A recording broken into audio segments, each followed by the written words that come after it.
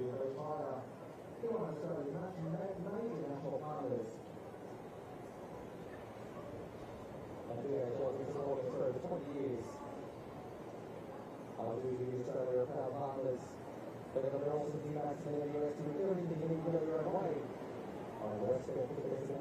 1973, you can see the helicopter flying around and saving people all the time.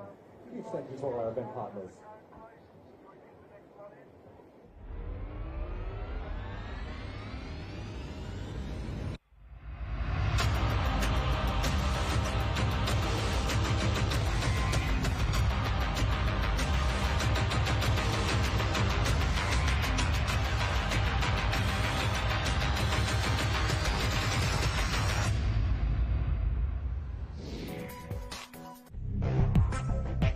Welcome to the 2024 Australian Surf Lifesaving Championships. We like to call the Aussies. Ty Dowker here with Jenny Parry.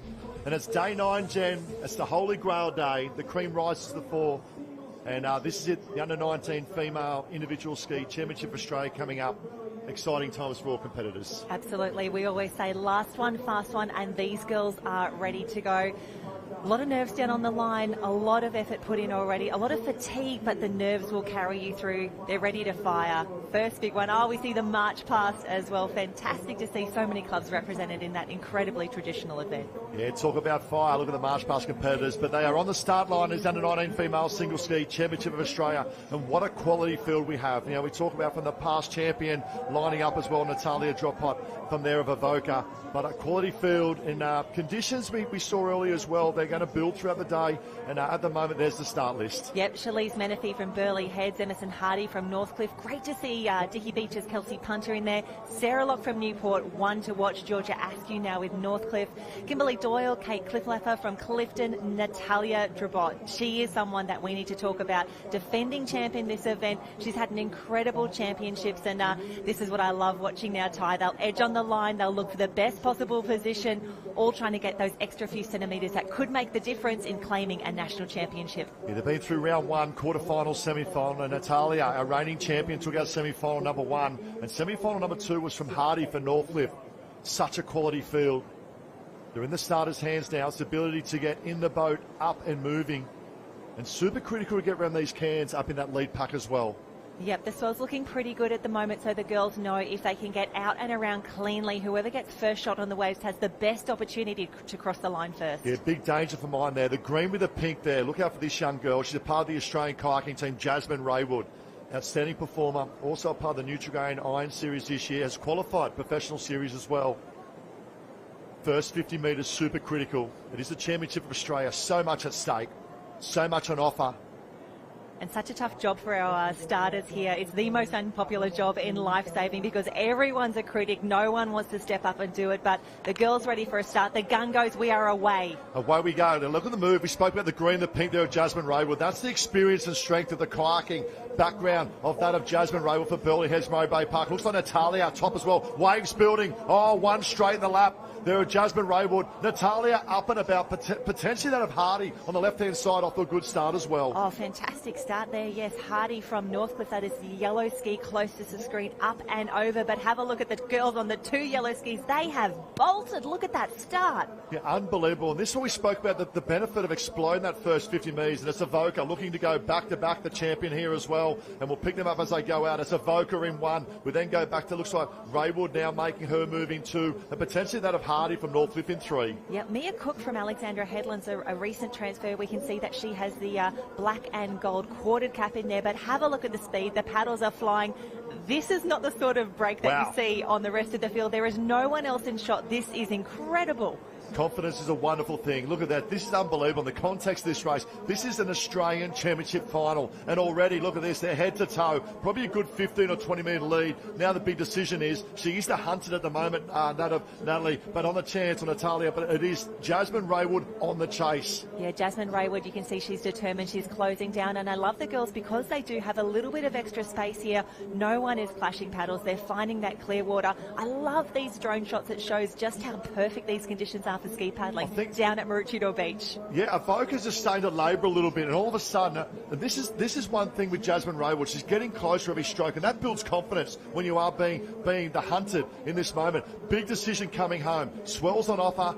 Wind chop on offer as well to pick up. And look at this, all of a sudden, Raywood is now on the tail of that of Avoca. A big move from Raywood. Oh, that is smart racing from Raywood. She has taken a 20-metre gap and reduced it to about 5. And also Chelsea Gents from Southport is currently in 3rd position. She's got the navy cap with the yellow dot. We call it the fried eggs down here. She's in a bronze medal position right now. Yeah, what a great story. Made the move up from South Australia to that and the guidance of Pearceland as well, and the fried eggs. But up in front, it's Avoca. Can she hold on? Our reigning champion from 2023. But look at Raywood. She looks strong. She looks powerful. Yeah, Jasmine Raywood really starting to wind up now. Avoca knows that she's got this in the bag, but she needs to hold on, and she needs a little bit of luck in the waves. We have a look. We see the swells rolling in now. We see Natalia at the front, little lift under the boat, and you'll see the cadence will lift in terms of stroke rate. Raywood needs to go. All of a sudden, Avoca's got a sniff. There's a gold medal sitting at the top of the ski. Can it land in the lap? Oh, Avoca would be absolutely on their feet, but Raywood, a nice little lump starting to build under her. Does she have enough momentum? Does she have the boat speed to pull over? I don't think she's going to get there. She's not there. Raywood would not get there. All of a sudden, she turns around,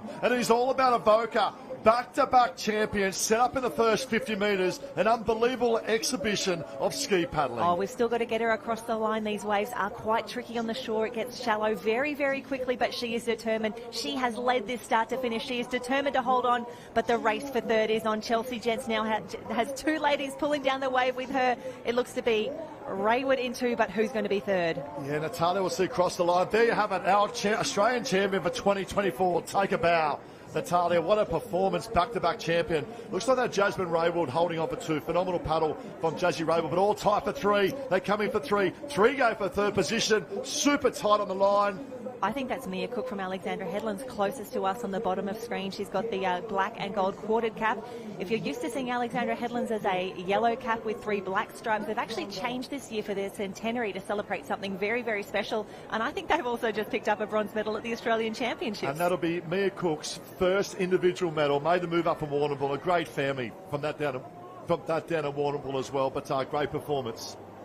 Oh, incredible racing across the board, and we can see the girls really getting swept a little bit further down there, nearly hitting a flag, but down on the beach, Christy Munro, great race. Jen, that was an absolutely phenomenal race. I'm down here with Nat. Well done. I can't believe it, back to back. Yeah, thank you. It's so nice to be able to back that up after last year, and nice conditions for a kayaker. So really grateful to just have a nice start and be able to power home. It wasn't the conditions we were expecting this morning. We were looking for a little bit more swell, but as you mentioned, these are your conditions. Yeah, definitely. I was looking forward to having a bit of a wave, just change it up and, a bit different from the kayak scene, but it is nice to have it a bit flatter today. You took that race right from the start. Talk us through your race plan. Definitely was just to get a good start straight out the bat. Yeah, hard 20 doubles, just sending it out and just powering home strong, and especially around the cans. It's pretty windy, so it's just about staying in the ski. We saw you take out the double yesterday, and a huge program. This concludes 5 days of racing. You must be just feeling so proud. Yeah, definitely. I think it's so great to be able to race underneath the Avoca, the cap, and just, being able to have a lot of fun together and, have just the best time. Who are you wanting to give a shout out at Avoca? Definitely all the coaches and support crew, Gordo Jones and, Sky and Harold Marshall. It's just, we've got such a good crew, and I can't name them all, which sucks, but I'm just so grateful for everybody. Well, you went into that as the favourite. You've come out on top, a very, very popular winner down here on the beach. Congratulations. Thanks very much. Thank you. Well done, Christy, and great job, Nat. And I love that comment. My goal was to send it out, and send it out she did. Really set that race up, Jen, did she, in the first third. That was dominant performance from Nat. Just impressive. The lead that she established earlier, I was worried that she had gone too fast too soon, but she knows her race plan. She executed it perfectly, as we see some great conditions down there on Maroochydore Beach. She's going to go back up to the tent. She is going to celebrate with her crew now. That is a well-deserved victory. Yeah, well done to Avoca as well. Jasmine Raywood picking that up second, and was the 3rd place of Mia Cook for representing Alexander Headland Cap as well. Great performance to Cookie. We're very happy that one, and just shows the strength and depth coming through. We saw the under-17s as well. great performance yesterday as well. But now the 19. Surf life saving is a very good place at the moment. Oh, it's absolutely incredible. We can see the girls just being scanned in now through the live heat system. This is where it becomes official. This is where we get to say, yes, you are an Australian champion. And remembering that for the overall point score, we pay all the way down to 6. So it's really important, just that, not just those top 1, 2 and 3. We want to celebrate all of our incredible athletes. And Jasmine Raywood, fantastic work for her. Burleigh Heads Mowbray Park, the Nutrigrain Ironwoman ski specialist as well. She's got to be happy with that result. Yeah, and obviously, we spoke of Jasmine second, Mia Cook in third, well done, obviously originally for Victoria, but Chelsea Gents from that. And look at this for the replay. She set this up. Now, a little bit of unluck. Jasmine Ray got a very good start. Unfortunately, cop one. That's just the unfortunate luck of the ocean, is that it was the next wave that come up after that. There it is there, one in the lap. Open up the door and window of opportunity there for that of Nat and took full advantage. But Jasmine's work around the cans, this is what I'm really keen to see, because Natalia had that incredible lead early, and by the time we got to that third and final turning can, Jasmine Raywood was in striking distance. I thought that she might have still had a chance. Yeah, Raywood was coming. Raywood was coming, but to the credit, and that shows the athletic base and the fitness base of that of Nat from Avoca out in front. The ability to turn that last can and really put wind in that sail and pick up as much on the ocean. Look at that, Raywood just tucked in behind. You see the stroke rate.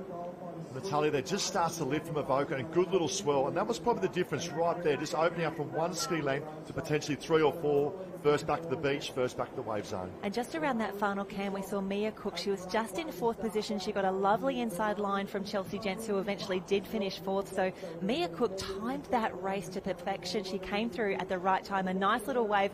It was tight on the line. 3 girls going for a bronze medal. That is how tough the racing is at the Australian Championships. What a shot of our ladies in action. Phenomenal drone shots, isn't it? And it gives a great context to the race as well. And we'll see the emotion crossing the line. We should get a smile. It's all business at the moment. There it is, the smile on the dial. And I love that moment where our men and women, as they're coming through, they know they're in a good position, but the moment that they allow themselves to believe, I think I've got this one, I think I've just won Aussies. I love that moment in a race, and that's when the celebrations start. We talk about celebration, then we talk about the nerves of lining up for another Australian Championship. It is the under-19 male single ski Championship of Australia. But results there we can see from Avoca Beach, Natalia Drobert, well done. Burleigh Heads Mowbray Park, Jasmine Raywood, phenomenal young athlete coming through. Mia Cook from Alexander Headland in third. Gents, Hardy and Menifee picking up points for their clubs. Yeah, fantastic work there. We can see all of the girls. It's such an achievement just to make an Australian final, especially in the ski where, you know, in and out through the break, so much can happen. And we can see that we are now moving on already to the next race. This is the under-19 men's single ski. And closest to the screen just there, we saw a red cap with 2 white stripes. That's Gabrielle Cornwell from Portsea. Great to see Portsea in the final. Yeah, I've been on the Portsea bus all week. I love it. It's so great to see. It's all the colours of the rainbow lining up here. It is a Championship of Australia. And what a quality field we have coming up as well. This is good because the boys would have watched the under-19 females very closely, and they saw the dominance of Nat nice and early as well. Yeah, great to see all the boys just gathering now with the officials. There's a briefing before each race, but Lawn, we have Will Richards, top of screen, Bailey Clues from Newport. Watch out for him. Bodie Emery of Dickey Beach, Henry Simpson, Macklin Harvey in the mix, Jake Morris, he is going to be up there for sure. Twin brother Mitch as well in the mix, William Watts from Redhead, Jack Wilson from Bulleye. But our defending champ is in the house here, Maguire Reid from Newport. Watch out for him, Zico Vesely from Newport as well. It's practically the Newport Club champs, and we see that nearly every single ski race. They are so strong on the craft. A lot of proud history there as we see the boys just getting their final briefings, the final instructions. And something that I love about the Australian Championships is that the officials really do take a moment at the start of each of these races to say, congratulations, you're in an Australian Championships final. Yeah, it's a big stage, it's a big moment. Obviously start with the number of competitors now to that of the cream, top 16. We're going for the young here, the White Cup. Just picking up the ski now from Southport, South Australia. We have 2 Southport clubs. We have one, obviously, up here in Queensland, the Fried Eggs we call. This young boy, Macklin Harvey, took out semi-final.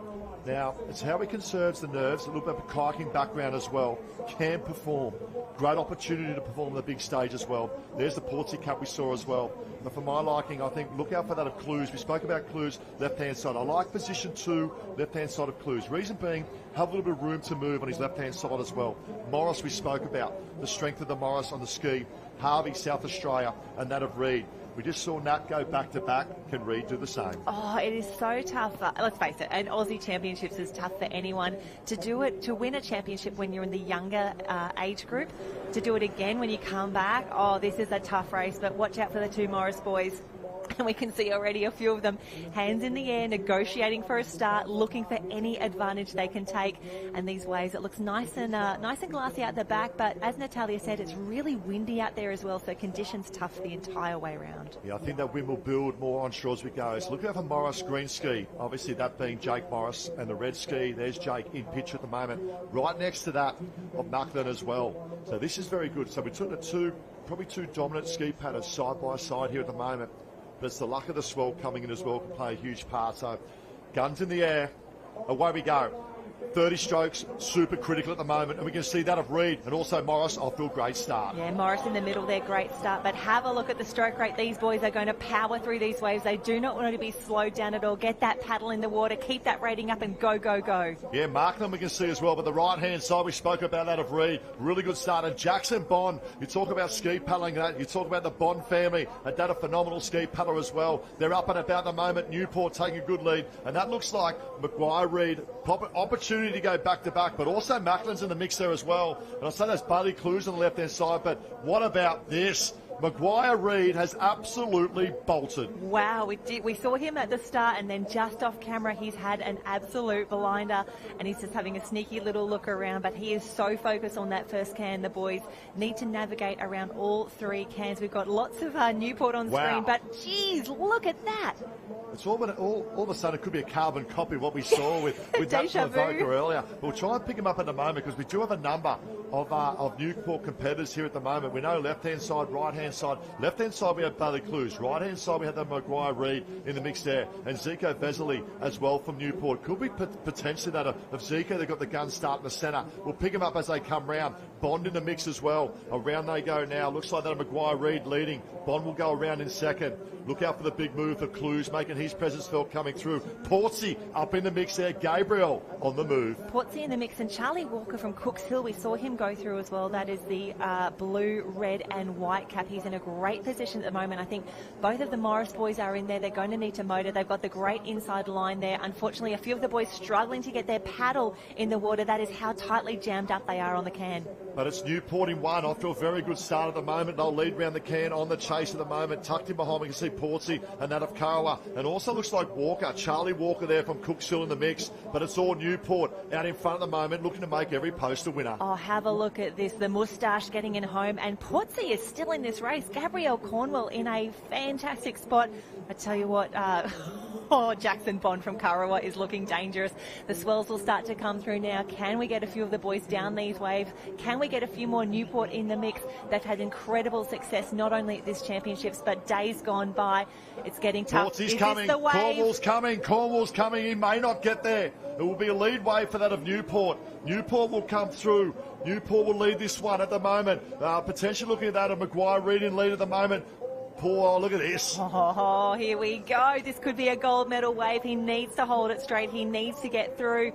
Oh, no. This is the wave for second and third behind. Newport is definitely home. Another gold medal in the bag. 2, 4, 6 on the wave behind. What about the chase for second place here? It'll be Newport in one. The smile comes on the dial. But what about the chase pack? 6 going for podium finish 2 and 3. Morris is there. Walker's gone. Cruz is gone. Morris keeps it straight. Morris keeps it straight. That'll be the Morris coming through. I'd probably say that's Mitch Morris and Jake Morris, and they fill the podium with Newport. Oh my gosh, both Morrises in there. It looks like Charlie Walker is going to come across the line, potentially backwards, and a little bit of drama out the back. Morris boys, too big, too strong, too consistent in what they do. Second and third. Great to see them on the podium. Great points for the Northcliffe Club, but there was no doubting our winner, Newport. They go back to back. The club just strong. There's an opportunity to set up. We spoke about that also with Nat, the Evoke with under 19 females. Set up nice and early in that first 30 metres. And we saw the strength. A little bit of luck as well. Managed to sneak through 1 or 2 little waves on that centre to right-hand side. Let's go to Christy with an update. Ty, I'm down on the beach with our winner. You absolutely blew that race apart off the start. Did you realise the lead that you had? Yeah, I sort of knew, I got out pretty clean. Just avoided a bit of white water on the way out. And I, I could see it peeling down on the other end. I was like, they're going to get hit, so I just had to take my chance and run with it. Run with it, you absolutely did. We could see the Morris brothers were hunting you down towards the end, but a wave on your own, that has to be the way you want to win an Aussie gold medal. Yeah, it's so nice. Like, just pretty much stress-free by that point, and it's a good feeling when you know you've got it. We know absolutely how much goes into this. I'm sure it's been a huge summer. It's been a massive program. You've come out on top this morning. What are you going to do to celebrate? So can't celebrate yet. Still got a few more races to go, but yeah, definitely have some fun with tonight and tomorrow. All the very best of luck for the rest of the program, and congratulations, you are the Under-19 champion of Australia. Thank you. Bit of exhaustion there as well there, Jen, but plenty of emotion as well to be a champ of Australia. They don't come easy. The Aussie champs and Newport take a bow. Oh, it seems mean sometimes looking at asking all these questions on the line, saying you've won an Australian championship, how are you feeling?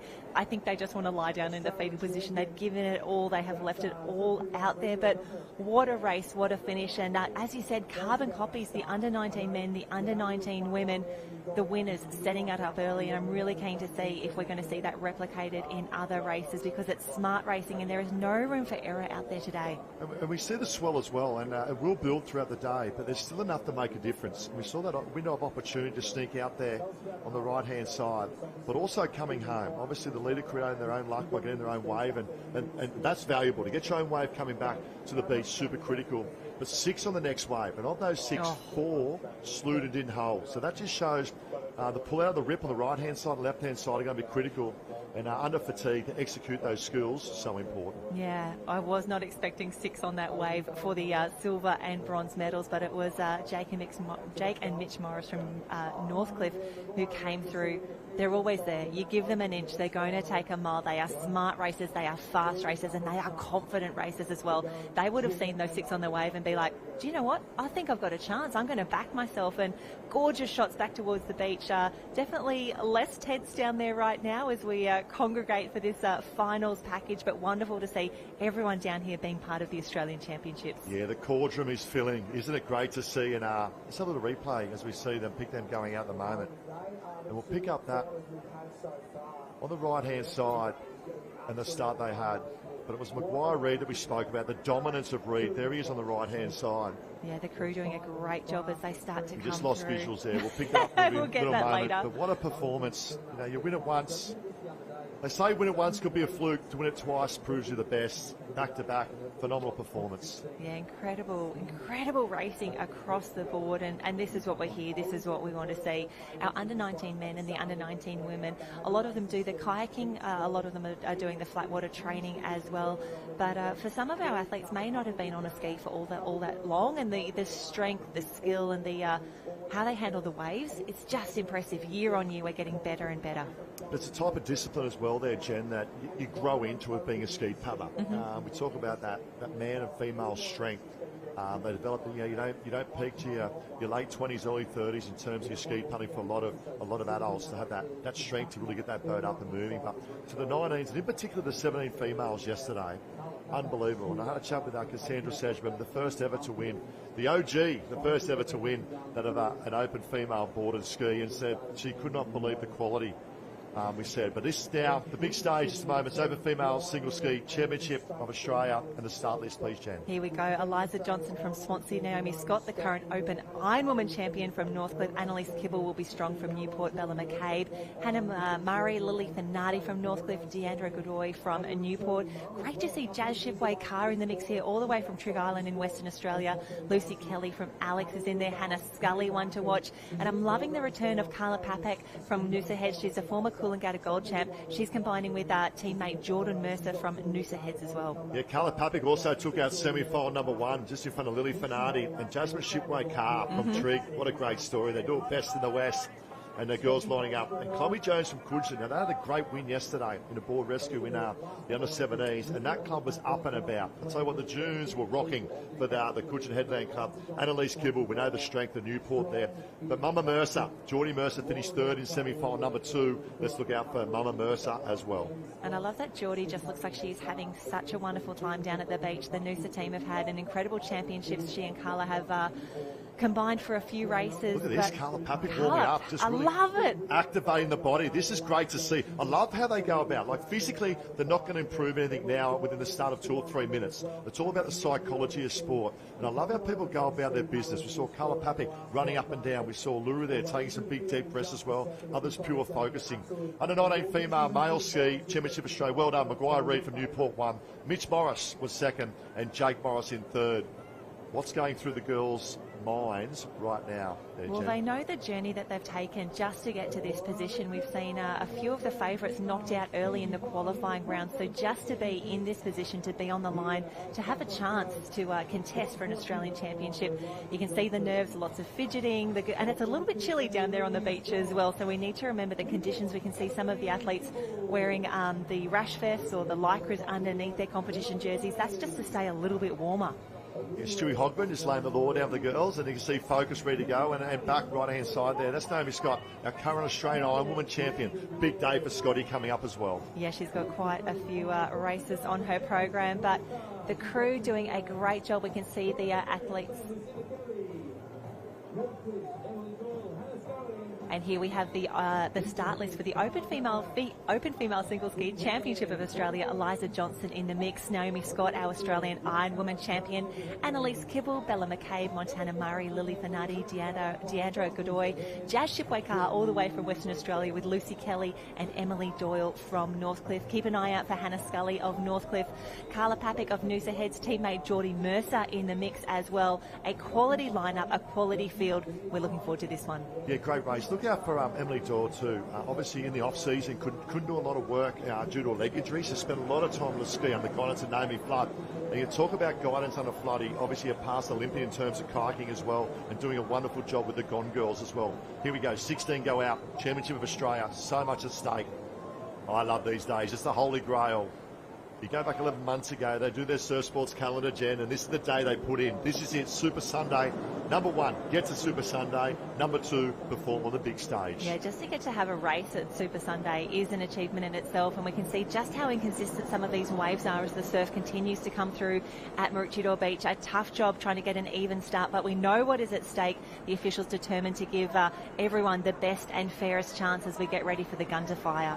I like top end of screen, and we saw that a little bit with the male under 19 male ski race and the females. A little bit of a pull out there, which means a little bit of deeper water, which means the waves coming in aren't as powerful. They have a little bit more fluff to it, which allows you to get up and maintain that of your boat speed. So let's watch this very closely. Far right hand side, top of screen there at the moment. That's Mama Mercer. What a story if she could do this, Jordan Mercer. The history of professional iron racing.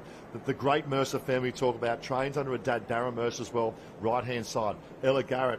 Let's not disregard that either. The Sky Blue Cap at the Manly Lifesaving Club. And Grace Harris, Chloe Jones, Carla Papik, plenty of speed on the right-hand side. And I really like that Geordie is on the top of the screen from here. She'll have a little bit of a clear space. She won't have anyone on her right-hand side, so an opportunity to get the blade into the water, to get some good strokes in early. And this is where the nerves really start to build. The girls have been down there for a little while, remembering it is windy, it is cold down there. The rain has been setting in from earlier today. So the longer you spend tense, holding your ski, battling these waves here, it's less energy that you can put towards winning a gold medal at all. Guns up, and gun is down. The other thing too is it's the 5th day of competition. The ability to recover well, hydrate well, to be able to perform here on Super Sunday. You see Scotty hands up. Crowd building, great atmosphere down the beach here in Maroochydore. And a big shout out to all hosting clubs, obviously Maroochydore, Alex, Mooloolaba and Coolum as well. Yeah, it's been a very big few weeks of competition down here, and the girls, if you think they're nervous, look at the spectators, everyone who's lining the tents. It's 3 or 4 deep at the barricades. A lot of nerves, a lot at stake. Yeah, Ali Bull took this out last year from just down the road. Well, there's the cap from Ali Bull. That's the obviously the centenary cap of Alexander Headland as well. Grace Harris lining up there as well. Lucinda Kelly in the mix here as well for that of the Alex Club. Yeah, both girls are ready for a start. We can see closest to us on bottom of the screen, that is Eliza Johnson of Swansea Belmont, actually picking up her ski to get over the waves because, again, they are battling through here. They are trying to hold the skis steady and straight, knowing that the gun is about to fire. Probably say that too, Jen, taking nothing away from this quality field, but a lot of the kayakers not here, the Olympic kayakers, obviously. We spoke about it, Ali Bull and the males as well. Here we go. First 20, 30 strokes, super acrylic here. Great start, bottom end. Eliza Johnson for Swansea Belmont, off an absolute flyer, and Naomi Scott as well. Oh, Naomi Scott, second from the bottom of the screen here. She looks very calm and focused, but lots of Northcliffe caps in the mix. I think that could be Lily Finardi, but Eliza Johnson, we spoke about her from Swansea. She's just about to get hit by some whitewater, middle of the field. That's Hannah Scully on the blue ski. Hannah Scully has bolted. That's the top end we spoke about. A little bit of deeper water, a little bit more softness in the wave as well. Hannah Scully in one, moving up on the outside now. Jordan Mercer there in the world. Grace Harris is there as well. Now we start to see that of Emily Doyle making her presence felt. Yep, top of the screen, that is Jordan Mercer on the stripy ski, and she is the only one challenging Hannah Scully for now. She's trying to get that inside line. The girls will not give an inch at the can. It is on. I like Jordan Mercer at the moment. The cadence is up. Hannah Scully, we know, is very explosive. We expect that from Scully off the first 30 to 50 metres. All of a sudden, starting to labour a little bit. Right-hand side now, Mercer makes up. If she can get the opportunity to get around on the inside here, Mercer of Scully, all of a sudden, open up coming home, look out. We've also got a pack on the far left-hand side. That's Naomi Scott just with Eliza Johnson on her outside. So it looks to be a race in three. Jordan Mercer top of screen, Hannah Scully in the mix. But I'm liking the work of Emily Doyle, who is now pushing into third position on another blue ski. She's working the outside line there. She is in with a shot, and she knows she's got back-end speed. Yeah, great move from Hannah Scully. Just controls the race and dictates the race to the front. Saw that of Mercer coming up on the inside. We'll go around now in one. What about this from Northcliffe? Mercer needs to get around on the inside. Round she goes. Emily Doyle probably got the best of that on the outside, and also Scotty as well. Eliza Johnson from Swansea in the mix. What a quality field, and the cream comes to the fore. Oh, I think Naomi Scott had the absolute best of it there. She's a little bit wider of the rest of the field. She chose to paddle a little extra distance if it meant that she could get her blade in the water. Carla Papik on the red ski just coming through. Jazz Shipway Carr is not out of this just yet, but it looks to be a Northcliffe 1, 2 and 3 for now. Very hard to come from behind in sort of 7, 8, 9 or 10 at the moment. Mercer now moves up on the inside trying to make her move. Mama Mercer. But Emily Doyle has put the hammer down. There she goes, Emily Doyle from that. She was last year's Queensland Ironwoman champion. Now trying to take out the Aussie ski champs. Oh, Emily Doyle looks good. Naomi Scott on the outside as well. Naomi has the pink tip to her ski. And this is where you'll see the girls just start to move out. They'll go a little bit left, a little bit right, but they will go where the ocean takes them. You do not want to fight the ocean, but wowee, Emily Doyle, she wants this one. Has put the hammer down, Emily Doyle. We spoke about this. A lot of time spent in the boat in the off-season due to a leg injury, and has a phenomenal season through all the Shore and Partner Summer of Surf as well in terms of ski paddling. But now Scotty fights back. What about this? Training partners, it's an absolute ding-dong battle, but it's 1-2 punch at the moment for Northcliffe. 1-2 punch for Northcliffe at the moment. Jordan Mercer is not out of this, yes. We can just see her ski. She and Hannah Scully are locked in a battle for the bronze medal, but it's all going to come down to these final waves. Can someone push down at Grace Harris? Waves building. Thought she had. Geordie Mercer's on. Mercer is on. Doyle is on. Scully's on. Scotty's on. It's a three-quarter part here to that of Northcliffe. Mercer, top of screen. Emily Doyle, blue screen. Hannah Scully, close to the camera. Naomi Scott at the moment. The big three from Northcliffe up against that of Geordie Mercer. And this is where it comes down to the waves. Who has got the best position? Who wants this the most? Closest to us, Naomi Scott looks to have the best of it. Jordan Mercer is closing hard. Naomi Scott is going to be your Australian single ski champion. Wow. What a race. Last year's Ironwoman champ is this year's ski champ. Naomi Scott, she timed that to perfection. Oh, take a bow. Look at the emotion of Naomi Scott crossing the line. And I love the work in that first third. Really set up well. Obviously, Scully exploded out of the blocks. Naomi Scott strong up around the outside. Made a good move, set herself up well coming out last third. Chased hard. Geordie Mercer, we'll get an update. Could potentially be second. We will get an update. It's hard to judge with the flags ponies, but it's her stage, it's her moment. Naomi Scott. Wow, to have 4 on that final wave, we thought that there might be. Oh, Christy is down on the beach. Christy. Jen, the emotions are so high down here. Naomi Scott, can you believe it? No. Look, I've always known that I can swim, and I'm pretty good in an iron too, but ski paddling's something I've had to work really hard at since I first started.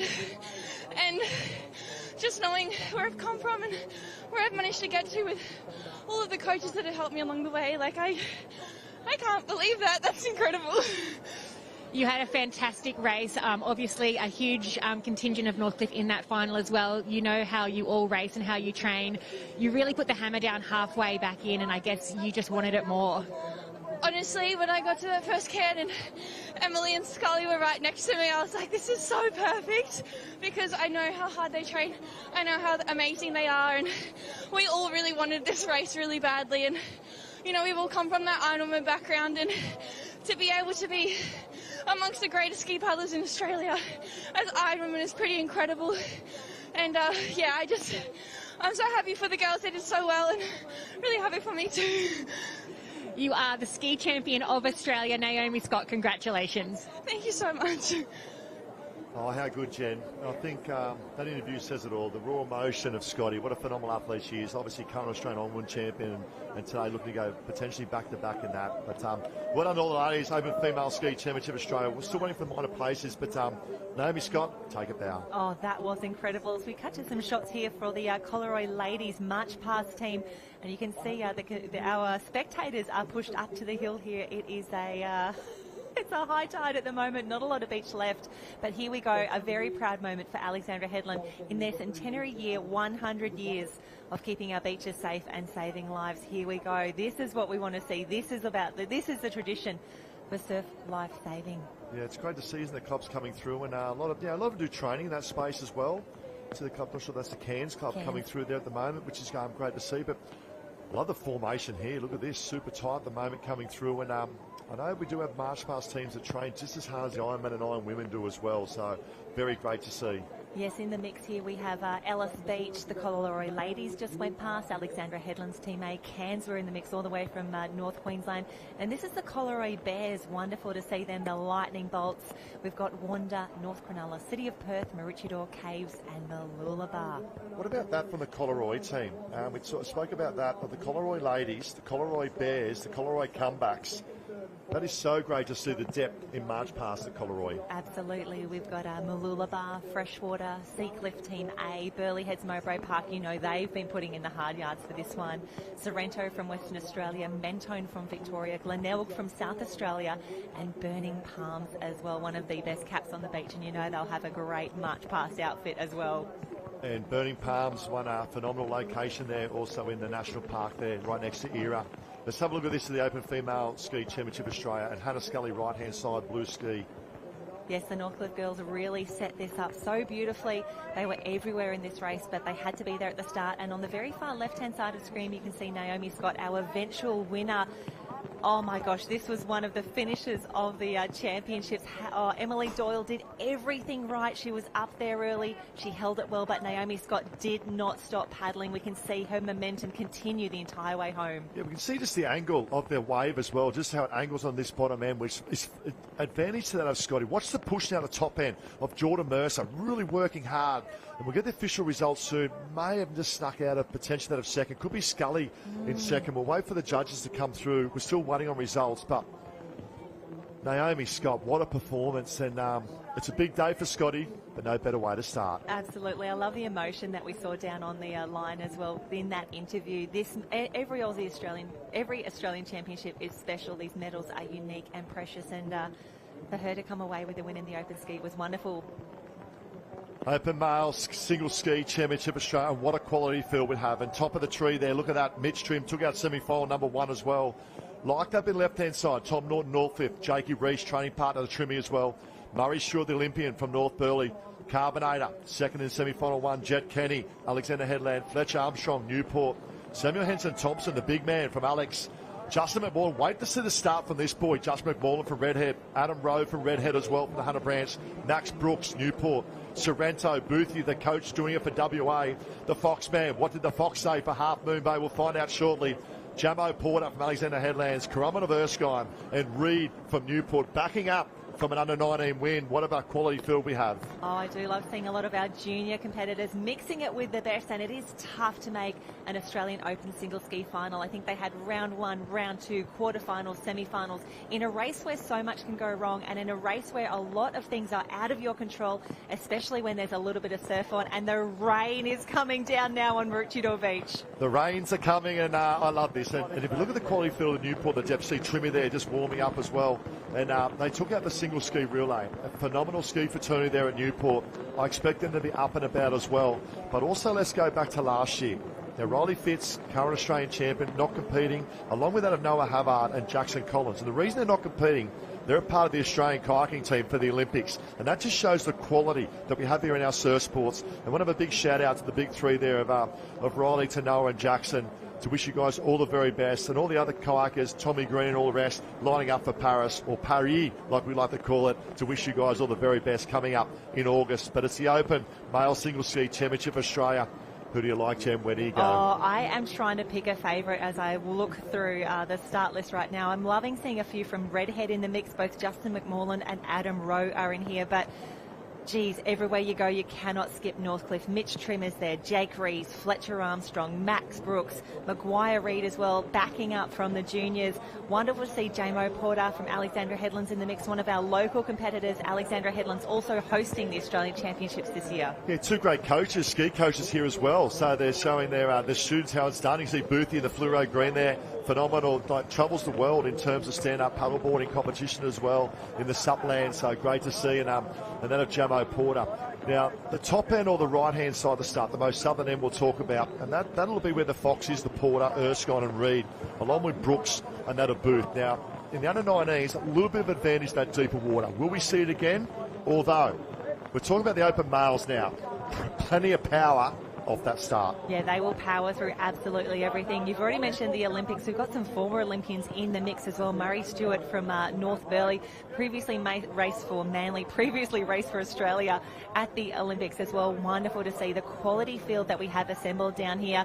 And Naomi Scott, one of our Iron women, she's done an incredible job in the open single ski. Benny Carberry on screen right there, one of our Nutrigrain Iron men in the mix. Yeah, just up from Carbs, just walking back there. He's got the moustache as well. That's Fletcher Armstrong. Now, he's had some wins throughout the summer as well. Really exploded. I remember back in Alex Amaro a couple of months ago, really exploded off the beach. Now, you've got to remember, that's just down the road as well. He would have confidence from that race being a kilometre up the road as well.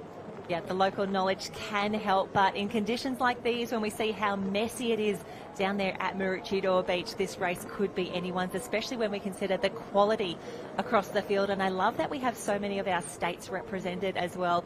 Queensland and New South Wales always there, but having Boothie in the mix from Western Australia just makes it a true Australian Championships final. Great to see the strength across here. Russell Fox from Half Moon Bay, that's down in Victoria as well. Everyone's here. And Jaden Erskine from Currumbin, that is the green and white quartered cap. Keep an eye out for him.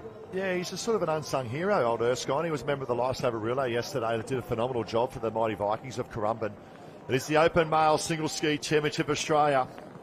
And this is good. Be prepared for some fireworks. If you like some clashing paddles, if you like some action on the cans, if you would like to see the biggest men in our sport really jostle for position and muscle their way down a wave, this is the race for you. Yeah, the big boys come out to play, and they are in the starters' hands now. We'll wait for the gun to go up. Stewie Hogman does a wonderful job to all our officials here as well. An update, the Open Female Single Ski Champions. Naomi Scott took the gold. Hannah Scully and Mama Mercer from the Noosa Heads in third. Well under Geordie to Hannah and our champ, Scotty. Oh, this is good. This is good, Jen. They are lined up. So much speed, so much power. And we've seen, you've got to go around those cans in that top 3 or 4. Super critical. To me, if you're not around that top 3 or 4 in the colour of this race and the quality that we have in this race, it'll be almost podium finish. Absolutely. The speed that these men fly across the water here with a nice little set starting to stand up out the back. That is not going to make it easy for our starters. And I love the look of Mitchell Trim. He is closest to the left-hand side of the screen. He wants this badly. He's had an incredible season. He's picked up more silver medals at the Australian Championships than anybody has a right to have. Could this be the year that he turns it into gold? I know he's one of the crowd favourites as well, Trimmy, and that tide's starting to drop now, which means more swells are going to start to break in not only short break but also out the back. And the swell will build throughout the day as well. Look at this at the moment, left-hand side trim. I like the work of Trim left-hand side. He does have a bit of room to move. Along right next to him as well, Tom Norton. However, the right-hand side, soft away. We've seen the advantage that we spoke about of the 19s as well. And we've actually got 3 from Alexandra Headlands in the mix here. Great to see, as you said, the coach, J-Mo Porter, is in the mix. Samuel Henson Thompson and Jet Kenny, 1, 2 and 3 from Alex. They are in the yellow and black ported caps. And you see the starter there. Back, boys, back. I love You're nudging this. too far. And that's it. You know, it's sportsmanship. It's the ability just to sneak forward. Because if you get a little bit of 1 or 2 steps, you got bum in seat, you know, you got half or a third of a boat length in front. So super critical just to get away from the clash of blades and also the clash of boats as well. You see being pulled up at the moment, come back into about waist step. And it does favour the taller statesman as well. I know Boothie there, he's a bit small in stature, huge in heart, the boy, but he wouldn't like him to move out too far. And these boys have been waiting on the line. We saw the same in the Open Women's Singles Ski. Just waiting on the line here, just getting ready for a start. But you're burning energy the longer that they stay down here on the water's edge. This is where it gets tough. This is where you need to stay focused and ready for a start. The boys just know, they know how critical this first 50 metres is. The ability to get through, nice clean through the swell as well. And they've got to go. The race for me is to the first can. The race to me is the first can. That will set up and dictate the second and third part of this race as well. On some of the boys really getting a little too deep there. You can see once they start to get to armpit height with the ski, it's time to go back a little bit, but they don't want to give an inch. They can see the waves building. They'd be anticipating the start. Once it gets a little bit cleaner, this is where they'll think we could be on. The arm goes up. I'm not happy. I'm not happy. I do not like this. I cannot work in these conditions. Oh, where else would you rather be, Jen? It is Super Sunday. It is finals day, day 9 of the Aussies 2024 Open Male Single Ski Championship Australia. Trimmy, focused left-hand side. Norton lined up there as well. 4 in from the left. What about this Murray Stewart, the Olympian? Now representing that of North Burleigh Club.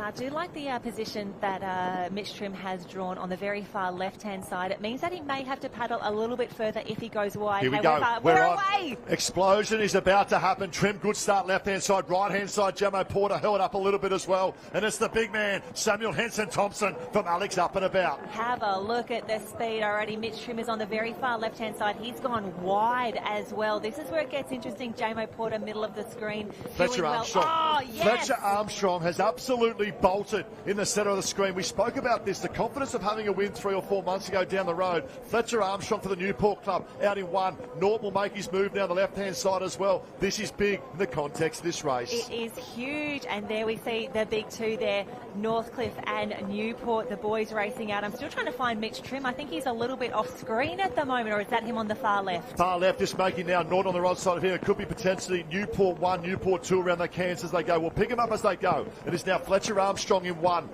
Great start. Dictate the race out in front. Jet Kenny now makes his present foot on the left-hand side. Good move from Kenny. What I love about Kenny is sitting on the sidewash of Fletcher Armstrong. Armstrong doing all the work. Look for Kenny to fly home. Yeah, Mitch Trim's still in a great position. Murray Stewart, that is the white cap with the 2 green stripes. He's making a great line up the inside, just nudging in here. He's going to push 2 or 3 of our Newport competitors a little bit wider, but there is no doubting the speed off the start for Newport. It all depends on what Fletcher Armstrong has left. Now, Jet Kenny, let's go back 44 years ago. His dad won the double here in the Ironman, the senior and the junior. Are we seeing history now, 44 years later? But it's Fletcher Armstrong out in front. He's found some extra wind. He's up and he's about. Oh, Fletcher Armstrong looking great. I saw Murray Stewart could not get his paddle in the water just there. Checked by a few of the competitors trying to get the inside line. Mitch Trim is still on the outside there. Norton from Northcliffe is not out of this yet. Trimmy sucking in the big ones. Jet Kenny trying to force his way back into this race. Fletcher Armstrong has bolted. Look at him go. Look at the cadence. Look at him chase the swell left, chase the swell right. The big danger for my liking is Murray Stewart. The old man of the sea is still there. Oh, wowee. Does he have enough left? And oh my gosh, I cannot believe Fletcher Armstrong is in this position right now. He's a quality paddler, but this is an open single ski final, Championship of Australia. He has bolted, but Murray Stewart, he's looming. He's looming. He's not there. Armstrong's not there. Opens the window now for Trimmy to come through. And Stewart, look at Stewart working. Left-hand inside, pushes hard. Armstrong needs his first wave. He needs this little lump in front. He's not going to get there. I don't think he's going to get there. All of a sudden, look at this. 1 now turns to 7. 1 through to 7. Oh, he did all the work. He looks behind. He knows he led this race, but we have got a race on our hand. Oh, Kenny, my we'll go run through gosh. it. Kenny, Carberry in the mix there. We can see Trim. Jakey Reese has come through as well. Stewart on the left-hand side. Kenny on the far right-hand side. Carberry there. Norton making a move as well. Norton, Trim, Carberry comes. Carberry on the right-hand side. Carberry, Trim, Carberry. I think he's got there. Ben Carberry, unofficial, I think has got there. Ben Carberry, the Carbonator from Burleigh Heads Mowbray Park. He missed out on the Aussie Iron final later on today. Has he done it? The body language, it all depends on the flags, but Jen, he may have got there, but you've got to feel for Fletcher Armstrong. Oh, that is a tough race. Now, Ben Carberry did take out the Queensland Championship ahead of Tom Norton earlier in the season. Oh, we've got some drama, some disappointment. The emotion is high down there on the beach at Maroochydore. What a finish. This is what the Australian Championships is all about. You've got to feel for Fletcher Armstrong. He did everything right. He put himself in all the right positions. It was pure the luck of the ocean that went against him. And look at this for sportsmanship coming around saying, mate, look at the exhaustion. He knew he did everything he could do. It was totally over his control. Murray Stewart still in the mix there as well. Did he get there? Did Carberry get there? Let's go down the beach with Christy. Ty, I'm down here with Benny Carberry. We are not sure. That was too close to call, but you're absolutely in the mix there. A fantastic race. Yeah, didn't have the start I really wanted. I was a bit slow off the beach, but sort of found the backwash of everyone, then sort of saved myself on the way and chased some runners. Got a couple of good bumps, and I knew it was anyone's race. If you're up there at the front, you could get on that front wave. And yeah, I'm not sure who got it, but it'd be interesting to see. You're definitely very close up there with the best of them. You've been in form all season long. We love watching you race. You never say die, and that's maybe what has got you across the line. Yeah, I don't know. I was a bit lucky I got a wave, so Fletcher had the best paddle. He was flying out in front. It was just unfortunate that wave came through and there was about 6 or 7 of us on it, and yeah, I'm not sure what happened there. You're a very, very humble champion. You have to absolutely be up there to grab those waves, and we've all been in those positions where we've been in the lead and we've been swallowed up. So you should feel absolutely so proud of yourself and your club. Anyone you wanting to thank back at Burleigh Heads? Yeah, I'd like to thank Kingy, my coach. Not just my coach, he's one of my best mates. So, and yeah, everyone supported me at the club as well. So, no, it's been a good year. We'll wait for those official results. Either way, you're an absolute champion. Congratulations, Benny Carberry. Thank you. Yeah, great job, Christy, and so humble. And I know Carbs personally as well. And look at this, the boys. And the race is over now. It's different emotions, isn't it? The Fletcher Armstrong so close there, Jen. Heart goes out for Fletcher, but Benny Carberry, you know, he's had an up and down summer. He's had a lot of leg injuries. He's a part of the Nutrigrain Ironman series as well. But been a great race that one. Fantastic race, and we can see the replay already. This is where make or break. This starts so tight, so fast. Fletcher Armstrong, 5 or 6 on the left-hand side, green skied. Look at him go. A little window of opportunity. Sneaks through this next one. The right-hand side got held up. Now, Carberry, look at Carberry. He's actually sitting last place at the moment. He's sitting in last position going out. And sometimes a position, but it came back and worked his way through the field to be on the lead wave of 7. Kenny, I love the move on the right-hand side. Watch the move of Carberry. He holds. Second from the right. He holds, and all of a sudden he knows now's the time to go. Now's the time to go to try and line it up to that finish line at the moment. There, bang. Away goes Carberry. Has he timed it to perfection? Norton, definitely a medal hope. And, geez, I hope Fletcher Armstrong at least gets a piece of silverware. Oh, Murray Stewart on the far left-hand side of the wave. This is where it's tough because the waves, yes, they're strong, but they don't have the power to outpace these boys. Benny Carberry timed that beautifully, but we can see now, this is where my heart hurts. This is what surf sports is all about. This is tough to watch. Yeah, mate, hold your head very high, Fletcher Armstrong. A phenomenal effort, put himself in all the right places. And you can see he's still there. He's actually still on the ground. It just shows what it means to these athletes. So many hours, so much time, so much commitment and discipline. You know, we love our sport. I can tell you one thing, it also builds resilience. Absolutely. And we know one thing about Fletcher, he'll be back. And that's it. If you could say something to Fletcher right now, it would be, you gave it everything. You did not die wondering. You did everything you possibly could, and I love it. This is where we replay the race. Murray Stewart, the white cup, the 2 green stripes, tell the story to Carbs and Norno and Trimmy. And look at the Fox man, the moustache of Foxy. And they really love that. That's what we love about surf sports. There's many stories that are created. It's a new chapter of the Aussies being created today on finals day of day 9, Super Sunday. But here we go. I'll scan in results. The results are coming. You see Marley there doing a wonderful job. What about the shirt underneath there as well? Loving this. And Murray Stewart. We'd just be waiting. The judges would be gathered around an iPad right now, just making sure they get it right. There's a lot at stake for the athletes. There's a lot at stake for the officials as well. They need to get this right. Big race, big finish. But would you expect anything less at an Australian Championships? I love it. That's why we call it the Aussies, and so much at stake. See Jack Kenny put himself in a great position, lead wave as well, and that's a bit of luck to where the angle of the wave is to come across that finish line as well. You know, I've got my calculator and my Dow camera, and Carbs I thought definitely got there. Norton I thought might have stuck. I just hope Fletcher Armstrong held in there. Obviously we're on a totally different angle to that with the blue and white flags, but what a performance. The rain comes down, but the big guns come out to play. Yeah, this is what we love about the Aussie. The umbrellas are out down there. It's a wet and grey championships for Super Sunday, and we can see the IRBs out the back. And a shout out to all of our powercraft operators out there, keeping our athletes safe, keeping an eye on everyone out there. It's a big day, a big championships for them as well. Lots to keep after, but look at the rain, look at the conditions. But we're all rescue ready. We could do whatever we need to do in any conditions. Yeah, that's right. They're just waiting for results, and that shows the closeness of that race as well. And a big shout out to all the finalists, not only in the open males single ski, but to the females and the under-19s as well.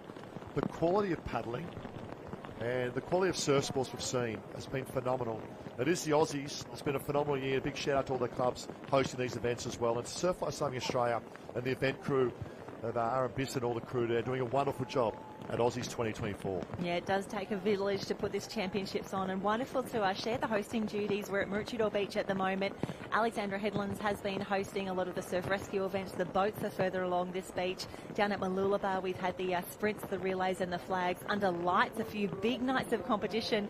And the boys still reminiscing, still going through their own highlights. The storytellers, the Samuel Henson Thompson there, the big unit from Alex. He goes, I got a great start. I was sitting on Fletcher going out. I put myself in the right position. Jamo Porter there, close to the camera. Jay Nurscon. And this is what the Aussies all about, the friendships and the mateship you can see from the clubs being shared there. And the stories that we get to tell afterwards, which do get a little bigger and a little bit more dramatic every single year. And I love that no one is giving up their spot on the barricade. Everybody wants that front row seat here, 2, 3, 4 deep along the way. If you get a good viewing position, often you get a little bit of a high five on the way through from your favourite Ironman, Ironwoman or paddler of your choice. What about that replay? Ben Carberry was sitting in last position heading out. So I don't know if we can pick up another replay, but I'd like to see where we try and see where he goes around the cans.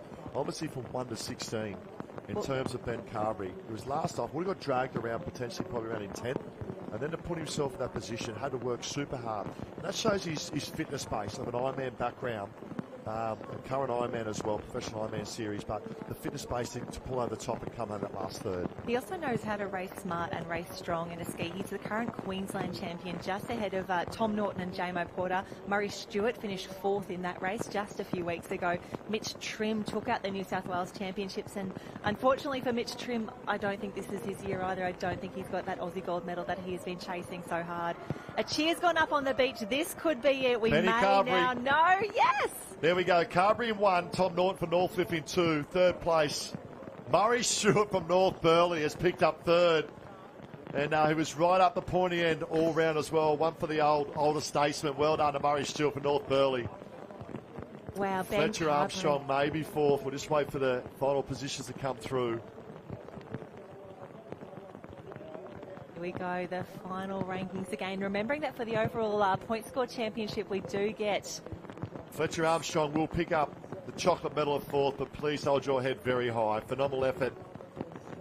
Oh, Mitch Trim in 5th as well, and Jake Rees in 6th. There you go, 4, 5 and 6 for the Newport crew, but Ben Carberry is your open single ski champion. What a race ahead of Tom Norton of Northcliffe. Murray Stewart held on there. What a wave, what a finish. And Mitch Trim in 5th. Well, Carbs is the builder by day. He throws hammers around, and I tell you what, the way he executed that ski race to perfection as well.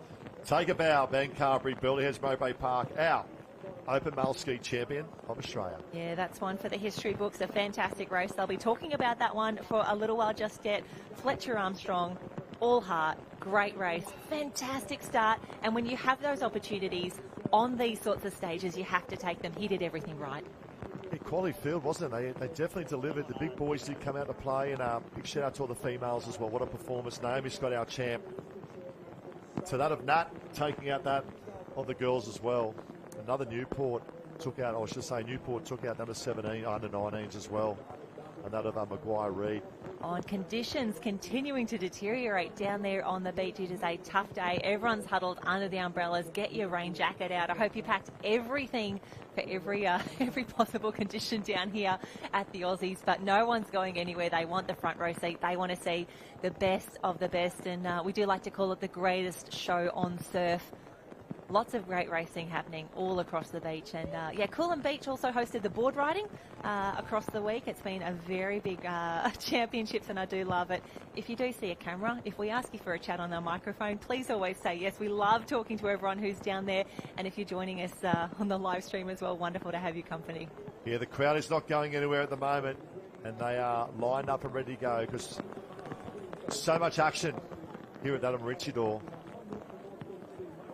And I love the colours, Jen. Love the colours, not only the umbrellas, but also every club. And they've held their heads very high. From the youth last week to the Masters to the Opens. Been a phenomenal 9 days of racing. Absolutely. I think we've seen more diversity and more club cap colours emerging year on year. It's been wonderful to have so many contesting the Australian Championships, making the trek from every state and territory in Australia. It's been great to have them along, and the quality continues to deliver year on year. I think we say that, oh, we can't get any better. We can't get more each year. But here we are, 2024 for the Aussies. Hashtag Aussies 2024 if you are posting about it. And it looks like the ladies are getting ready for a start in the under-19 board. The under-19 female board race championship of Australia. What a quality field we have lining up as they make their way out to the big stage. Big stage, big plays as well. Such a quality field lining up here. And you know, we go back to semi-final one, Chelsea Wood. That's her third there from Burleigh Heads, Mowbray Park. The big breath comes in from Chelsea Wood. I had the privilege of coaching her as a nipper, a phenomenal board paddler as a nipper. And so great to see her from an under-8 age now up into under-19s to stand the longevity of our healthy sport. Semi-final number 2 was taken out from Mia Cook. Great story. Made the move Alexander Headland only a matter of a few weeks ago from down there in Warrnambool. Trains under the great guidance of Steve Kerr down there as well. And quality paddler, both that of Wood and Mia Cook. But the depth in this race is unbelievable. Look out for Longhurst as well. We're talking about Raywood as well. But through the start list there, please, Jen. Yeah, Charlotte Hart from Burleigh Heads, Eve Warren from Maroochydore, Nikita Nissen-Saran, one of our French competitors from Northcliffe in the final, India Holbert from Wanda, Jasmine Raywood. So good in every single race. Expect to see her feature next door to Mia Cook, Grace Giblett from Surfers, Emily Gold and Emma McDonald in there. Lani Waller from Redhead, one to watch. Shalise Menifee. Zoe Longhurst has had incredible results over this season in the Open competition, racing now in the under-19 final. Yeah, Longhurst is a good story. Obviously, she's on the home beach here of that of Maroochydore. Took out a great win in an Open division earlier this season as well. But it's it. We can see the girls. You see the nerves as well, they line up. Raywood, once again, we look about that those colours of the green and purple of Raywood. Picked up a silver in the ski. Looking to go one better here in another board race. Such a quality field. We see Cook lining up there as well. And this is where the girls will come in for their final briefing. The officials will say, congratulations, you're in Australian Championship final. They will also get their briefing. They will confirm the course, confirm any rules, make sure everyone is ready to go. There you go, he goes. Yep, we're going around the 3 cans out the back. Only one arena in action, of course, for the finals package. We want to bring everyone in. We want to celebrate all of our athletes. And it makes it much easier if you're a spectator. A single arena, all the action is right here. We start with 93 competitors. 93 competitors we started here in that of the under-19 female board race. We're now down to the top 16. And from the 16, Jen, we'll go to the top 3 of the podium. And from that podium, we'll go to our Australian champion standing tall. Who will it be? Well, I'll tell you what, 4 minutes' time, we will know. And this is it. It's under 19 female board race championship of Australia. And away we go in a moment. And on the far right-hand side of the field, we see Charlie Burns from Redhead, next door to Eva Ashworth from Met Caloundra. Met Caloundra, a small club up near Caloundra. They always punch above their weight. We can see the girls just getting ready. That is Charlie Burns closest to us, the blue cap with the yellow trim. And looks like the girls just pausing down there for a moment. Great to see so many from Burleigh Heads Mowbray Park in the mix. We have Chelsea Wood, Shalise Menifee, Jasmine Raywood and Charlotte Hart all in the final. Yeah, this is ready to go. One thing I like to see the girls a little bit further apart. I like to see a little bit more space. If you're not good at that first 5 or 10 metres of running, you can get boxed out in the context of this race. Chelsea Wood, front and centre, took that semi-final one. Look at the focus of the eyes of Wood.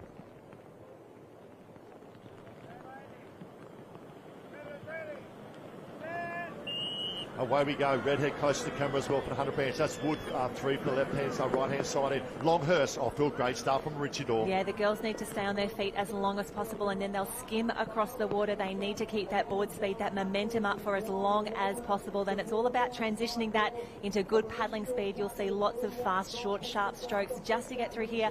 And a nice little set is standing up. I think the whitewater is going to sort this pack out. Yeah, that's Swelly's building, and that's Longhurst. We spoke about that right-hand side, a little bit of a deeper water, a little bit of a softer wave, and on a home beach as well. Zoe Longhurst has absolutely bolted. Mia Cook, left-hand side, sneaks up and over. Swell out the back there, Jen. Oh, we thought she'd bolted, but here she has to pop and up and over. There's a few more to go. Come on, girls, you've got to go. I want to say advantage right-hand side. It's going to break across there. Can she get duck under? Can she get her head through? The other girls have had to pop. They've had to roll. Longhurst in a fantastic position, but the race well and truly not over yet.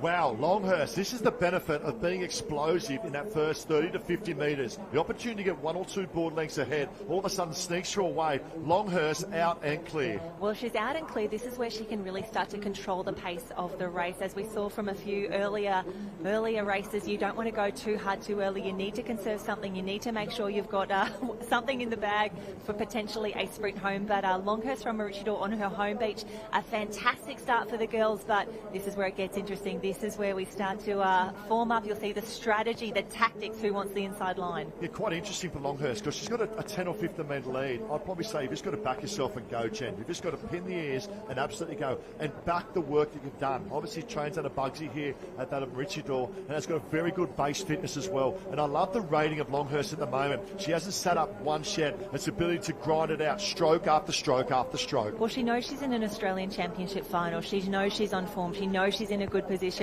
When you do your race visualisation, when you pretend, when you're dreaming, when you're going to sleep, she's won an Australian title from this position before. She knows what it's like. This is unbelievable. Around she goes to Cam, but also Dan, the cameraman, he took that beautiful photo during the week as well. Round they go, Longhurst. In the context of this race, it is the first little bow peak. There's the first little bow peak of Longhurst. She'll size up where the opposition is. She'll know she'll turn this can and just rip in. That is some remarkable restraint that she has waited this long to take a little look back, and that is Redhead in the mix. We saw Charlie her Burns, on the line. probably Burns sneaking up there, and obviously that right-hand side of the benefit there, but Longhurst goes round in 1. Burns now lengthens out there in 2 as well. We then go back to, could be potentially that of Emily Gord or Emma McDonald there in 3, but it's all about, at the moment, it's all about Longhurst and the Black Swans. And India Holbert from Wanda is in the mix at the moment. She's currently sitting 3rd, just ahead of that chase pack. The girls 3 wide at the can. I think that's actually India Holbert from Wanda starting to push through potentially into 3rd position. And Chelsea Wood up on the inside from Burleigh Edge Mowbray Park at the moment, but it's Longhurst. Here's the opportunity to dig deep, and you go back to all the hard work you've done, but the big move is Charlie Burns from Redhead. Oh, wowee. Longhurst had an incredible lead heading out to sea. It looks like that has been eaten up. The girls deciding that this is where they go, this is where they want to make their move, and you can see every time a little bit of whitewater comes up on the front of the board, the wind is picking it up immediately. It is so tough out the back. The girls doing an incredible job just to stay up on their knees, but that's the most powerful position. They are going to work all the way home. Here comes Redhead. Yeah, here comes Redhead, and here comes the swells as well. We see that wind starting to play its part as well from that of right to left. I love the work of Burns. She's tucked in behind that of Longhurst and said, I'm going to let you go 20 or 30. Wait for the move of Burns to get out and find her own clean water. Bang, there she goes. Clean water coming back to wave zone. Waves building. Burns, he's flying. Oh, I love that she's down low now for a little bit of speed. She's back up now, and this is where Longhurst has taken a look around. They'll get a little lift here. here. I don't know if there's enough in this wave for them to catch, and they don't have the rating up to pull down it. This is where it gets dangerous. A few waves building. If they don't get this first one, the rest of the field is going to catch them. This is it. Got to go. Burns has to lift. It's all about board speed. Lies down. Maintains that speed. Oh, Longhurst almost dips the nose under, pulls up. Longhurst now making her way back to the bank. Is that a master stroke for Longhurst? Over that. Oh, gone! Longhurst, a schoolgirl error. Oh, my goodness. Just relax for that 1 second. Has now cost her the opportunity of an Australian Championship. Charlie Burns, so close. Oh, she knows it. She knows she's out in front. The girls have done an incredible job. 2 from Redhead in this final. Wow. The chase is on. Longhurst looks to be out of it now. Have a look at this. The girls are up. They are around, and Redhead would be exploding on the beach. The tenacity of this young girl, Charlie Burns. She was on the hunt, hunted down that super tight for second, third and fourth. But Charlie Burns from the Redhead Club of the Hunter branch, you are our Australian champion. Take a bow. What an incredible race. Oh, Zoe Longhurst, she will be absolutely devastated. She led so beautifully. Unfortunately, just not enough left in the tank. And I think the pressure of leading an Australian Championship final, just a little bit too much there. But the girls, an incredible result, a great finish, and the Aussies delivers nothing less. Yeah, phenomenal work from Zoe Longhurst. Just relax that little bit, try to put her in position. But let's go to the beach now with Christy Munro.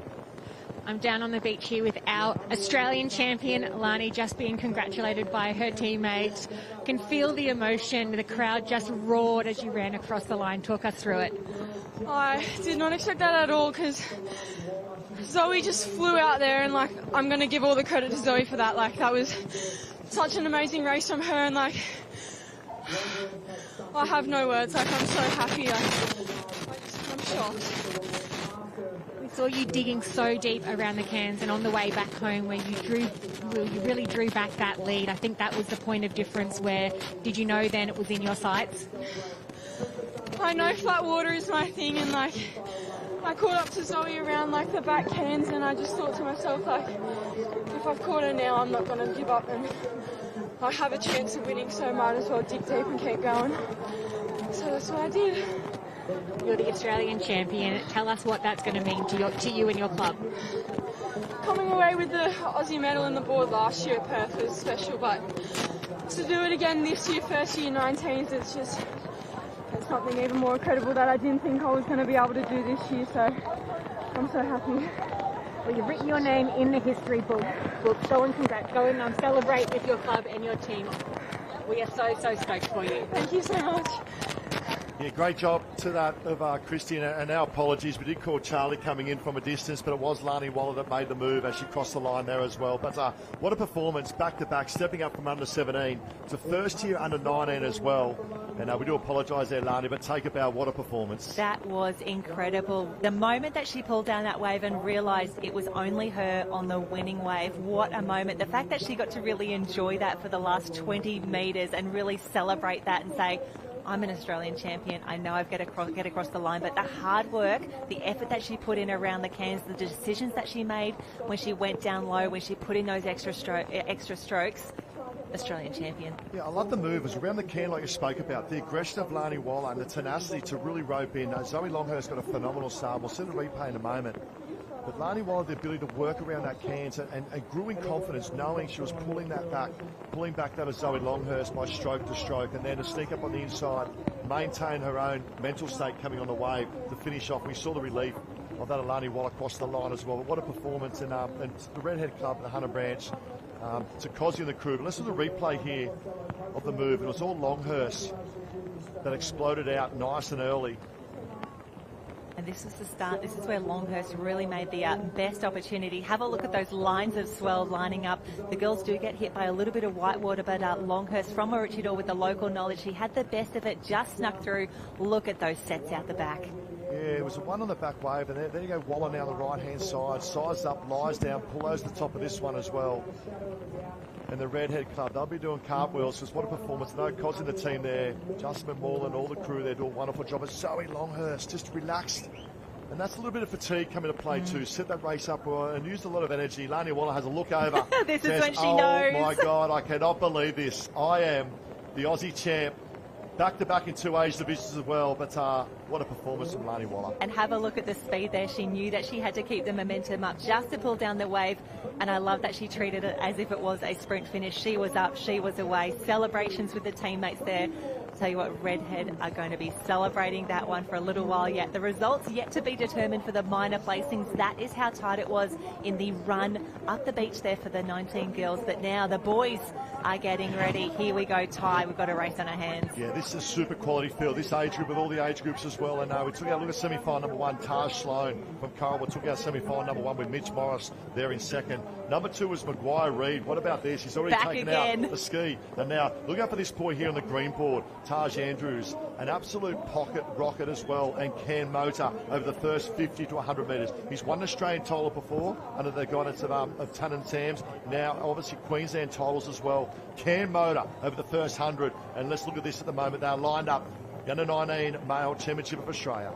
Yeah, the boys super focused on the line, getting ready for a start, taking a look ahead at the conditions. They've been racing down here at Maroochydore Beach for a few days now. They know what to expect, but surf is unpredictable. Anything can happen. A clean start, we're away. Yeah, look out for Morris on the right hand. We spoke about that of Andrews as well. Away they go. Ethan Callahan the next. Lucas Burswick there. Taj Sloan, Bailey Clues, Jackson McCleary. So much talent here at the moment, and it's Morris starting to go to work. Yeah, this is where we can see the pace really start to pick up as the rain hammers down here at Maroochydore. The boys keen for a great start. They've seen Zoe Longhurst come through early. She had a fantastic race, but it wasn't to be.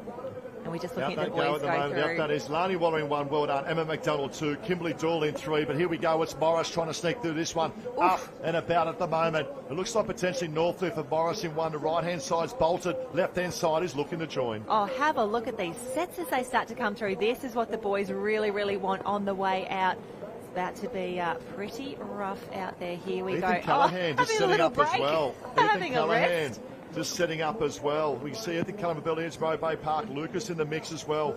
And they'll make their way out as they go. I'll say that's, we'll probably say that's Mitch Morris in the green board heading out. Now they start to come across the right-hand side. I expect to see Taj Andrews with a bit the fluoro green in the mix as well. But Ethan Callahan on the middle of front and centre, a little rash, but black rash vest underneath as well, looking to be the pointy end and lead this group out. And Ethan Callahan has already qualified for next year's professional series, the Nutrigrain Ironman series. He's our Nutrigrain next-gen qualifier, meaning that he came through the best of the best juniors that we have. And it was really a battle of him v Northcliffe the entire season, and we are seeing that continue to play out right now. Talk about continue. This is the dominance of Burleigh. They went 1-2-3, the under-19 Queensland state title with Taj Andrews winning. And Taj Andrews has now gone to the front. They are training partners. Andrews will go round in 1. He's an apprentice builder by day, works with the calves and the crew as well, throwing hammers around, and around they go. Andrews, he loves the big stage. Andrew goes around in 1. Morris, I'll probably say that's picking up the inside. That's Jake Morris on the inside making a move. He's a true competitor as well. Look at Morris up on the inside. Ethan Callahan on the outside. But at the moment, it's all about Andrews and it's all about coming home. Absolutely. And we can see Harlan from Northcliffe just behind leading the next pack through. I love that Ethan Callahan was happy to go a little bit wider and just go the extra distance. But this is where you will see there is no more checking your pace. There is no more waiting for the inside line. It is all on from here. Ethan Callahan, the only one up on his knees, pushing through. Looks like he's making a few little gains, but here we are. Final can, race starts now. Morris up on the inside. Andrews gets the better run. Nice and wide. Along there goes Callahan. And also in the mix there's Riley Harlan tucked in behind as well. This is the ability to get that board running, working with the ocean and bring it home. Andrews starting to shorten up a little bit in his stroke. Look at Callahan. Callahan goes to work. Callahan's got a nice little run here, and the sets are starting to pop up out the back. If the front runners don't get these waves, the rest of the field is going to come through and ruin the party. I love the work. Have a look at him go. Ethan Callahan on the far right. He's gone down a little bit further. He sees something that he likes. He wants to work the bank. Could this be the runner that turns into something special? Here's the lift for Callahan. Working hard, working hard, working hard. Not there. Waves building out the back. Darby Meyer may pull at the top of this one as well. Kudgen won't get there. All of a sudden, it looks like, is that Connor Maggs coming through? Darby Meyer has flown right down. Connor Maggs and that of Ethan Callahan. 1, 2 and 3. We need to pan across. I want to see where Northcliffe is. It looked as though they were in a good enough position here. We have 2 Burleigh Heads, Mowbray Park on the line. Ethan Callahan on the far right-hand side. Newport in the mix. Is this Connor Maggs? Has he come in to ruin the Burleigh Heads party? Yeah, Maggs, Meyer and that of Callahan. Callahan will push over the top of this one. It's all about execution, getting off, and that 10-metre sprint. Mags looks composed. Probably a little bit shallower for Mags to get up as well. Does he get up too early, too late? Oh, gone. Burley's gone 1-2. Connor Mags, he has spoiled the Burley party. What about this? First year under 19. A phenomenal Aussies last year. Take a bow. Our 19 champ, Connor Mags. Oh, Burley Heads, Mowbray Park. Both of the boys got off too early. They were too keen. They were too quick.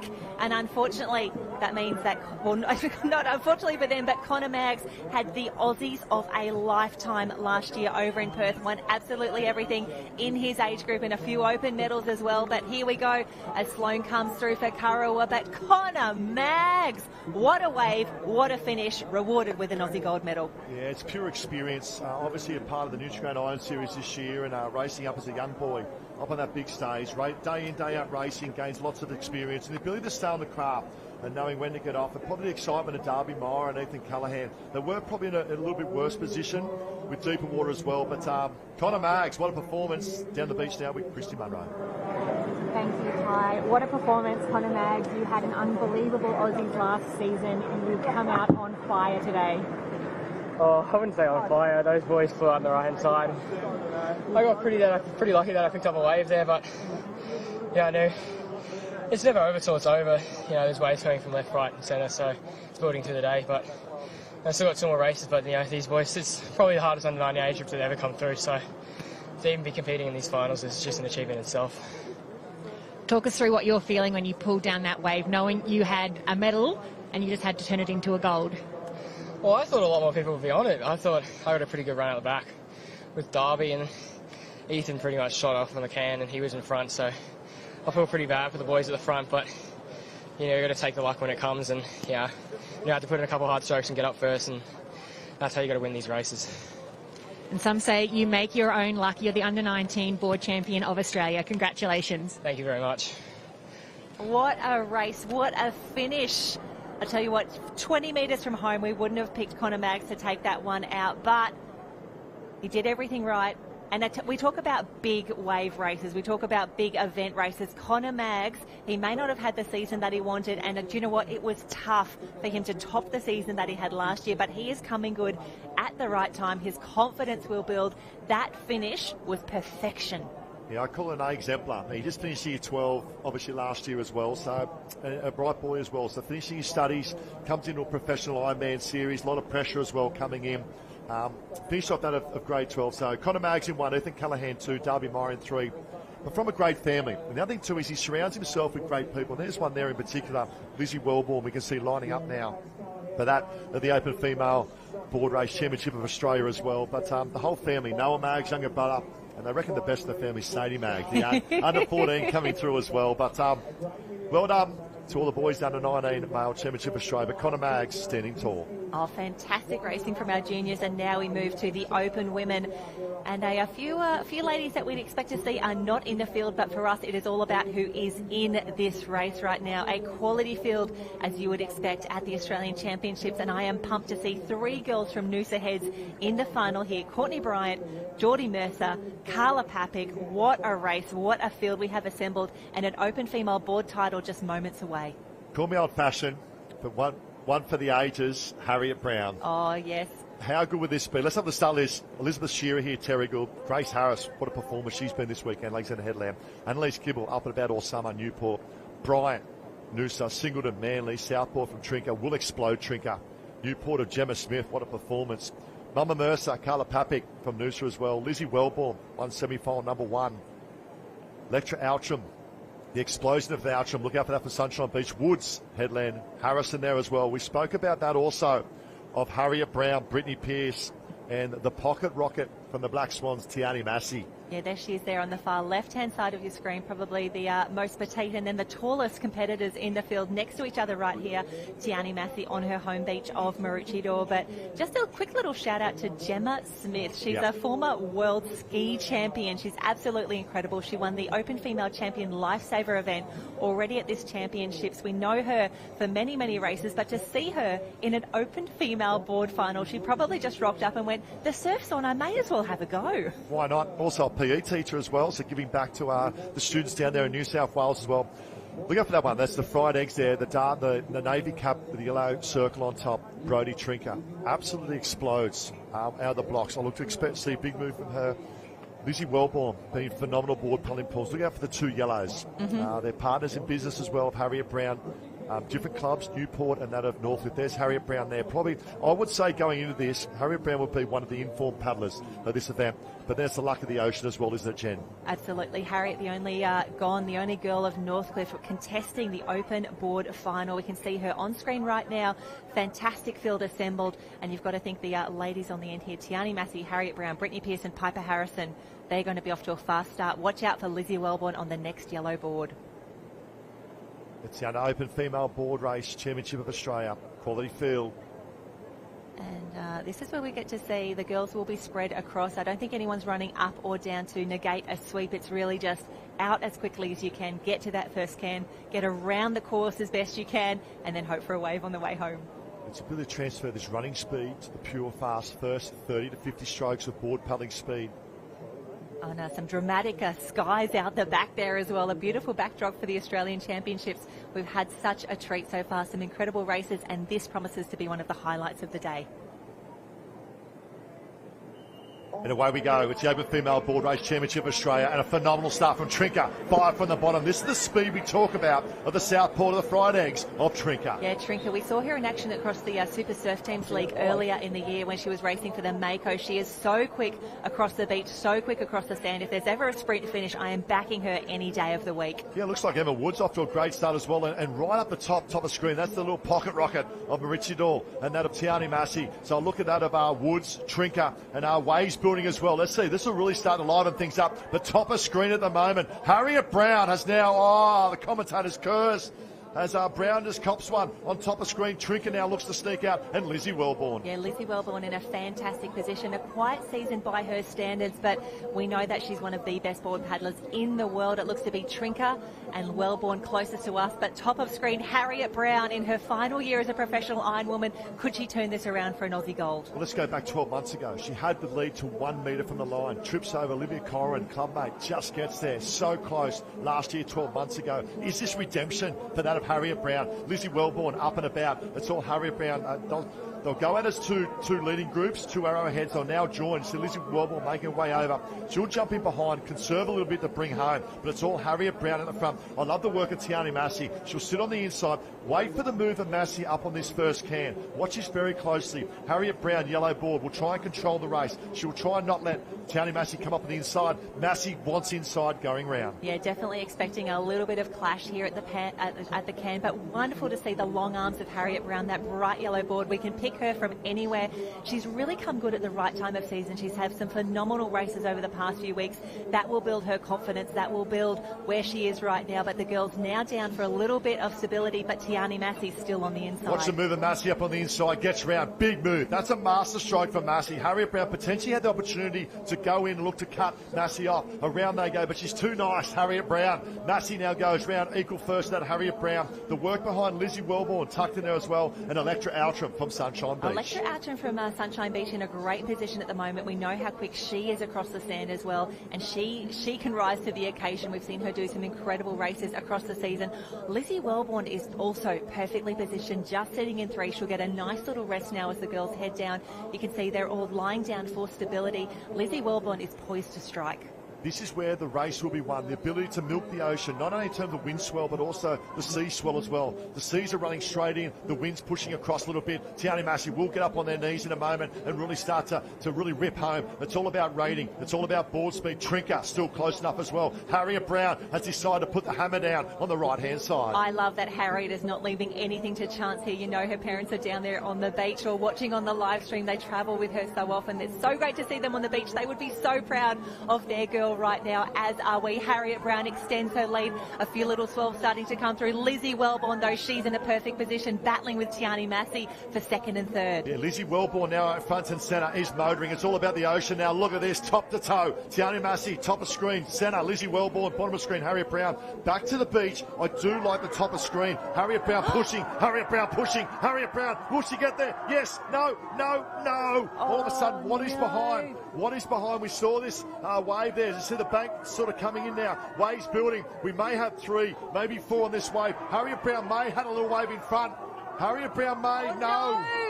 Oh, Harriet Brown did all that work, and now she has 3, 4 on the wave behind. Tiani Massey is there, Lizzie Wellborn, Electra Outram and Brodie Trinker. We now have a sprint finish. We have a race in 5 for the Open Board Championship of Australia. 1, 2, 3, 4, 5. Ty, who do you like? Where's the speed? Brodie Trinker has phenomenal speed. Electra Outram as well. It's all about the get off. Look for Massey, top of screen as well. Outram, I like Outram. Harriet Brown, nice little run. Nice little run. Go Harriet, go Harriet. This is the difference. Oh, I've got to get up. Got to go up. Trinker from the front exit, Southport. Southport's going to do it. Brodie Trinker, what a performance. It's only missed the can or the flags, no. but Brodie Trinker, our Open Female Board Champion of Australia, take a bow, disbelief, but you are our champion.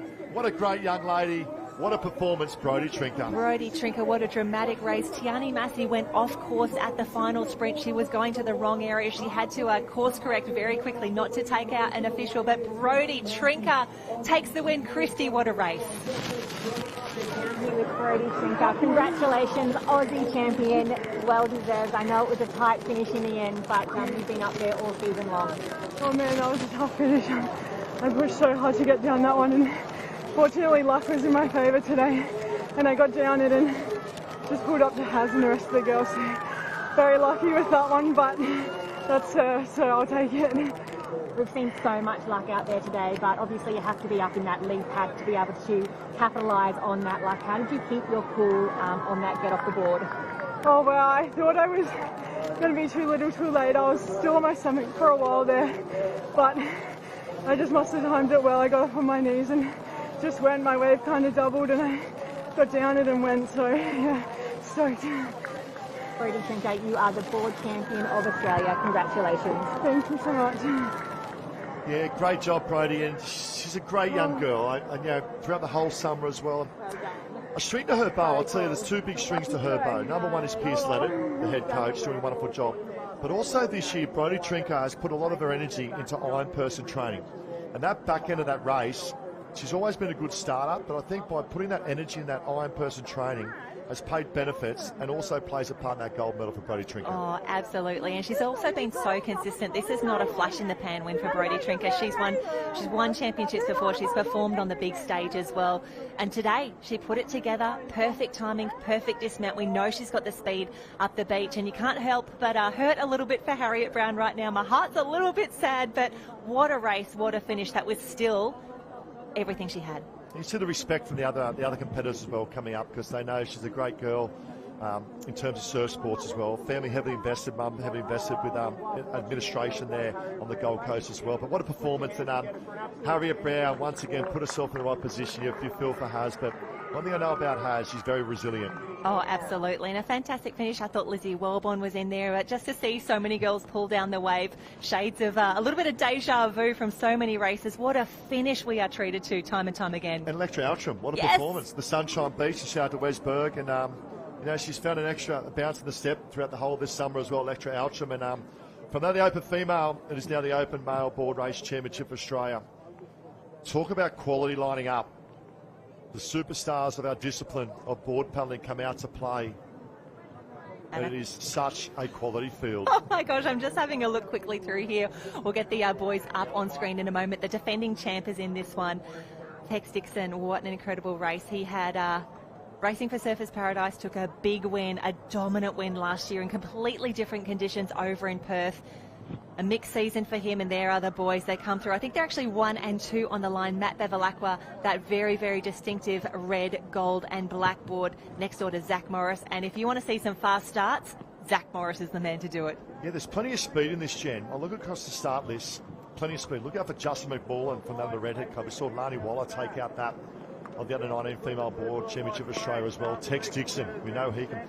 It was one of the greatest Australian board race wins I saw last year from Tex Dixon in the flat water I've ever seen in the history of surf sport. 100%. Can he do it again? But then we go across to a man who's been a podium finisher for many, many times. That's the North Cronulla Cup there of Will Budd and the young boy of Cruz McKee. Picked up a minor place there last year, or was up thereabouts in the 19s last year. A phenomenal paddler. Cruz McKee will be up and about. Murphy, Swansea Belmont, Casamento. We know the fireworks of Casamento as well from Alex. Where do you go? So much speed. Stoddard, lie-down specialist in the mix as well. Good enough is close enough. Dan Collins, Noah Steiner, Odin Parrish. We talk about explosive speed. Far right-hand side, but there's the start list. Bevilacqua, Morris, Northcliffe, 1-2 punch. Vernon, Surface Paradise. Piper, Maroochydore. McMullen, Redhead. Dixon, our current Australian champion, Surface Paradise. I like the North Cronulla boys. Bud McKee, look out for those boys to fire. Murphy, Swansea, Belmont. Casamano, all fireworks from Alex. Burko from Newport. Stoddard, the lie-down specialist from Swansea, Belmont. Steiner, Wanda, Collins, Northcliffe Parish, and wrapping up Merchant from Surface Paradise as well. Plenty of colour, plenty of talent. Plenty of action, and expecting a trademark fast start from the man. 2 in from the right-hand side here. That is the Northcliffe Cup, the white with the maroon star on the top, and you can see the boys just giving each other a little bit of extra space there. And Bevilacqua takes a few steps back. I think he could be going sharp right on the start line. He likes the top end of screen. We spoke about that hole, haven't we? And Bevilacqua, this is a big decision. And the reason why it's a big decision is because straight away he's giving away at least a couple of metres lengths, but hoping for a nice entry in through the waves and go round behind these. We know how well Bevilacqua comes home. If he's close enough, look out Bevilacqua. Big risk, but big reward. I love that Bevy is really backing himself right now. He knows he's good enough to win this race. He's done it before. I think he's actually done it on this beach as well, which is incredible. But he's moving over. We have not seen anyone take a bold stance like this in the finals package. This could be a masterstroke. Time will tell. Here we go. Looks like Morris going as well. All of a sudden, Morris and that of Bevilacqua decide we're going to go right-hand side away from the bank, dropping tight as well to that of the deeper water. Bevilacqua, top of screen now, tucks in behind that of Merchant and Parrish and Collins. It could be a masterstroke from that of Bevilacqua. And interesting to see as the tide goes out, it's getting a little bit shallower. Charlie Verco speed off the line, but Archie Verdon on closest to screen for us here, he actually stopped, was able to bunny hop over that bank there as well. But Bevilacqua has the decision paid off. He's on the very, very top of your screen. He's in a great position, but Verco on the orange board looks to be first out. He's been hit. Is that Stoddart next door? No, fly might be Kurt Murphy. I'm trying to see. Is it Murphy from Swansea Belmont away as well? Very, very good. So at the moment, very similar to we saw for the females. 2 distinct arrowheads as they make their way out. Looks like Charlie Verco, I believe, with that with Kurt Murphy, left-hand side, right-hand side, Odin Parrish makes his present felt. Bevilacqua up there and about as well as they come round. But it's all about Murphy at the moment for Swansea Belmont. Oh, we can see a few North Cronulla caps in the mix. They are all yellow with multiple blue stripes there, but the boys are up, they are away. Odin Parrish in a fantastic position, just tucked in on the inside, probably equal 3rd or 4th at the moment, but lots of Swansea in the mix. Yeah, wait for the move for Bevilacqua. He's sitting on the inside, about 5 on the inside. Now, I'll tell you one thing, 5 does not go into 1 around these cans. Bevilacqua will look to make a move, along with Merchant there as well. They don't want to be boxed out and have to push him behind these competitors. Verco now lifts the tempo. Odin Parrish trying to hold. Here goes Bevilacqua. Right-hand side, Bevilacqua makes his move up on the inside of Odin Parrish. Wow, that was such a brave decision of Bevy to go early, and I love that Zach Morris went with him, and that looked to be a bit of a last-minute decision there for Zach Morris. I tell you what, last year's champ, Tex Dixon, has got a lot of work to do to get through this field. Verco lifts on the left-hand side, Odin Parrish. They're coming back to the can. Bevilacqua's got to stay strong here. He's got to get his nose up and push in this can. Bevilacqua may get boxed out a little bit. Verco goes round in 1. Bevilacqua maintains position. Great move, Matt Bevilacqua. I also love that he's staying down low. He's got the speed up as well. Odin Parrish is in 3rd at the moment, just on the tip of that chase pack. Now, Charlie Verco has had an incredible championships. The confidence that he would be feeling right now, knowing that he's in the lead as Bevy tries to push him a little bit wide. The boys staying down low. You can see the conditions absolutely miserable down there on the beach. And Steiner, have a look at the waves out the back. Big move from Steiner up on the inside. He's come from the clouds back in 5th or 6th at the moment. Noah Steiner from the Wanda Club. He's absolutely motoring. He says, move over, Bevy. Verco, Steiner's in the house. Oh my gosh, the speed. And this is where you can tell, this is the vision that we love when athletes change gears mid-race. They have a plan, they execute. We are 8 wide at the cans now. The boys trying to find any sort of clear space they can. Odin Parrish on the far right-hand side. He's pushed down with a few of the others, but it's still Charlie Verco and Wanda. That is Steiner in the middle of the field. Anybody's race. Yeah, we know how well Bevilacqua comes home. Just got boxed out a little bit. We see Zach Morris tucked in behind, but Verco now starts to go to work. Composed a bit round the cans, but it's Steiner from that of Wanda Club New South Wales. Verco as well. Parrish still right-hand side, close enough. Big move. McMullen on the right-hand side. Swell building, Jen. Waves coming. Oh, here comes the wave. Here comes the lift. Can Bevilacqua get on this one? If they don't, there's a massive wave behind it that is going to bring the majority of the field on a single wave. Come on, boys. Go, go, go. Now's the time for an Aussie championship.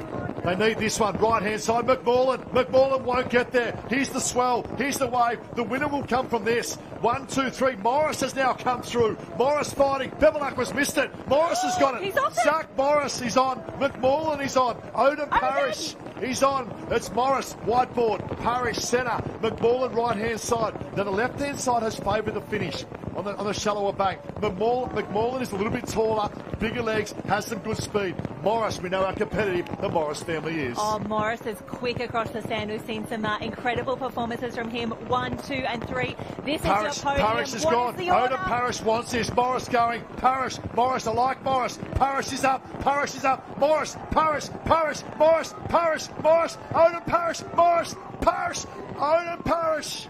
No, I think it was Morris. Was it Morris? I think I saw a little fist pump from Morris. I think he knows he got there. I don't know if Odin had enough at the end.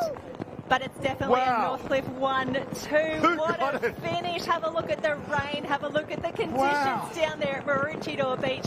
I want to say Morris, but it is not official until we read it on live. The thing with Odin Parrish makes a podium. He'll be over the moon. I love how he goes about his racing. I believe Zach Morris has picked it up.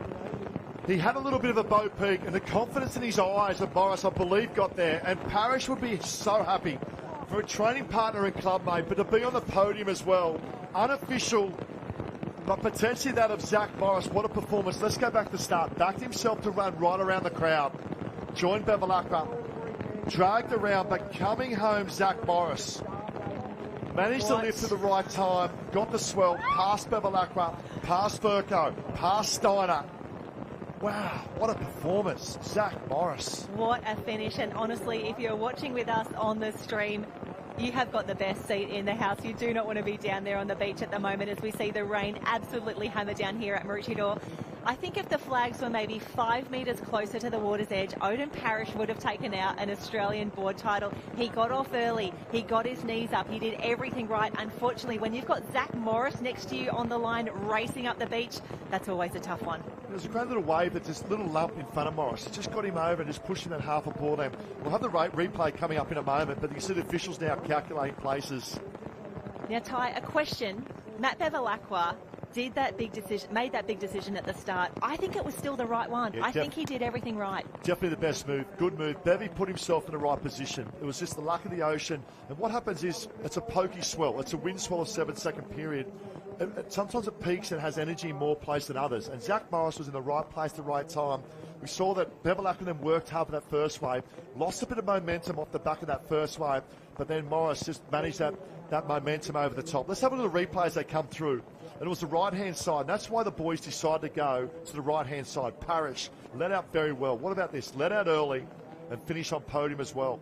Some nice little swells on the way out. You can see some of the boys just getting hit, a few pops, a few rolls. And I love the work of Steiner from Wander Around the Cairns, talking about power. What a decision. Oh, this is the 19s highlight we see at the moment. That's the under 19s coming back from the highlights. And this is the benefit of the waves. And that we can see Ethan Callahan in the black vest there. And this is where he a little shake of the head. He sees Connor Maggs and his teammate come through here. Connor Maggs just pushing them on the inside a bit as well. But it was the sprint finish we saw. Like, we'll see the Opens highlights in a moment. But the under 19s here, we had a number on a wave to lead. The females were the same. The Open females were the same as well. But in the Open male board race, Championship Australia, congratulations, Zach Morris. You are our champ for 2024. Odin Parrish will pick up that of a silver Aussie medal, and Justin McMullen will pick up that of third, with Nick Stoddard, Noah Steiner and Charlie Verco. Charlie Verco worked hard in that one, didn't he? He did everything right on the way out. He was on that bright orange board, found himself in a great position, so quick across the sand as well, really pushed, he held his line. Bevy came through. There wasn't a lot you could do about that, but he pushed hard. Noah Steiner, I am so impressed by that performance. He was incredible in that race. Yeah, love the move up on the inside of Steiner, and he's had a great summer as well, from a great family there at the Wander Club under the guidance of the Smith dog, Nathan Smith. But everyone had a chance, didn't they? Coming in, almost everyone. I'll probably say the top 8 put himself in that position. The work of Verco to lift to get off that last can. Steiner, Bevilacqua was in the mix. Parrish was in there well. Justin McMullen backed himself to go south. Made the open ski final, also backed up with an open board. Saw him last night. What a great young man, heavily invested with the Red Egg Club as well. But Zach Morris, he's a true competitor. And he's had many a close finish, Zach Morris, but this one is yours, mate. You're our champ for 2024. And as you have more of these close finishes, as you win more of these sprint finishes, an aura grows around you and people know, oh, I'm next to Zach. He's so good. He runs so quickly. That really starts to play into the mental games that we have down here on the beach. But Odin Parrish will be the happiest man on the beach right now. He will be stoked that he's number 2. He will be happy that Zach is number 1. Of course he would have loved to win. He knew he was in position for us. He will take so much confidence. His off-season is just off to a great start. He's a crowd pleaser, isn't he? He's a crowd favourite as well, Odin Parrish. And it was the next-gen competitor that come through, and I had the opportunity to coach him or teach him at school as well. A great young boy from a great family, and Mum Kylie and sister there, you know, Eva Parrish, they've come through the surf life saving movement. Mum was heavily invested with the Surfer Paradise Club many years ago as well, and it's great to see, isn't it? And he sort of blossomed. As a young boy, he was thereabouts, made the odd final, and here he is on the big stage, picking up a silver medal. To the Morris family as well, and a shout out to the Morris family. I know, heavily invested. They grew up in Newcastle, and the twins as well. You saw Jake and Mitch going through, and older brother Zach, and we've got another brother there as well. But to us and the family, mate, great job. They won't take that one away. You're the Aussie champ, Open Mail Board Race 2024. And I can see the girls shedding their jackets down there. It looks like the next race is about to line up. It will be the under-19 female surf race. And the girls have been very safe and warm under the tents, under the umbrellas. But now is the time to head down to the line. Another Australian Championship final about to take place. And we'll see a higher volume of athletes in the field here. You can have up to about 40 or so in a surf race, which always makes it nice and crunchy on that first can. But you're going through the results from the semi-finals. We've got some great great swimmers in this one, Ty. Yes, yeah, one we've seen all week as well and throughout this summer, and that's the yellow with the 2 maroon stripes, the Newport Club, Sarah Lock. Look out for Sarah Lock there in particular. There's been a phenomenal swimmer in the makeup going through. Super impressed the way she raced against the Opens as well, that of Sarah Lock. And the other dominant performance, look out for Chelsea Jones from that of the Currumbin Club. Big day yesterday for the Mighty Vikings. They're up and about last night in the beach flags with EJ as well. The crowd was up and about down there. The Viking horns are out in the Viking Club. You know, we spoke about Odin Parrish, his sister competing here as well, but totally contested this one. I think the waves will play a part, probably not as much as the board lead, because I know the board can pick up the swells in the ocean, but you've got to lead or be in that top pack coming back to the wave zone. There are waves on offer, and then your body surf skills come into play. The body surf skills come into play, and also you've got to get those. If you've made the decision to get up and run, you need to get your knees up, your arms up as quickly as you possibly can. And Surf Life Saving Australia have been doing a fantastic job sharing all of the highlights and some incredible images across the championships. And I think one of my favourite that I've seen so far, it was actually Wes Berg from Sunshine Beach. He was out in one of the team events, and we got the most glorious shot of him out into the water, the highest arms, the highest knees you'll ever see. It was textbook perfection. Oh, look at this, yeah, great job to all the coaches involved with their teams as well. Quality field lining up. Where do you go with this field? You've got to lead. Now, the interesting thing here, on the right-hand side, you can see that pull out close to the shore. Will they decide to run down the hole, or will they back themselves across the bank? Now, the coach will be watching this very closely. It's a 50-50. It depends on where. We saw the board paddlers decide to go all the way to the right. The swimmers, will they do the same? Big decision time. The context of this race, it can make or break your race, getting around the cans nice and clean in that lead pack, otherwise having the chase from behind. One that I'm really looking forward to watching in this one, on the very far right-hand side of the screen, the absolute final competitor on the southern end of the beach is Chelsea Jones from Currumbin. She has got the white and green quartered cap on her head. She actually contested the Australian Swimming Championships earlier in the week. She jumped on the highway. She wanted to be part of Aussies, and she's now here racing for Currumbin. Very quick, and probably the favourable end, and she'll turn that into something special. Yeah, I agree. What I love about that end as well, and that's top end of screen at the moment, she's also got Sarah Lock right next to her. When you talk about pound-for-pound swimming speed, probably top 2 swimmers are within 2, and you size up where the opposition is going to be, because you know where the pace is going to come from as well. And I know that Sarah Lock, although they'll stick to their own processes, their own plan, I know that Sarah will know that to her right on 2 spots that of Chelsea Jones. So big field, quality field. It is the under-19 female surf race championship of Australia. I love Aussies. Oh, you really, really do. Everyone does. And closest to screen for us right now, that is Eva Parrish from Surfers Paradise, Charlotte Davey from Maroochydore, and India Holbert. I'm very keen to see what she does. She's so quick on the sand, in the water. India Holbert from Wanda. Watch out for her. A couple of places up as well. Let's not go away from Jasmine Raywood. We're not talking about the phenomenal swimming ability of the Raywood family.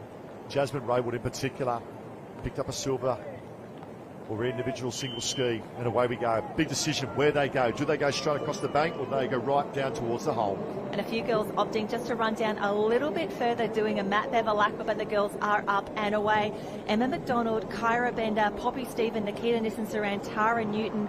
We've also got Alyssa Bailey and Tara Schotter, Kate McHardy in the mix. A lot of the girls of Northcliffe up and away very, very quickly. The girls doing a great job staying on their feet for as long as possible. Yeah, great representation here from the Northcliffe Club. Obviously, Kyra Bender, we know the leg strength and the running ability of Kyra Bender. Poppy Stephen there as well. Nikita, you spoke about. Tara Newton as well. And Alyssa Bailey, Tara Schotter. So much good quality in that of the Northcliffe girls. Yeah, they're doing a great job at the moment, making their way across the bank, and a really awkward depth that they're at the moment. You can see the girls pushing through there. It's not shallow enough to get up and run, but it's also not deep enough just to be swimming. You can see they're taking a few looks around. They're seeing what everyone else is doing, and this is where it's tough to have that little double up. You don't want to come up too early there. I can see a Kurrawa cap in the mix. That's going to be Alana Picton in there as well. The girls often racing, and this is where we'll see the girls who are on the very far southern end of the course. They have a long way to swim back. Yeah, it's advantage the northern end. It's advantage Northcliffe at the moment, off to a very, very good start. So we'll try and pick them up.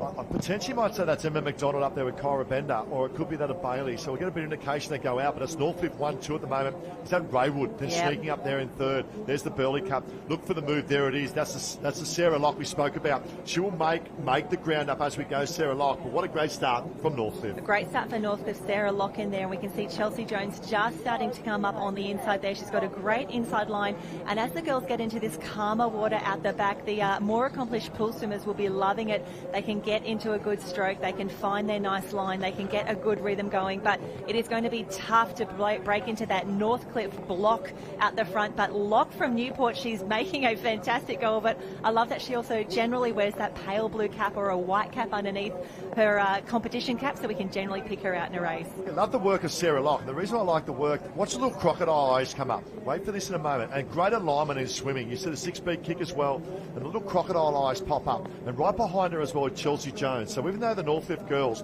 have started phenomenal to start this race, now Locke and Jones start to come to the fore. We spoke about the strength in their swimming ability. And I was really surprised at how far down the girls were actually swept. Not a lot of them are hitting that red and yellow can right on. If anything, they've had to swim back further than anticipated. So for the swimmers like Sarah Locke and Chelsea, who were a little bit further to the southern end, I think they had the advantage, but Northcliffe just so strong in this age group, and we can see Jasmine Raywood in a great position at the moment, just taking her time, taking some wash, but it is still Sarah Locke out in front. Yeah, that swell's starting to build as well. You see the swells that go up and down at the moment. So Sarah Locke is in one. Right behind her as well, Chelsea Jones now. The other thing to Sarah Locke is the experience she's had this summer. She has taken out an open female surf race in the summer of surf down at Manly. And that does wonders for confidence, but also experience. Yes, and we can see the girls, they will turn for home now. They will sight that final green and gold can. And a shout out to our IRB crews there, just keeping an eye on everyone, making sure that they're all safe. It is Locke in one, Wood in two. The girls doing a great job just trying to hold off that very, very tough Northcliffe contingent. But as they come into the wave zone, there's another Newport cap now in the top four. That is what we like to see. Could be Kimberly Doyle. We know how well. We know how it's brief to the left-hand side as well. Big loathing left arm of Kimberly Doyle has had a phenomenal swim as well in the surf teams. A matter of yesterday as well. Locke goes around in one. Jones, great corner for the mighty Vikings in two of Currumbin. And there's Holbert from Wanda just getting around the can now. Ty, what do you think they'll do here? Do they go left? Do they go right? Do they go straight in? Yeah, they would have set their tasks. I'd have big targets on the beach, whether it's a coloured tent or it's a building. They know they want to get back to the bank. Golden rule here is stay away from that hole we saw on the southern end. And you see there's the movement now. Sarah Locke making her way back to the bank. Girls on the right-hand side have a little bit of danger, and that might be Jasmine Raywood. You want to stay away from the hole in particular because it doesn't link up all the way across the bank. Waves always break in the shallowest part of the ocean. I love the streamline and the alignment of Locke. Jones now coming. Doyle making her presence felt as well. There's the big three that come out to play. But as you mentioned as well, Wanda are close enough as well.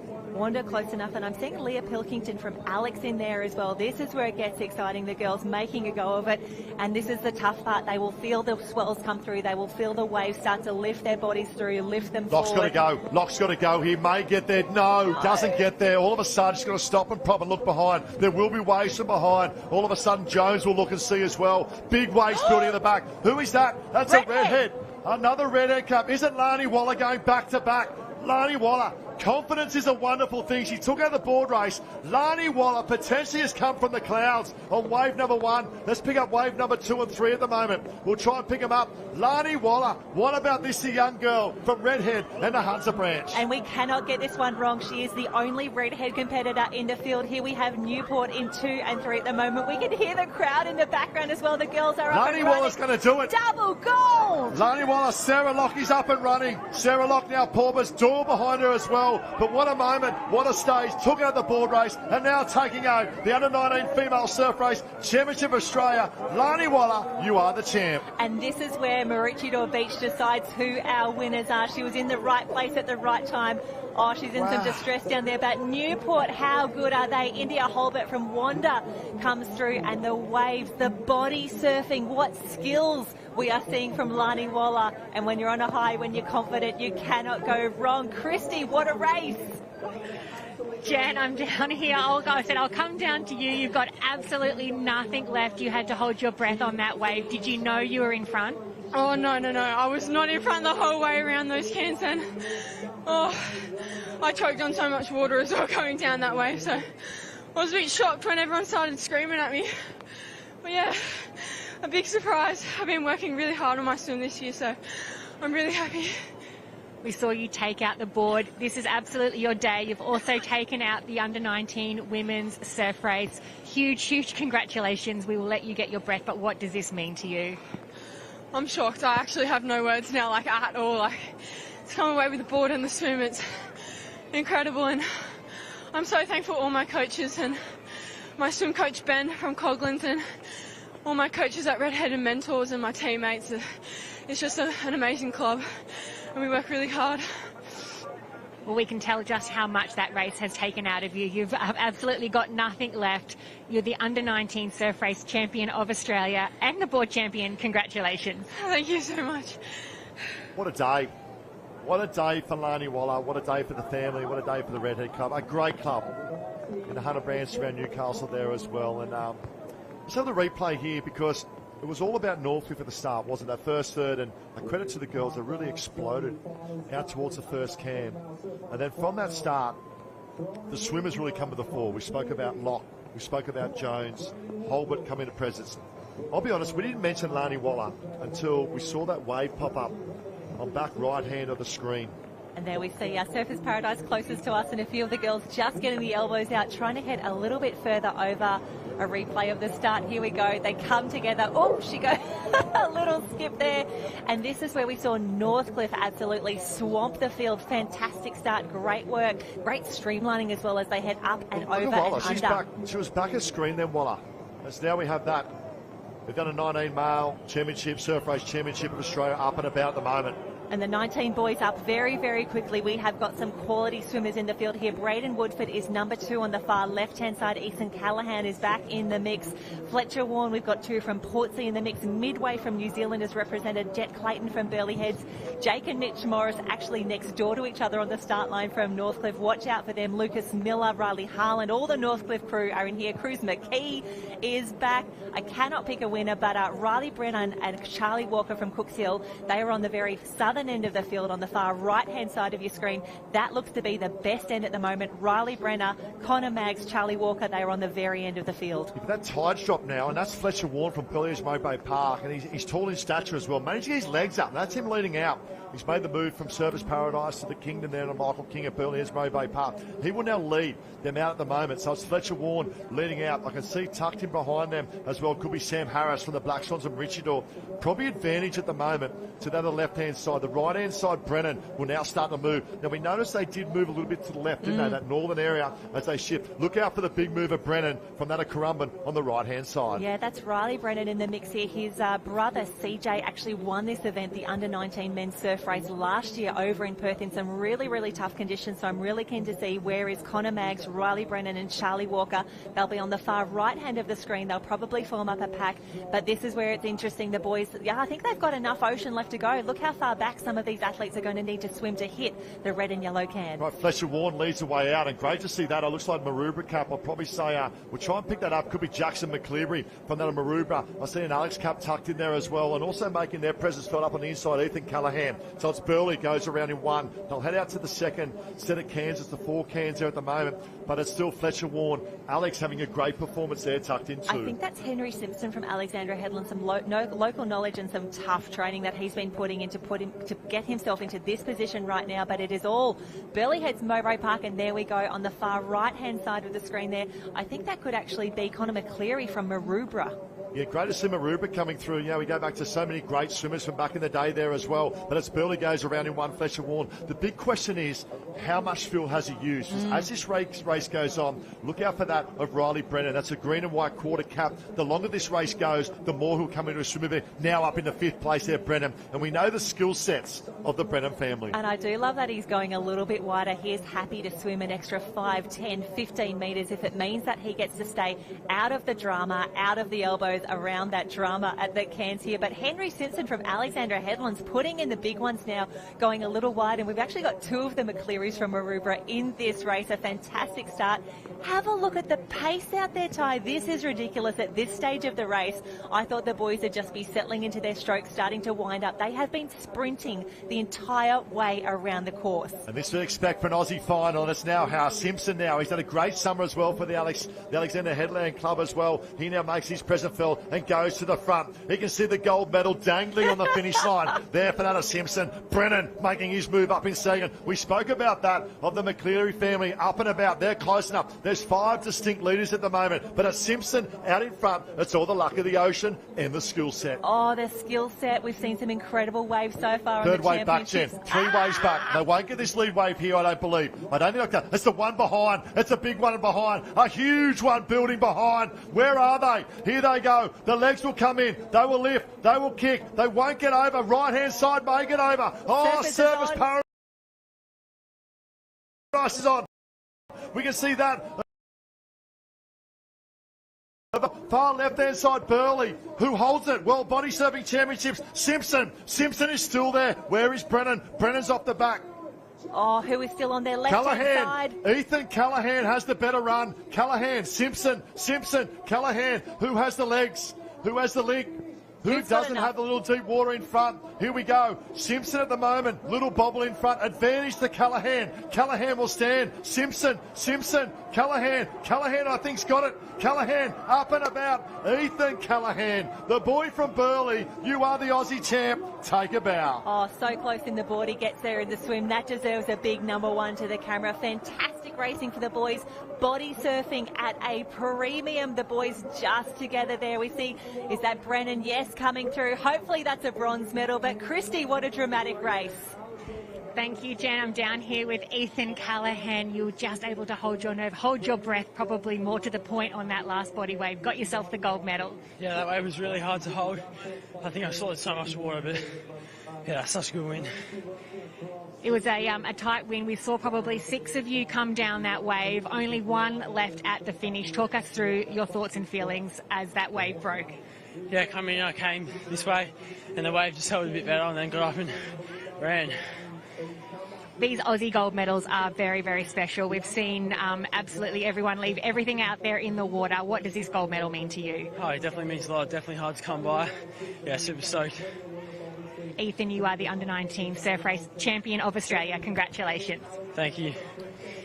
Oh, what a dramatic finish. Ethan Callahan, Henry Simpson on screen right now. They said, I have been holding my breath. I've swallowed so much water, but it is absolutely worth it if you get to claim an Australian championship at the end of it. And we're just madly refreshing the results. We want to see how the boys officially ranked at the end of that one as we get some shots of a very dramatic backdrop. We've seen some rain, we've seen some wind, and now we're seeing some grey skies heading our way. But we have been treated to so many different conditions over the 9 full days of racing down here at Maroochydore Beach, and a shout out to the Maroochydore Surf Lifesaving Club, incredible host for this championships, combining with Alexandra Headlands, Mooloolaba and Coolum Beach to bring you the Aussies for 2024. And this is the wave.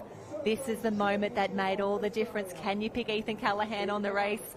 On the wave here, we had Surfers Paradise on the far right-hand side, unfortunately just swallowed up in a little bit of water. Brennan is down the wave as well from Currumbin.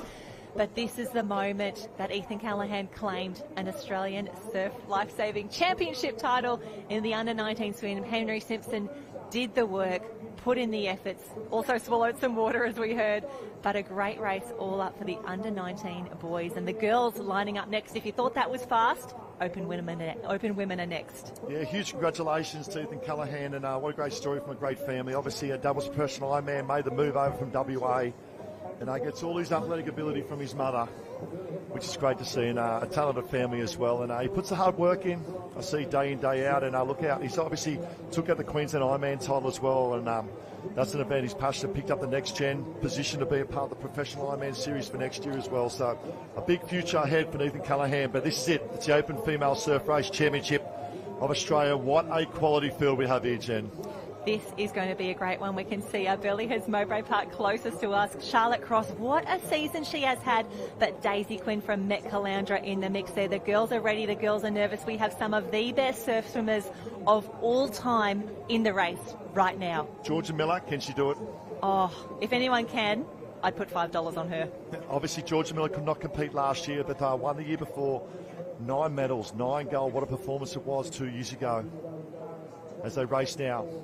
The other thing too is it's not a straight swim here, Jen. That's one thing in particular. It's the ability to bring your skill sets of wading, porpoising. Then you get into your swim mode. All right, the swimmers will come with the fore, but then it's the skill set that will then dictate the winners here. So much at stake, so much on offer, and such a quality field of the Open Female Surf Race Championship of Australia. Lani Pallister was our champion in 2023. I think she went a 4:01 for her 400 freestyle just a few nights ago. Georgia Miller won the 2 before that. Courtney Hancock just then. And here we go, the girls up and away. They're trying to stay on their feet. Oh, Northcliffe, middle of the field. She's held that beautifully.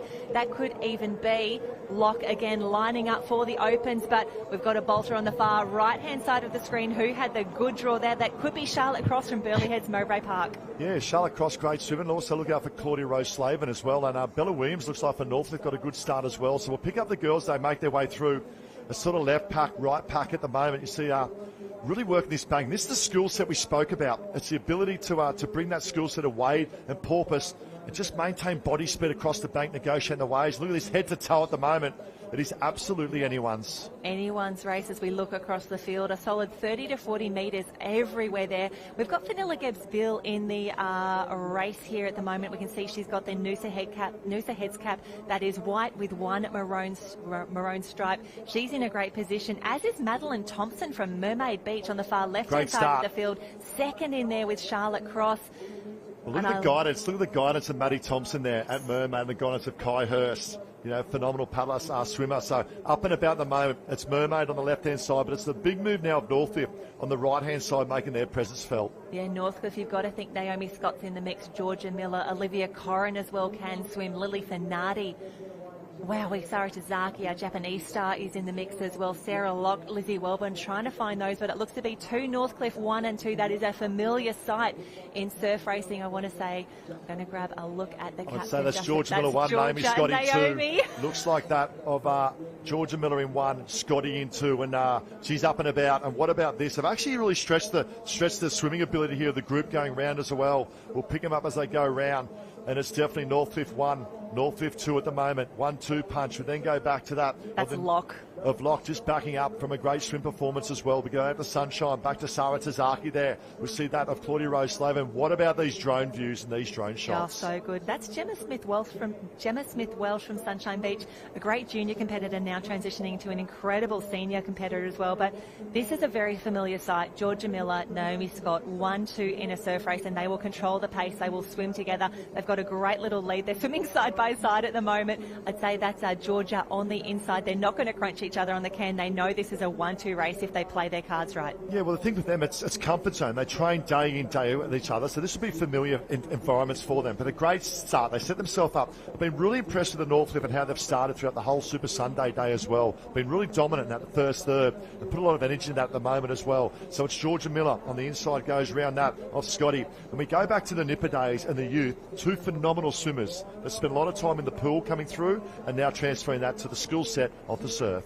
And here we go, Northcliffe still 1 and 2. Sarah Locke, what a job she is doing. It looks like she's starting to fade a little bit, and she's just out of the water from the junior surf race, but that looks to be Gemma Smith-Welsh. A fantastic performance coming through at the right time now, and I think that could be Lily O'Sullivan behind there from Burleigh Heads Mowbray Park. They combined to take out this surf teams race just a few days ago. I know that one meant a lot to the team, and as we've seen in previous races, it's all coming down to the waves. You've got to put yourself into a good position, just like Naomi Scott, just like Georgia Miller. Can they hold on coming into the danger area? Yeah, love the move of Gemma Smith tucked in third there. That's a red cap from the Sunshine. He's making her move. Sarah Locke in the mix as well. And you see Georgia, now Scotty starts to really put the tempo up. Look at the cadence of the arms on the right-hand side. Naomi Scott, Georgia Miller led the way out. Scotty just sat with her as well. So it's Miller, left-hand side, Scotty, right-hand side at the moment. Waves are coming. Waves are coming at the back at the moment. And they won't get this first one. This second one may come to play. They need this first one, the girls of Miller and Scott. They'll look, they'll prop, they'll try and get over the top. No, they're not there. All of a sudden, it just draws out, doesn't it, from that pull-out zone. We see some going right-hand side, some going left. They need this wave. This is the championship wave right here. Oh, Gemma Smith won't get there. Gemma Smith won't, but Georgia Miller and that of Naomi Scott, 1-2 punch for Northcliffe. Oh, and these girls have got body surfing skills to burn. We can see they're Miller's both fighting. still on there. I think it's Naomi Scott has the best line at the moment, still a little bit of shallower water in front of her. It's going to be a 1-2 punch. Lily O'Sullivan is definitely on the wave behind for 3, but she's got quite a few friends on there as well. The girls knowing they just need to stay down as long as possible. Naomi Scott has the best of it. Advantage Scotty. Georgia Miller done a phenomenal job. All of a sudden, Miller's found the leg. Scotty's up. What about this? Don't give me 1 Australian Championships. I will take 2. She's not there yet. Miller flying. Scott, Miller, Scott. She has a look and says, oh my God, I cannot believe it. Naomi Scott, take a bow. Yes, and I love it. She doesn't show a lot of emotion sometimes, but here we go. Oh, Sarah Locke comes through for a bronze medal. What a phenomenal performance. Lily O'Sullivan, Gemma Smith-Welsh, they're all in there. But Naomi Scott is your champion. What a race, what a finish, what a wave. Christy, that was phenomenal. Jan, I'm making my way over here at Naomi Scott. You've taken out the ski race. Now you've taken out the surf race. We haven't seen many races today here led from start to finish with this Maroochydore surf, but you've got the job done. Oh my goodness. I think every race I've done this season in a swim race hasn't ended very well for me, despite being at the front, and I kept telling myself, it's coming, it's coming, it's coming. And I had other people in my club saying, it's coming, it's coming, it's coming, and it just didn't seem to come. But I would take all of those, not first place for this one. Definitely, it's amazing and such a good feeling, and to have G come second as well. Go the Gone. You came down that wave together, neck and neck. It wasn't an easy wave to hold. Did you know it was just the two of you at that stage? I knew it had to be just the two of us, because I don't think it had formed enough for the rest of the girls behind to get on it. So I was just sucking in the air while it was still pretty big, and then as soon as I felt it start to sizzle out a bit, I just kept my head down and kicked as hard as I can. And I'm not a kicker, so I was working pretty hard. Well, Naomi Scott, today is your day. You are the surf race queen. Congratulations. Thank you so, so much. It means the world. Oh, Scotty, what a performance. And also the G, but the body surfing ability of both these young ladies was phenomenal. And she now puts a name in the history books. Some of the greats, in particular the commentary team there of Courtney Hancock. Yep. Georgia Miller, obviously won a couple as well. Some of the other names you go through, the females in there, in the history. You know, we spoke about the amount that Miller and Hancock have won as well. Marriott goes back. Megan Nay as well is now the Open Male Surf Race Championship of Australia. Ali Day's lining up here, along with the big man, Nick Sloman. Nick Sloman on the trot here. He has won the last 5 consecutive Australian surf race titles. This is special. This is incredible. The boys are away. Can Nick Sloman go 6 back to back to back to back? He's got a big challenge here, Jen. The reason being, he's a phenomenal athlete. There he is there without the Northcliffe cap. This is the ability. He's got to win this from behind. He cannot wade and porpoise as well as everyone else due to the size of these guys, but he can swim. He's a part of the Australian team for the upcoming Paris 10-kilometre open water as well. A phenomenal swimmer. Took out the Aussie 2K swim only a matter of 7 days ago, but a big challenge here for Nick Sloman. Oh, no surf race is easy. When you get to the Australian Championships, when you have a look at the field we have assembled here, Nick Sloman, Ruben Rees is in the mix. He's the current belt race champion for Aussies and the last Queensland champs as well. A lot of our juniors want to play here as well, and a lot of challenges from inside his own club. Zach Morris, Bailey Armstrong, Kai Harlan, Bobby Whitaker in the mix, and I love seeing Ali Day on the line as well. Yeah, let me say one thing. Thomas Lewis, from that of Alex, is absolutely bolted. Now, I don't know much about Thomas. I know a lot about his training partner there at Cooper Williams, who's also off to a good start. But Thomas Lewis, the big loading arms there from Alex, is up and about. Yeah, fantastic work. I actually wasn't expecting to see an Alexandra Headland's cap in the mix right now, but Ty, this is special. This is exciting. I reckon they're 1-2. That is 1-2 at the moment. Cooper Williams has now jumped up on the tail of that of our clubmate, Thomas Lewis. So it's Alexander Headland 1-2. The big move for Sloman. Wait for the move for Sloman to come through and come through fast. Oh, this is what we're watching, and I'm so shocked that the boys are getting swept so far down the beach. They're having to adjust. They're having to come back onto that red and yellow can, but Sloman knows that he is in striking distance of history. Ali Day is still in the mix. I think that is Hayden Cotter from Manly as well. The guy's doing an incredible job there. The sky blue cap in the mix. 1, 2 and 3 around the first can, about to head into the second string now. What about the work of Sloman? He just moves up on the inside of Lewis, says move over. The big boy's in the house. I've won 5 Australian championships, going for my 6th. He's looking in great form. Oh, fantastic work, and I love that Cooper Williams is not going anywhere. If anything, he wants the inside line. He's just changed direction. He's sneaking up there. Hayden Cotter in striking distance, but Nick Sloman putting in the effort now, knows what he needs to do. He wants 6 titles. He's been in this position before. Sloman 1 goes up an inside or around past that of Cooper Williams as well. Look out for Bailey Armstrong. Cotter's there in 3 as well. Now, Bailey Armstrong, I think his first silver medal in this open race back in 2017. That shows how long he's been. Never been top of the tree or top of the podium. Been almost a podium every year. But away we go. Sloman now goes to work. Cooper Williams, we know the skill sets. If he's close enough, he is good enough. I love that Cooper is sticking with Nick Sloman right now. As you can see, Sloman really starting to wind up. Now, he does 5 and 10K races.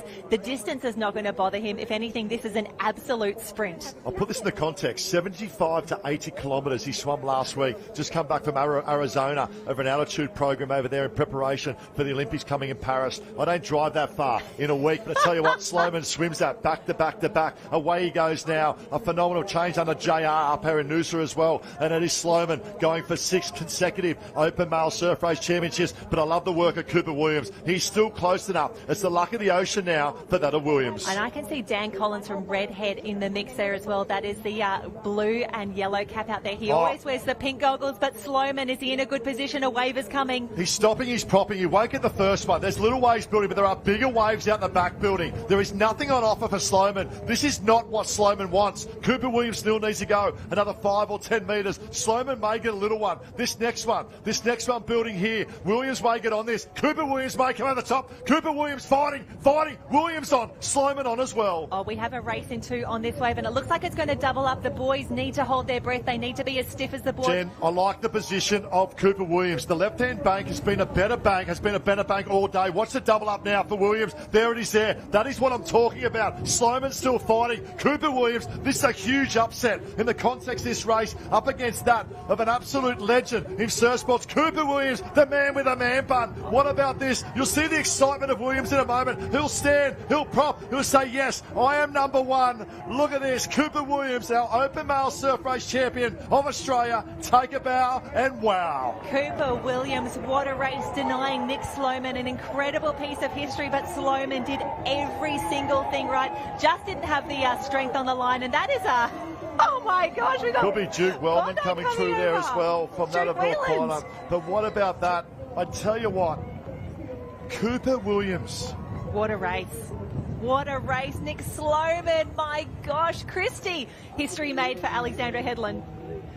Cooper, you have put your name in the history books for Alexandra Headlands. That one's got to mean a lot.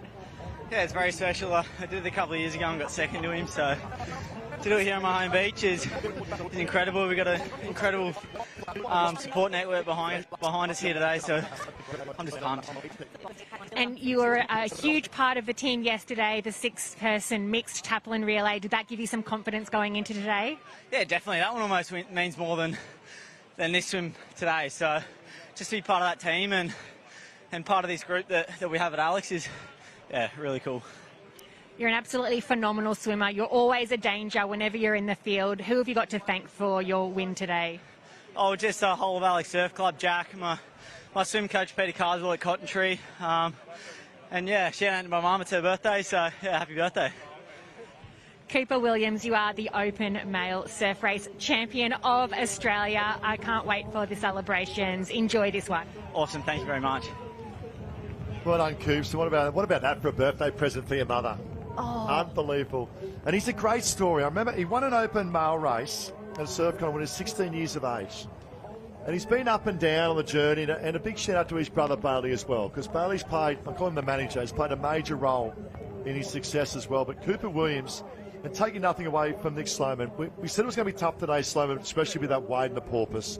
You know, straight swim, Sloman all day. Bring the elements of the skill sets of surf, it opens up a little bit, but the ability then for Cooper Williams to hang in there, right to the wave zone and the skill sets, unbelievable. Congratulations, Cooper Williams. And I think we just need to give another shout out to Duke Whelan from North Bondi. I think he's come through there for third. He looked absolutely stoked on the line, as he should. Dan Collins was in the mix there. And I think I saw a North Burleigh cap in there as well. I think that's Ryan Green. Definitely a top 6 finish for him. That's a fantastic accomplishment in this field.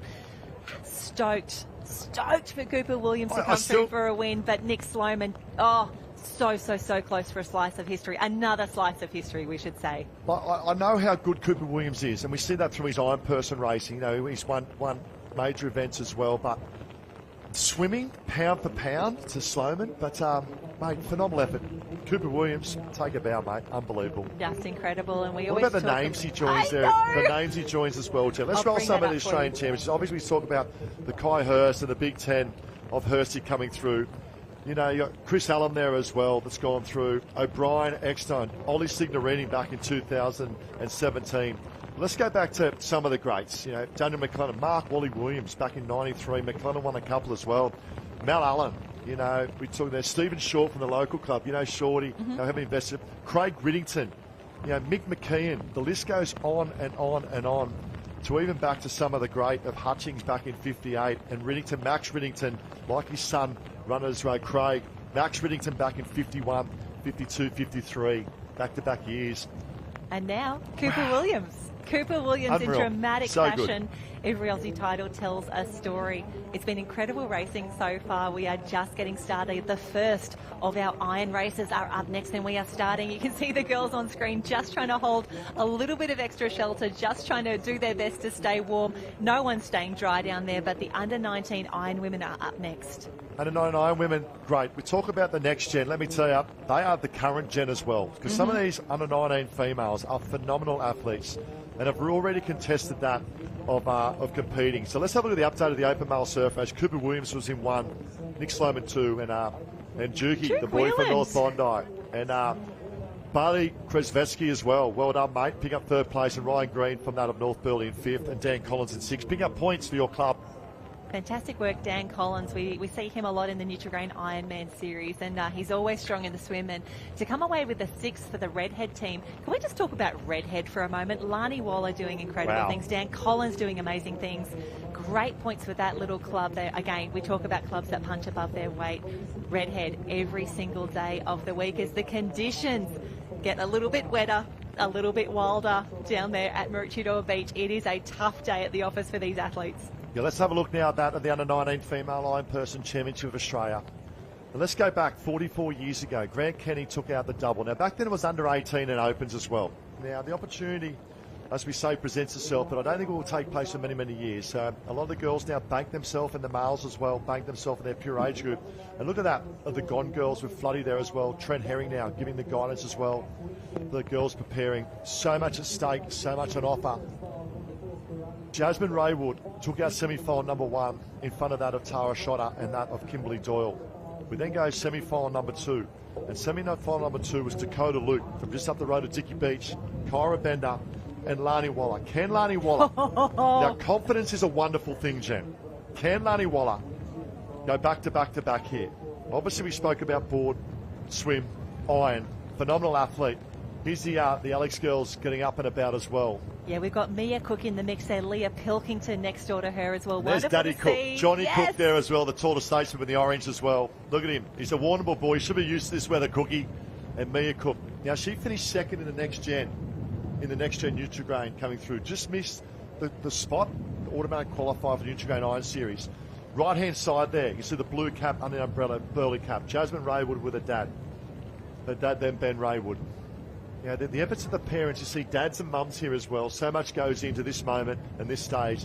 As we look at the weather now, it goes a little bit pear-shaped. Yeah, it's a little bit miserable down there, but that is not going to dampen the spirits of our incredible iron women. You can see they're getting the craft level ready, and I love that there's still a few little smiles, a few little jokes, the crew having a great time here. And this is where we say congratulations. You've made an Australian Championship final. You've done an incredible job just to get to this position.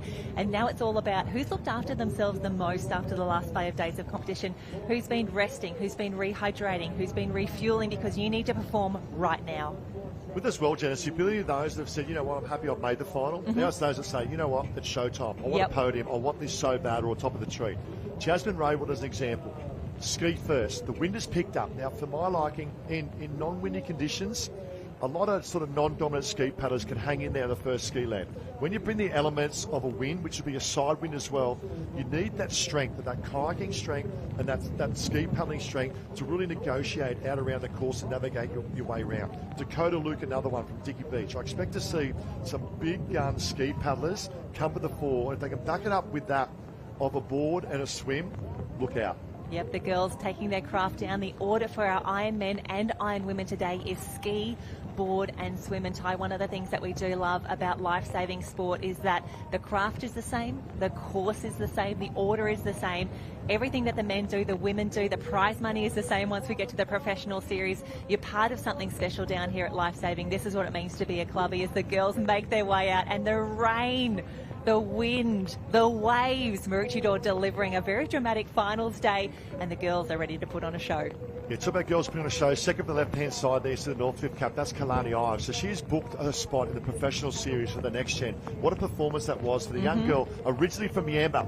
Dad's an old wood chopper from Yamba, and now trains under the guidance of Floody there at Northcliffe. And I think Dad might be still travelling around Australia. And a big shout-out. But this is big. It's under 19 female championship, ironperson championship for Australia. Once again, history being made today. Yes, very exciting to have the Australian Championships here at Maroochydore Beach. In a few months' time, we've got the World Champs as well. And I mentioned that because Nikita Nissan-Saran is in the mix here from Northcliffe. She has raced for France before. She's done the Euro Champs in the past. And we've got a lot of her friends expected to join us in a few months' time if you'd like to be part of the World Life Saving Championships. It's all happening on the Gold Coast in August and September of this year. But right now, right here, the Under-19 Iron Women Championship of Australia. This is the first of our huge iron finals. Yeah, huge iron finals, and two key concepts for me in this race. Number one, the ski. The ability to manage the ski in the wind and the swell and the strength of ski paddling. That'll be key factor number one. Key factor number two for me, well, they'll get through the board, but it's the ability to find your legs across that bank in that third leg of that swim leg. And the ability to swim under fatigue and also skill sets under fatigue will be super critical. Two key factors, ski, bookends of the race. Ski up first, and the ability to swim under fatigue, and skill sets out but also in. Look out, girls are up and about. The girls are up and the girls are away. Remembering that the tide is going out a little bit as well. So this run leg, these transitions, it's getting longer and longer. The legs will be absolutely burning. Look at the start there. Jasmine Raywood on the green and pink ski. Swell building, Jen. Swell building. This is critical as well. Raywood, you see Raywood there just holds up. Looks a nice little ramp here. Got to go now, but left hand runner down. She may sneak out on this one, Raywood. That is a master stroke from that of Jasmine Raywood. Also on the far right hand side might be Dakota Luke, who also snuck out as well. And that's the strength of ski paddling of Raywood. Oh, the girls are incredible out there. We can see a few of them just having a little bit of drama, and if you're off on the wrong side of your ski, it's really awkward to get back on there. I can see some Alex caps in the mix. I see Lani Waller. I see Lani Waller. Let's think about this as well. If she's close enough up the ski leg, we know coming back with board and swim, with the confidence that she's had, look out for the Redhead Club. But a big move as well. We spoke about that Dakota Luke making her presence felt. Yeah, Dakota was incredible in the qualifying races earlier in the week. We saw her do some incredible things, and Dickie Beach would be on their feet right now cheering for Dakota Luke. Kelsey Punter, her teammate, is in the mix as well. So Dickie Beach perfectly positioned, but Jasmine Raywood exactly where Jasmine Raywood likes to be in a ski race, up the front. Yeah, let's talk about this as well. She's been a part of the Nutrigrain Iron Series, has raced the Opens all years, qualified for next year's contracted as well. The experience she has to that, going that also builds confidence. Last year as well, Lily O'Sullivan won this race as from Burley Club mate. You know, looking to go back to back for the club as well. So much here at the moment. Dakota Luke, very good ski paddler and craft. I don't think Dakota can match that of Jasmine in the swim. However, there are waves on offer. There are waves on offer, and if she gets a sniff of an Australian medal, she might have it in her. But Jasmine, perfectly positioned at the moment. She's been part of multiple youth Australian teams. If she gets a runner immediately off the can, that's the way to do it. It just got named only a matter of 2 weeks ago in the junior Australian kayaking team as well. So the big thing I've noticed for Jasmine throughout this whole summer is she's improved her skill set. You go back 6 months ago, she'll struggle to keep a wave straight. All of a sudden now, Raywood's starting to go to work, needs to negotiate under the swim cans. Big waves building at the back. Lani Waller, redhead back, lifting as well. One behind, there's 3 waves back. There's an absolute monster out the back from that of Newport as well. Raywood needs a little one in front. Look at Newport right at the back. Waller has decided to go and go right. Oh, danger. No. Danger Alex for Waller. Danger Luke. also for Luke. Oh, Dakota, she needs to keep this straight. She's got to keep on paddling. She's got to keep that rudder clean. Jasmine Raywood. Oh, out the back. Sorry, Jen. Lani Waller's now. Her race is over, ladies and gentlemen. Dakota Luke, what a phenomenal. No, it was Alex, coming down that lost their ski. Dakota Luke is still in the mix. Jasmine Raywood, exhibition to a T of ski paddling from Luke and Raywood. Oh, Luke and Raywood coming in on the same wave. And we always talk about, you know, you want to play it safe in the quarters, in the semis, in the qualifying rounds. But in an Australian Championship final, this is where the girls will probably take nearly anything unless it's too dangerous for them. But we can see a clear 1-2, and these girls have got a mammoth lead on the rest of the field. Here we go. From ski, we now go to board. Now, board leg, pound for pound, probably very similar board paddlers, both that of Dakota Luke. She's decided to go left-hand side. Where does Raywood go? Raywood straight and centre. Probably too early for Dakota Luke. Keep your legs up. This is a little bit leg fatigue. Very shallow. They should be up and running, and also they're bunny hopping with their boards, and away they go now. Waller now makes her present felt. Northcliffe in the mix there as well. Could be Doyle coming through from that of Newport. Lani Waller is close enough there, Jen. And I think that's Kyra Bender from Northcliffe on the very far end of the team. The girls doing a great job here. And have a look at how shallow it is still out there. Dakota Luke and Jasmine Raywood still bunny hopping a little bit as the waves pushing them out to sea as they get a little bit of white water in the face as well. That is Maroochydore coming through Northcliffe around the cans as well. You can see from the rain on the camera, the umbrellas on the beach. It's a miserable day down here at Maroochydore. Yeah, this race is by no means over. Obviously, we've just had that at the ski leg. Now the ability and getting across this bank, because it's a 7-8 second period of swell, there's a lot of resistance. Look at that wave building at the back now. No. Raywood punches through one. I would like to see a little bit more aggression, a little bit more rating from Raywood and also Luke as well, because that's going to open up. Here she goes now. That's going to open up the opportunity for Lani Waller to get a little bit of a sniff. Big wave building at the back here now for that of Raywood to try and punch through this one. Out in the open water, out in the green water, and that's where you want to be. Yeah, Nikita, I think that's Kyra Bender coming through on the blue board, and tough to see out there. Lots of difficult conditions. Lani Waller just on the inside. A few Northcliffe girls in the mix, and I think that looks to be Wanda down there as well. Fantastic work. That is India Holbert. We saw her in the swim. The crew doing an incredible job. Still close enough as well. Oh, she has to roll underneath that one. Slows her up a little bit, but Raywood now, she would like this. Raywood likes nice, clean water. And the opportunity not to bounce off anyone, set yourself your own goals, stick to your processes, out around the first can, look to pick up swell back the beach, and then go into another swim leg. Raywood looking very, very good. Oh, Raywood looking super comfortable at the moment. We've seen her match it with the open women consistently across the season. She's now back into her age group championship final, so she knows she's in a great position. She knows that she's got the swim to go after this board leg. She's very strong there as well. And we can see now from this broader shot that the girls have been pushed a fair way to the northern end of the beach. They are going to have to paddle a fair way back just to hit that first red and yellow can. Yeah, they go. It's Raywood in 1. Then we go back to that. Still there. It looks like Luke in 2. Big move now from that of the Gone Girls of Northcliffe up into 3 and 4. We'll pick them up as they come round at the moment. Now, Jasmine Raywood swims very, very well. In context of the 3 disciplines, I would say probably the board is probably ranked number 3, not by far behind that of a ski and a swim. So I expect Raywood, once she gets across the bank, and that's the telling factor, the ability to get the legs up and really body surf. But look at these conditions now, Jen, really starting to deteriorate. Oh, it's just so messy in close, and I feel as though the girls haven't had an opportunity to get into a nice board stroke. They're really just battling the waves the entire way out. You think you're done, and then the second break starts to stand up as we can see the girls just ahead of the cans there. And Jasmine Raywood is getting a little runner around the can. She's already on her way home. She would be loving this. The confidence would be building now. She's a smart racer. She's not going to let this get ahead of her. But India Holbert currently, I want to say, in second position, maybe. We can't see Dakota Luke. Oh, there she is. So it's still Raywood in 1. Dakota Luke hanging on here in second if she can get a nice little runner. She's in a great position for the swim, but it's all Jasmine Raywood out in front. Yeah, out in front, but still not there at the moment. Obviously, they've got to dictate this short break as well. Then Raywood run round her sides up for the biggest swim of her life. Oof. To take out that of potentially of the under-19 female ironperson championship Australia. Here is the chase pack. There is Waller. That's the danger now coming through. Massive swim from Waller coming up. Raywood, we know how well she can swim. Ski done, tick. Board done, tick. Now a big swim. A big swim ahead for Jasmine Raywood. She's a smart racer. She'll take a moment to rest and recover on this transition. She's just coming around. The pressure is still there. She'll be thinking about what she needs to execute now in the swim as she comes around, goggles on, and she will have already decided where she wants to be. I'm surprised she didn't run down a little bit further to negate that sweep, but this is what we want to see. This is where it gets messy. The race is on for the podium and for that top 6 finish. Yeah, this is where it gets messy, and this is where the medals are as well, Jen. But it's Raywood in 1. Now the chase pack. Dakota Luke, good board putter. Lani Waller now comes round. Is that potential? She's not sure Nikita. if that could be coming through. Yes, Nikita coming through as well there from the Northcliffe Club. So still, there's Raywood.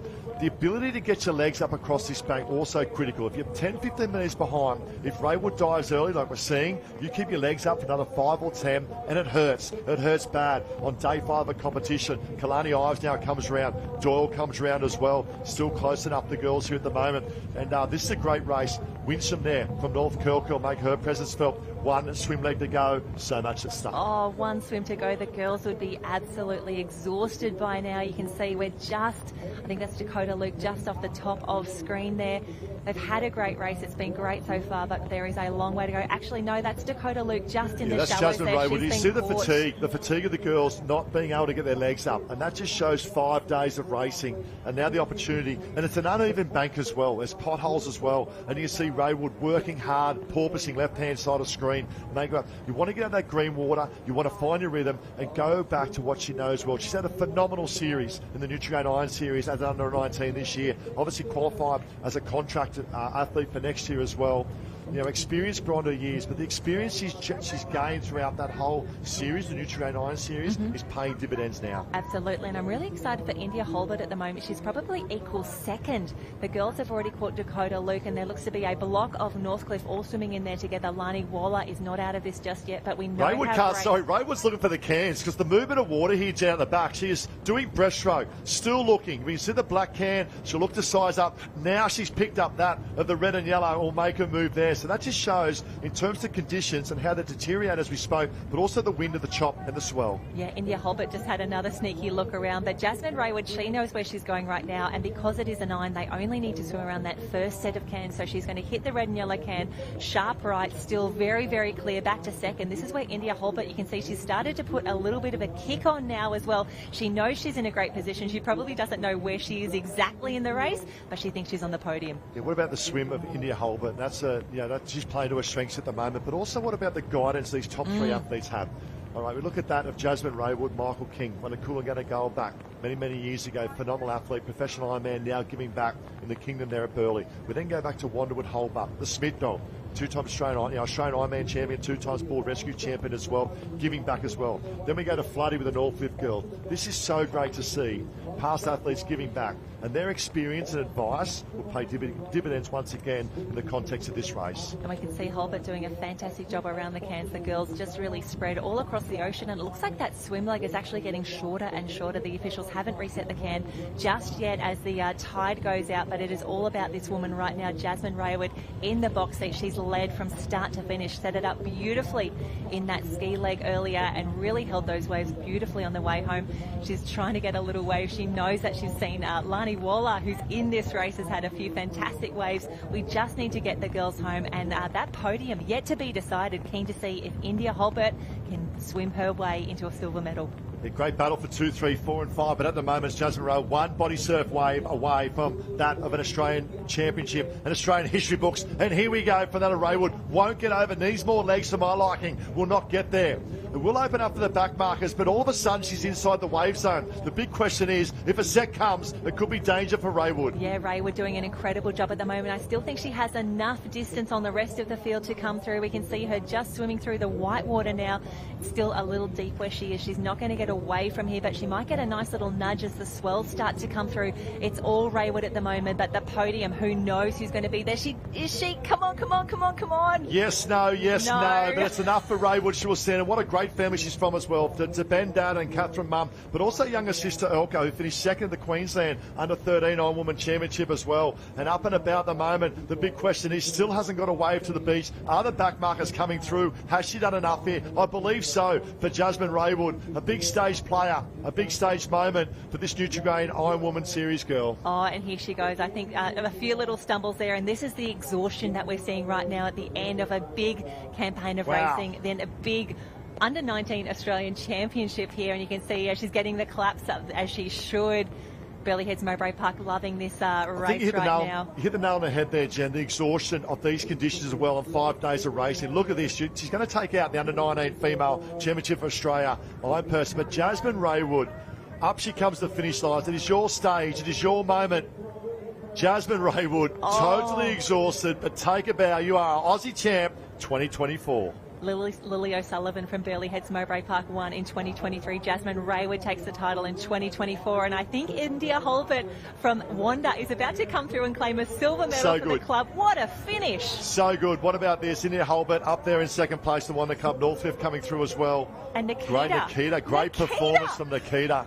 What a race. She packed everything up. She came over here to chase the Ironwoman dream, racing for the girls of Northcliffe. Our French competitor, she cannot believe she is now third at the Australian Championships. Yeah, great performance. But it was what we spoke about, wasn't it? The ability to set up in that ski leg and the strength of that ski leg, but also the bookends of the race, the ability to negotiate out and also into the swim. What a performance. Our champ on the beach with Christy. Thanks, Ty. I'm down on the beach here with Jazzy. Jazzy, you've been in all the big finals today, the swim, the board, the ski, the individual events, but you put them together and you've got the gold for the iron. That must feel amazing. Yeah, well, I wasn't all the individuals, but iron is definitely my best when I get to put them all together because I'm more consistent. Yeah, I haven't had the best day in my other events, but super happy to come away with the win in this. We cannot take anything away from being a finalist in all those individual events. These gold medals, any colour is so hard to come by. That was an absolutely dominant performance. Did it make it feel any more comfortable knowing that you had that bigger lead out in front? Maybe in the board, but coming in on the swim, it's so hard to catch a wave, especially when they're broken. I didn't really have much luck with that. I think I swam into a hole. So having some loss is definitely really scary because you never know what's going to happen, but thankfully I got in first. Jasmine Raywood, you are an absolute superstar of our sport. We cannot wait to see where the future takes you. Congratulations, you're the under-19 ironperson champion of Australia. Thank you. Well, we say goodbye to Ty and Jen. Josh Minogue and Courtney Hancock in the commentary box for the rest of the afternoon. Courtney, it is absolutely bucketing down there on the beach, but the action is just heating up, isn't it? That was an unbelievable race, a great win for the young lady from Burleigh Heads Mowbray Park. She's not a star of the future, she's a star right now. She certainly is. And here we are, and welcome to the Australian titles. We are here, and it is all happening right now. Josh, it's amazing to join you here. I don't know about you, I'm nervous, I'm excited, all in one, and the conditions are happening. It's challenging for all the athletes out there, but we are here. They are fit and ready to rumble. Yeah, that's it. It's been a huge morning so far of racing, a change in the commentary team for the rest of the afternoon, and of course for the live coverage on SBS later in the day. We're not too far away from kicking that off, and we're not too far away from the under-19 men's iron final championship of Australia. We saw a lot of these men not too long ago in the individual events. The big fella from Currumbin there, Brennan, he had a great swim in that surf race, and these guys have gone hammer and tong all weekend long, haven't they? They've been very competitive. We've had a couple of different, there's the ski race champ there, Maguire Reid from the Newport Club. Connor Maggs got the job done in the board. Ethan Callahan got it done in the swim, but this one's going to be a completely different story. Your ability to put it all together, that is the biggest impact on an Ironman and Ironwoman race, and there's a couple of young Ironmen here with big bright futures in front of them. It certainly is. The Ironman, Ironwoman, it definitely comes down to putting it all together. Fitness, skill, and I think today it's all about the less mistakes. So no mistakes, and that's going to be the winner at the end. But we look at the names. Callahan, we've got Harlan, we've got Warren, we've got the Morris, we've got Maggs, Brennan. Everyone is here and everyone is ready to rumble. And look at the boys. They look nervous. They look fit. And I am just, wow. Nerves are absolutely flying. I can't imagine how they're feeling right now. Yeah, that is spot on. And these guys, well, they might be junior competitors. It might be an under-19 race, but there's 3 or 4 of them here who already mix it with the big boys. They're in the Kellogg's Nutrigrain Ironman Series, or will be next summer. And you just know that they're fit and firing and ready to go here. It's, for a few of them, the last shot they will ever get at a junior title. And well, it's going to be difficult. We saw, if anything, in that last race, skills will be at a premium here. If you can get the job done, and if you can, well, set yourself up, that is the key on the ski. We'll run you through the start list from Alexandra Headland, Henry Simpson from Surfers Paradise, Daniel Calabert from from Burleigh Heads, Mowbray Park, Ethan Callahan from Northcliffe, Riley Harland from Burleigh Heads, Fletcher Warren, Campbell Asher of Alexandra Headland, Mitch Morris, one of the red-hot favourites here from the Northcliffe Club. Connor Maggs, the board race champion. Ben Christensen from North Bondi, watch for him on the board as well. The local boy from Maroochydore, Sam Harris. Over the page, Jackson Bond. Taj Andrews, a great board paddler here. Maguire Reid, he is the Australian 19 ski race champion. Jackson McCleary, Jake Morris, and Riley Brennan. He's big, he's in pink togs, and he certainly knows his way around the surf, that is for sure. Do not count him out. The defending champion in this one is in the field, Mitch Morris. He beat Joel Piper and Jake Morris, so 2 of the 3 from last year are in this one.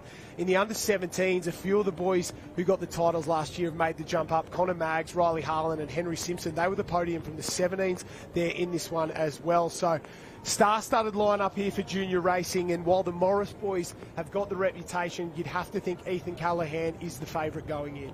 Yeah, certainly Ethan Callahan. He's been looking good, so not only in the under-19s this season, but also the Opens as well, winning that next gen. He's already stamped his authority being the Nutrigrain Series coming up this season. But Riley Harlan, he was also on Nutrigrain. We had the Morris, we had Maggs.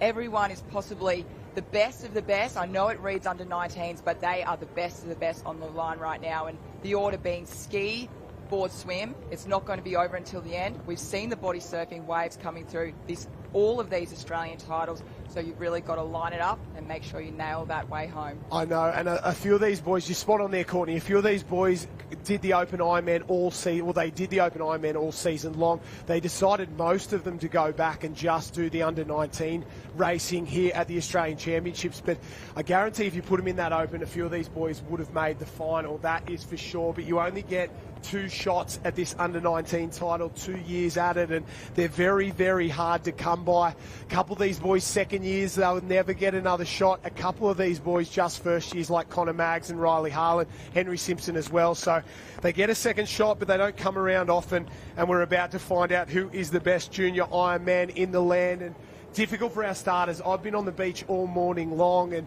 it's just so much worse down there than it looks here on screen. The wind is blowing, and the conditions have absolutely gone to hell in the last half an hour. It was nice cool, calm and collected this morning, and it's just absolutely blown up here on the beautiful Sunshine Coast. And I laughed and said it's a good thing because it'll deter people away, but it isn't the Sunshine Coast that we're used to, that is for sure. These guys and girls are definitely going to have to fight for this one, and it's good because we will find out who the best is. They're fighting conditions, they're fighting each other, and they're fighting, well, the monster surf, because it's stood up and maybe doubled in size in the last half an hour. It certainly has. That swell is rising, and we've seen it all week. It's meant to be at its peaks tonight, so we'll see it just pumping up the whole day. But you mentioned it before, Josh, the Ironman, one of the hardest events you can possibly do. Not only that, throw the wind in there, throw the rain in there, and throw these weather conditions as well as potholes and a long run out. I feel like it's going to come to the fittest Ironman. Everyone is going to hurt. Do not be afraid of that pain out there. Yeah, that's exactly right. Last leg off and away. The Under-19 Ironman Championship of Australia. We can see Ethan Callahan, Riley Harland from Northcliffe on the blue and white there. Got off to a flyer on the bottom side there. Connor Maggs is off. Connor Maggs has gone over. Benedict Christensen, not too bad either. Oh, someone over that side. Jakey Morris has rolled as well. So we've had 3 or 4 of the best ski paddlers roll off their skis in the opening 2 seconds of this race, and the Under-19 Australian ski champion Maguire Reid has gone to the front, as he should. He dominated in flat conditions and he's getting it done here today. Look at him go out in front at the moment. Maguire Reid from the Newport Club is setting this one up perfectly. On the chase behind him, baby Taj Andrews from the Burleigh Heads Mowbray Park Club going hard after him, and Jake Morris has got back on that green ski, the white cap with the maroon star on it, got back on his ski, got himself up into 3rd place. That is unbelievable for Jake Morris. Henry Simpson on the other side, the left-hand side from Alexandra Headland, in equal 4th place there. Bond from the Kurrawa Club, Mitch Morris, the defending champion, not too far away. Riley Harlan just in front of him. Fletcher Warren, I think, from Surfers Paradise, from Burleigh Heads Mowbray Park. And then the lad Calabat from Surfers Paradise there as well. That's probably your top 10 around. But the Australian champion leads them a merry dance at the moment as he turns for home, and you can see they've already strung out as they turn and start to go to work. Oh, we've seen time and time again just how important that start is to have. We see Maguire Reid, he has been so good this whole time. We also see Taj Andrews in second there from Burleigh Headlands as well, his partner Ethan Callahan not too far away. But these runners on these skis, you have to be out the front, because as you see, Maguire Reid, he's just stretching out, but he can't. He's had a little look behind twice now. He's just trying to set himself up, see where the boys are. They are on a bigger wave behind, so he's going to have to keep rolling through. Maguire Reid a mile out in front. He dips the nose down that one. Oh, big wave out the back for Brennan. Big wave out the back for Brennan. Skills will be at a premium here. He's got to get himself down this one. Good skills from the boys on that 2nd and 3rd wave there. But Maguire Reid out in front. Henry Simpson, Jake Morris, maybe Taj Andrews there, and Riley Harland as well from the Northcliffe Club. Off that, Harland just tips his ski over for the 2nd time, and not what you want. Up and around, you can see the rain is pouring at the moment. Maguire Reid goes around. He's originally from that South Australian, and he's come up here doing the kayaking thing, doing the Ironman racing thing, and it's the Morris boys in 2 and 3.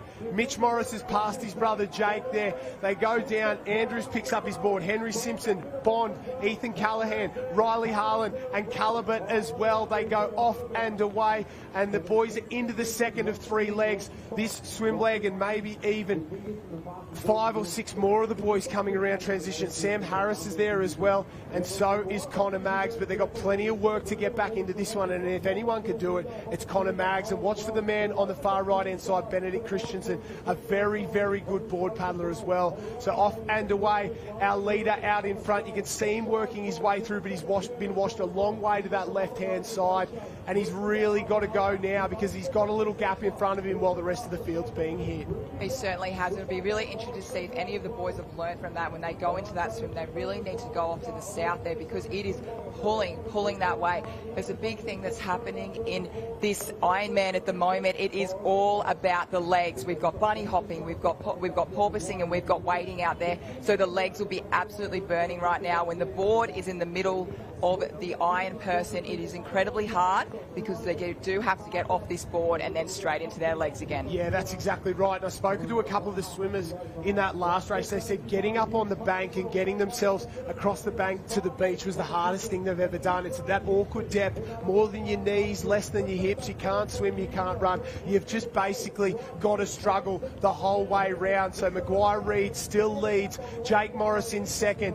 Mitch Morris in third. Sam Harris has flown through the field. I think he was about 10th going in to this one, and he's jumped up into 4th place there. You can see Ethan Callahan and his teammate from Burleigh Heads, Mowbray Park, Bond from Kurrawa, Connor Maggs is there. If he's close in that swim, he will go. So will Henry Simpson as well. Another fantastic swimmer from the Alexandra Headland Club. The rest of the boys strung out behind them there. Maguire Reid turns for home. Mitch Morris chasing very, very hard. There's Mitch Morris on the red. They're not doing much at the moment because they know they've just got to get around that green and gold and then really start to wind it up. Have a look at Ethan Callahan go over the top. Morris knows he's onto something here. He's got to turn. He gets a little run, but not over the top. And maybe our leaders have got down that one out in front, and Maguire Reid doing a fantastic job. He's on a wave on his own with Jake Morris out of shot there, and then the chase and the big move on the right-hand side, Ethan Callahan. Ethan deserved that. You saw that. He really, really worked. Mitch Morris, he put himself up. He went back on his board, maybe a little bit too early, but Ethan Callahan, he pushed. He got on his knees. He was first up on his knees, and he wants this. He is trying to hunt those boys out in front down, but Maguire Reid, he is doing so well at the moment. Oh, what a paddle from him so far. On the board, on the ski, he's led this one from the very beginning. Goes up and around through transition, looks over his shoulders and know they're going to be chasing him hard. The swim's not his best leg, but he's got to find something, and you can see how exhausted he looks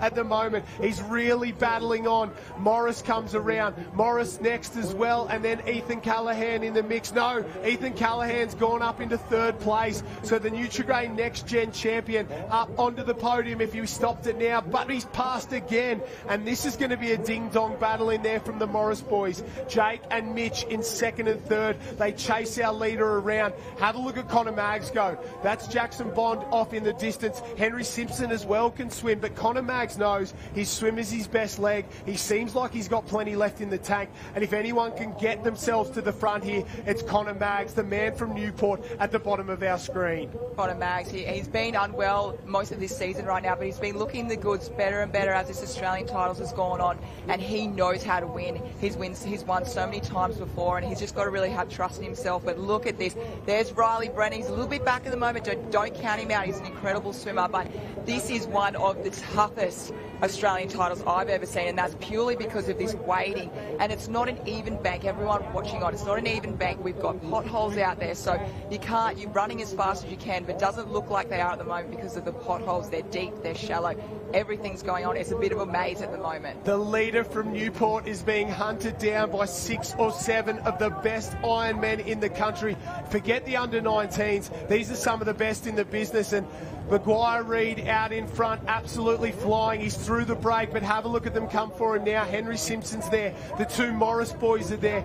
Connor Maggs is going ballistic as well, and I think maybe the Morris boys have gone past him. Yes, they have. Jake Morris, Mitch Morris have both gone past our leaders, so we've had a change. Ethan Callahan's gone past as well. Henry Simpson's moved past our leader, so Maguire Reid spent all his cookies. He's got nothing left, but he's still in it. He's got to find a way to fight.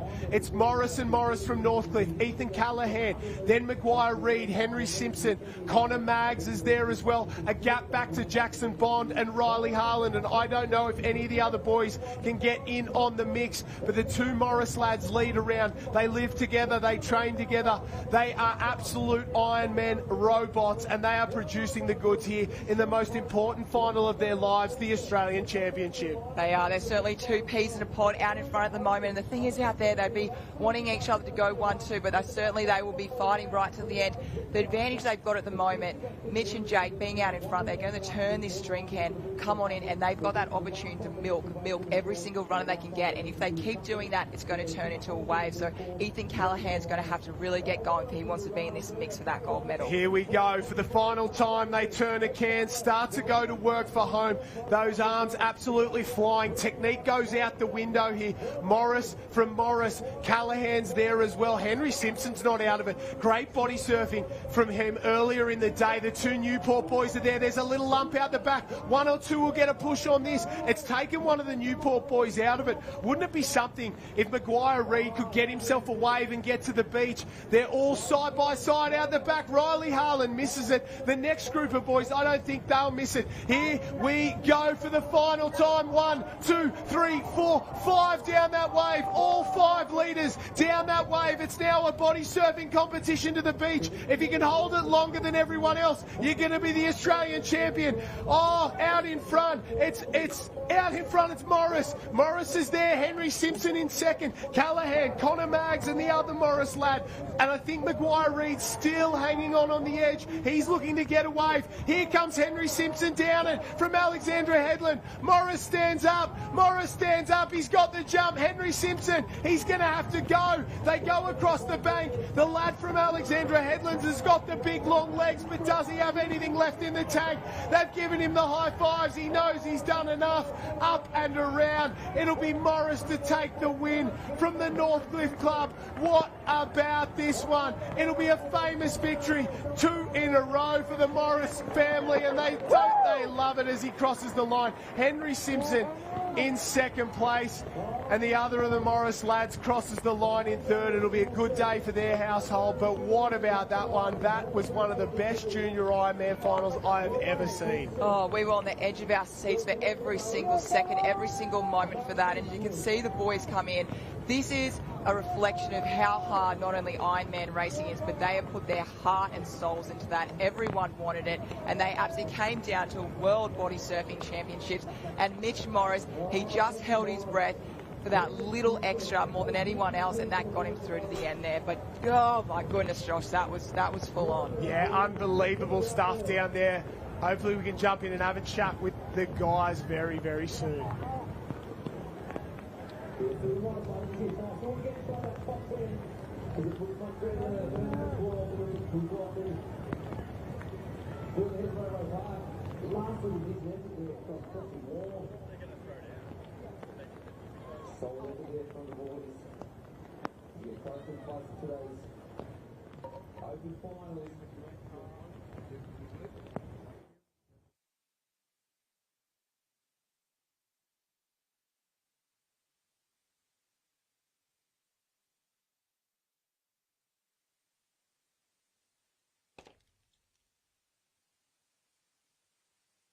Thank you, guys.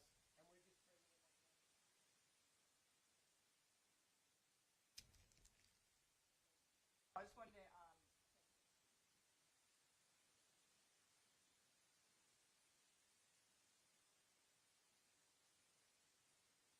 Okay, looks like you're good. Oh my God, that.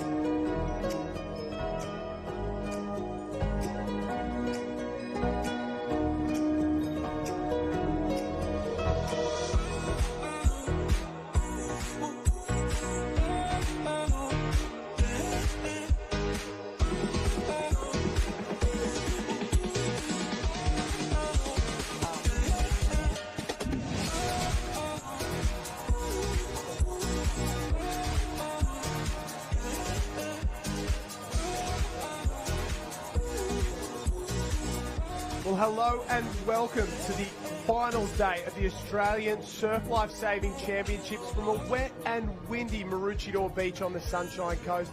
We're at day 9 of competition, and it's all come down to this. Finals day, the most important events for all our surf sports athletes. Hello and welcome, I'm Josh Minogue. Joining me in the commentary booth all afternoon long is 2-time Australian Ironwoman champion Courtney Hancock. Courtney, welcome to Maroochydore. It's not so Sunshine Coast today, but the racing has been amazing all weekend long.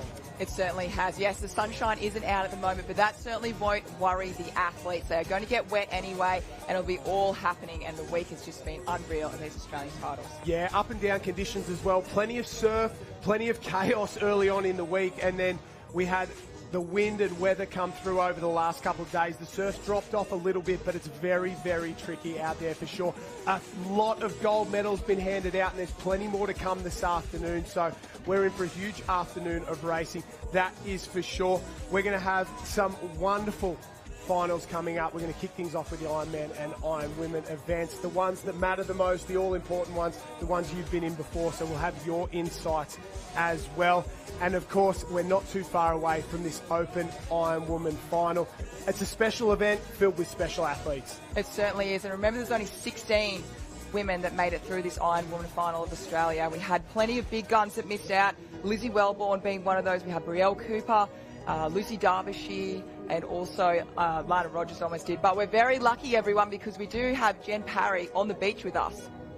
Team, it is a wet and wild day down here at Maroochydore Beach, but I tell you what, the ladies lining up behind me would be loving these conditions. About 15k winds from the east, expected to deteriorate across the afternoon as the tide goes out as well. About a metre on the sets, that could increase, and we've had some squalls come through already. We would not have it any other way down here at Maroochydore. The best athletes in the best conditions. What an afternoon of surf racing.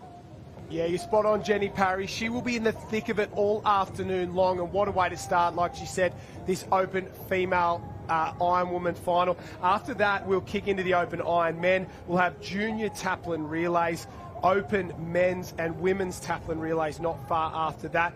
We'll have some beach action, women's ski race finals, the junior Iron men's as well, and that should wrap us up in the afternoon. Hopefully we get the board and ski and swim finals in there as well. That lady there, Tiani Massey, on her home stretch of sand, will be looking for a famous victory here today.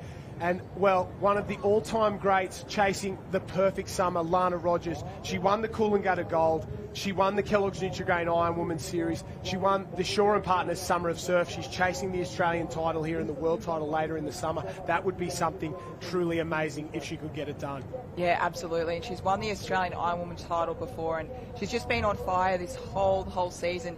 She looks to be like she's about midfield at the moment, so you'll definitely see a lot of pace coming from there. We saw Tiani Massey on screen before. She's actually number 4 in line.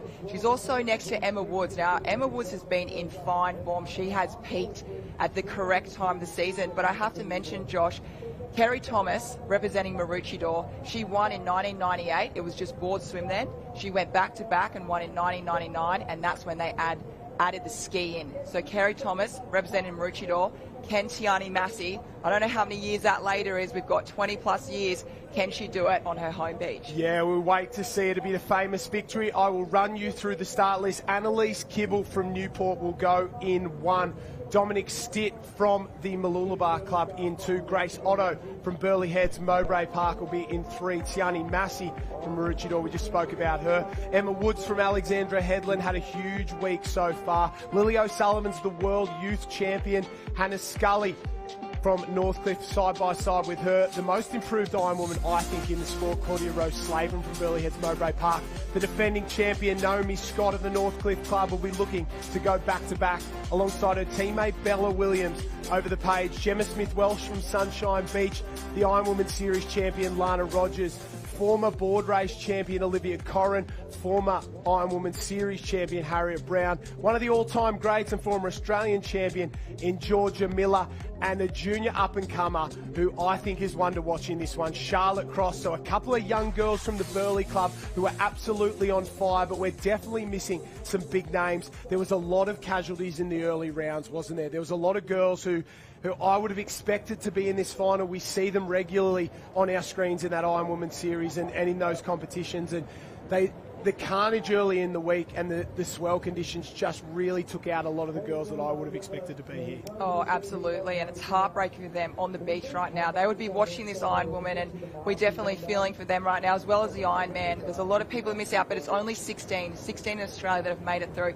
Josh, I have to point out, we've got Georgia Miller, she's on that right-hand side, Harriet Brown, Lana Rogers not too far away as well. I think we're definitely going to see a lot of pace, and with that sweep moving from the south to north side, I feel like it's going to make it a little bit more difficult for Tiani Massey, the likes of Emma Wood, Hannah Scully, and Elise Kibble coming through.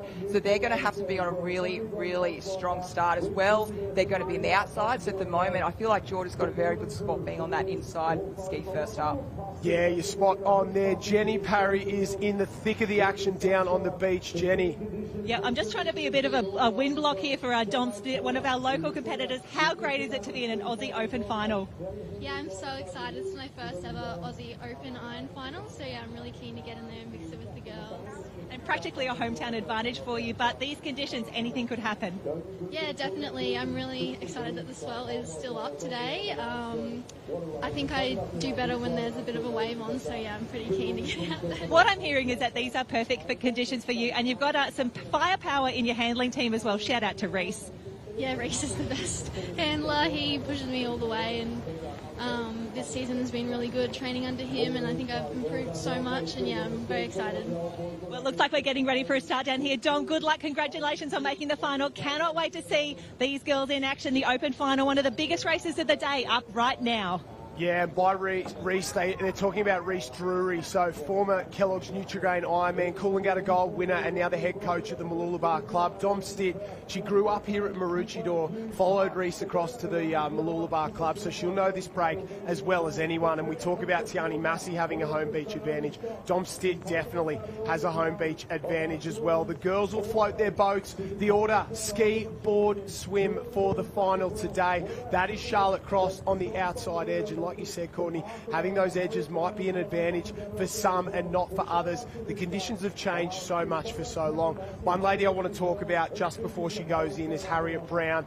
Her final year as a professional Ironwoman, she said she might be back, but she'll be never back in the form she is at the moment. She has been on fire all summer long. I've asked her a couple of times why she's retiring, because she's in such good form. A former Nutrigrain Ironwoman series winner, multiple series winner. She's come close a few times here in the Ironwoman, but never been able to get it done. It'd be a fairy tale finish if she could win in a final Ironwoman race. Definitely, it should be a very popular win on the beach, and in our sport of surf lifesaving, that is for sure. She's had a couple of seconds, and it's hard to do. Shannon Eckstein tried to do it. He got the silver. Carla Gilbert, I know she's done that. I think it's been back in 2006, she won her last ever, that was 2003, excuse me, that she won her last ever Ironwoman there. So Harriet Brown, very popular winner. Look, I think she's on a really good side at the moment. She's on the edge there, a bit less carnage. She's also around very experienced girls who've done this race before, so that'll definitely make a difference. But as you see, we're getting ready for a start. On that north side, Annalise Kibble, she's just on shot there with Dom Stitt, we heard from before. They've got plenty of space, so I feel with the ski first, you want to have space, and you don't want to have any, I guess we've seen it before in those ski races, clinking paddles, clinking bodies, and you want to have an open area. I think this final is going to be less about high performance and more about grit and grind. And the girls who can get in the thick of the action, the conditions aren't perfect. The surf's really tricky out there. The wind's blowing, the rain's coming in. It's really, really hard for these girls, and the girls that can put it out of their mind and just decide that I'm in the fight and I'm going to keep fighting to the very end are the ones who are going to be super successful. Off and away, the start, the Open Ironwoman Final Championship of Australia for 2024, and Tiani Massey, 4 in from the left-hand side, has probably got the best of it so far. That is her on the right of your screen. There goes up and over. Grace Otto on the blue ski as well. On the far right-hand side, Bella Williams absolutely flying along with Lana Rogers, and it's Rogers who's got the jump on almost everybody already, so you give her an inch and she will take a mile. She's won every major title this summer, and she has a 4 ski length lead on the rest of the field already. Lana Rogers must be thinking all her Christmases have come at once, but Georgia Miller and Harriet Brown go into their work and start to chase. So does Tiani Massey, Emma Woods, Grace Otto and Dom Stitt in the foreground there, but have a look at Lana Rogers go. She got away from Georgia Miller in the Coolangatta Gold in the final run leg. She dominated the Ironwoman series. She won it in a sprint finish in the Summer of Surf, and this start was absolutely electric from Lana Rogers. She's about 5 in from the right-hand side. Pink ski on quick, rating up, get going, and just attack the break. Yeah, Lana was right in front, right from that start. You looked at her from that start and she was so ready to go. She was fired up. There she goes. She just gets on that double up. You see Harry and Georgia just getting a little bit caught up there, but not too unscathed, not too bad. But Lana Rogers, you cannot give her a lead. She's fantastic Iron Woman here. She's got a ski length, no one on her wash at the moment, but I tell you what, she does not have a weakness, so this is going to be really tough for the girls to catch up. Georgia Miller coming after Harriet Brown there, the blue with the pink nose, that's Tiani Massey. The yellow on the outside's Dom Stitt. The white ski on the inside is Emma Woods. Then it's Kibble. You go back to maybe there, Olivia Corrin on the green, Grace Otto, that's your top 10. But our leaders have got a wave. Harriet Brown's got a wave on the far side. She'll run down this one. Great little wave for Brown there to get her up in onto the action, and Lana Rogers is joined on the front. The next wave will have Tiani Massey and Georgia Miller on it. The rest of the field will be scrambling a little bit. This is where things will get interesting. Courtney Hancock. Oh, Rogers just goes sideways. You can see how much water movement is in there at the moment. Jenny Parry knows better than anyone. She's standing with her feet in the water at the moment. How tough is it for these girls to negotiate that break? Oh, it is absolutely miserable out there at the moment. The girls doing an incredible job. The surf is getting messier and messier as the rain come down as well. The first of the transitions is about to come through. Harriet Brown in her last year as a professional Ironwoman is doing everything right at the moment. It is Northcliffe 1, 2, 3 as we come around the first run. Yeah, fantastic performance from Harriet, that is for sure. She just went a little sideways there, but here comes Georgia Miller, here comes Lana Rogers, and expect those two girls to be just a little bit quicker than Harriet Brown through that transition. Rogers, she's led the entire way so far. Georgia Miller there just looks over her shoulder. Harriet Brown grabs the board as well. Very quick board paddler. You know better than anyone just how good Harriet Brown is on a board. Tiani Massey in 4, Corrin in 5, Kibble in 6, Dom Stitt in 7, Lily O'Sullivan in 8, and Emma Woods in 9. All these girls are close enough to the lead at almost the halfway mark of this Ironwoman race, and I wouldn't count any of them out. But Lana Rogers, Georgia Miller and Harriet Brown are tightening the screws. They certainly are at the moment. You definitely got to get going. We see Naomi Scott and also Hannah Scully just pick their boards up. They have to go now. And you've got the likes of Lana Rogers, Georgia Miller, Harriet Brown, Tiani Massey. They've all been in form all season. You cannot give them an inch. Everyone is hurting, and that's the thing with the Australian Ironwoman title. When you're going for it, you know you're going to be in pain. You know you're going to hurt. Everyone's hurting. So this is really, you've really got to do those 1%ers, no mistakes. And here we go. We've got a little bit of a set on. That's Lana Rogers and Georgia Miller just going to hit. Are they going to roll? Are they going to pop? We'll see in 1 second. Lily O'Sullivan's going all the way down, and Kibble as well, all the way down the right-hand side. I think they might sneak out, but our leaders are just getting hit. They got clipped. That's Rogers there, the light pink. Georgia Miller, I think the colour's Lady Luck on the left-hand side. Harriet Brown on the yellow there. Corrin not too far away at the bottom of the screen, but there's probably 6 or 7 along in a line with Corrin. You can see on the far left-hand side of that shot there, our leaders working their way out. Georgia Miller's gone to the front. Lana Rogers tight alongside her, and Harriet Brown hanging in there. I think she's the sentimental favourite for the crowd. I think everyone wants Harriet Brown to win. It's going to take something huge. She's got to get under this one. She's got to sneak under. Gets hit. Oh, back shot for Harriet Brown there. She's just gone back to the field there. The gap has exploded from first and second. And Georgia Miller, the 3-time Ironwoman champion of Australia, goes up alongside Lana Rogers, and we say goodbye to everybody else. And one lady who's fully invested in this one down on the sand with Jenny Parry is Coach Naomi Flood. Oh, Floody, you're in charge of the girls of Northcliffe. You've won this race before. How are the nerves? Oh, it's just out of your control, and the surf is obviously throwing up all sorts today, but the girls are doing really well. The girls have been on fire this last week, and I just said at the start of this, it's obviously I've lost my voice, but it's 47 weeks of hard work, and it comes down to this, and you know, whatever happens, but they're putting it out there, and that's what I ask of them, and someone's just coming down the wave. We've got 2 on the front wave. The girls are unreal. We've had a really good season, a really long, big, tough season, but it's been unreal. We've got a really good group. Love coaching them. It's very sad that Harriet's leaving us. I get emotional, but Harriet's so unlucky in that board race earlier. She's put it out there. That's one of the best paddles I've seen her do. And great to Brodie Trinker. She's such a legend. She's such a nice girl, and obviously had the legs. But in this Ironman race, sorry, getting distracted. The girls are just fierce. You know, like they get on really well, but they're fierce and they turn up, and they really turn up physically as well as mentally. And that's a dream for me. And That's why I'm doing it. If it wasn't easy, I wouldn't be doing it. Well, you're doing it, and you're doing a great job. Get out there, go and cheer for the girls. It's a Northcliffe 1-2 still coming into the second transition. And 3 has us in third.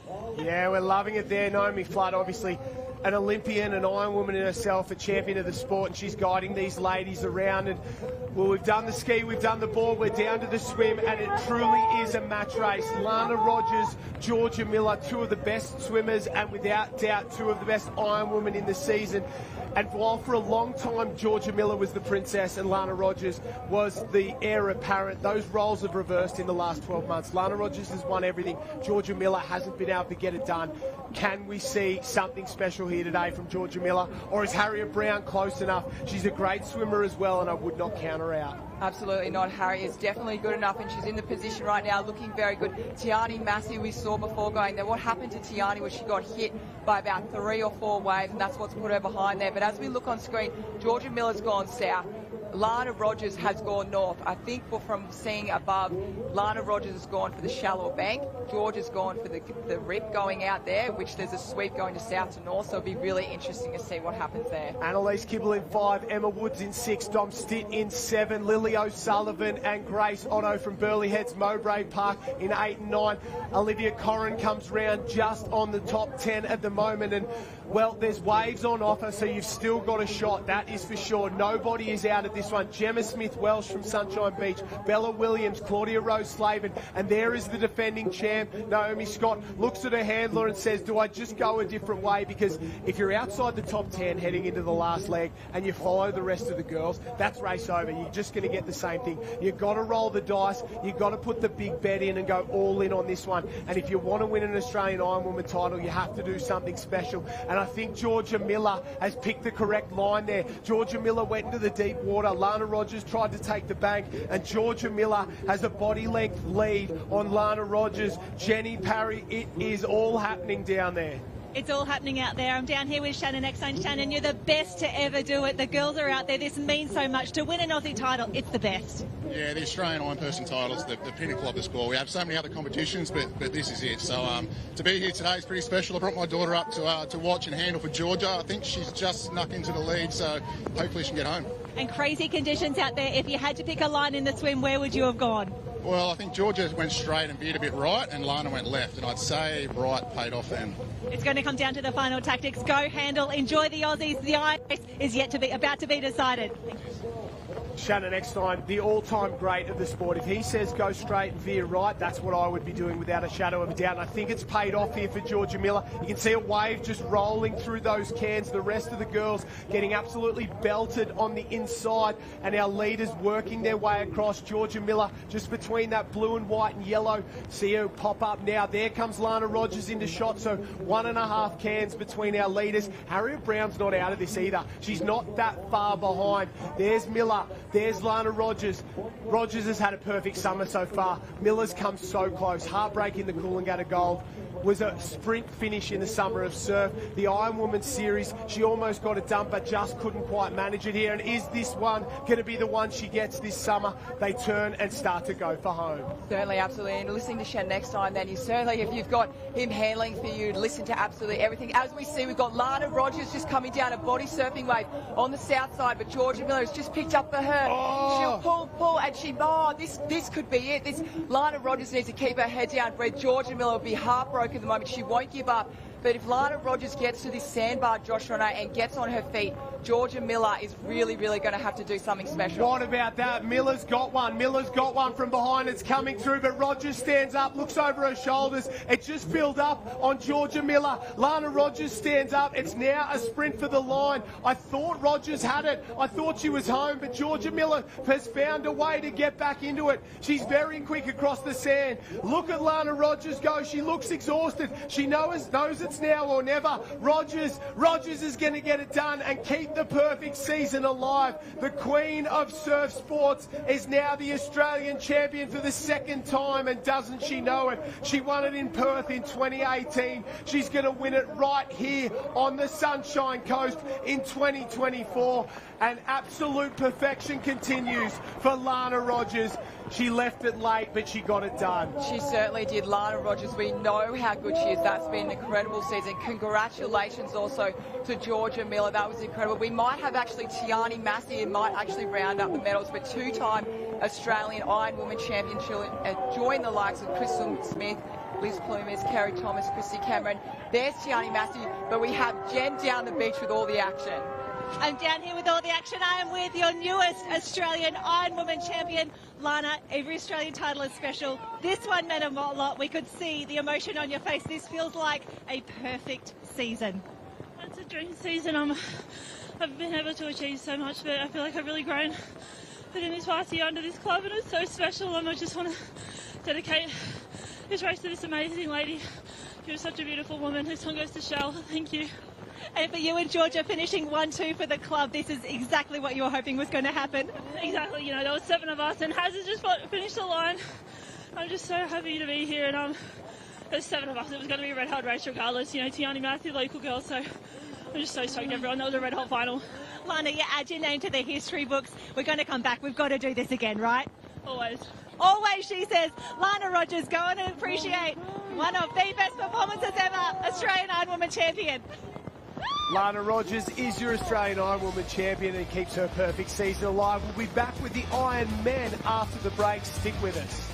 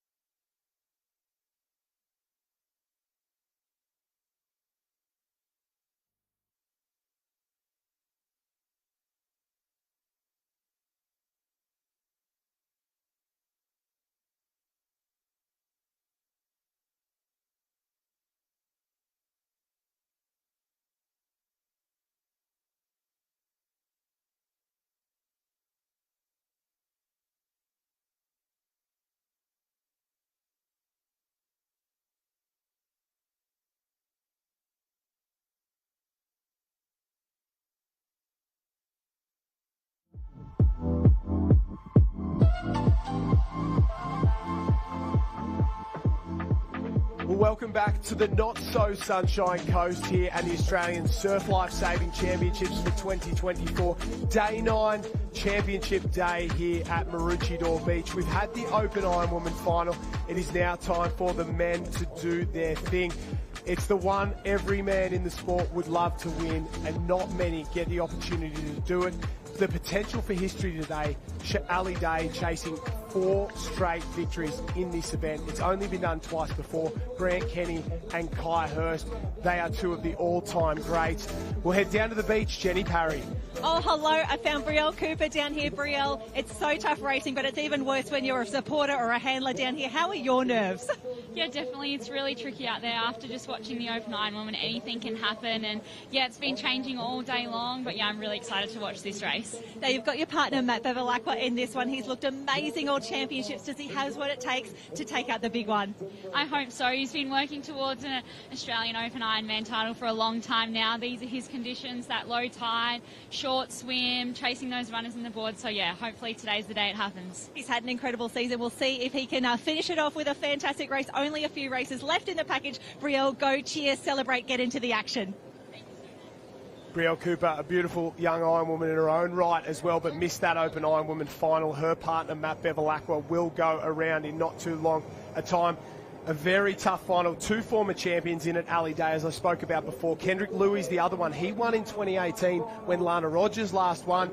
Will this be the day that he goes back-to-back as well? We can see that is Kendrick Louis there on the right-hand side. Matt Bevilacqua just taking off his jacket. Charlie Brooks there in the centre as well. I will run you through the field for the Open Australian Ironman Championship final. Sean Riley from Burleigh Heads Mowbray Park. He has had a great summer so far, and now he's into his biggest ever final. Dan Collins from Redhead. Joe Collins, the Kiwi from Northcliffe. Watch for him. These conditions suit him down to the ground as well. Charlie Brooks, we just spoke about. Alistair Day, the 3-time defending reigning Ironman champion. Matt Bevilacqua from Northcliffe. Kai Kinsella, if there's a wave on, he will find it. An unbelievable body surfer. Watch for him late in this Ironman race.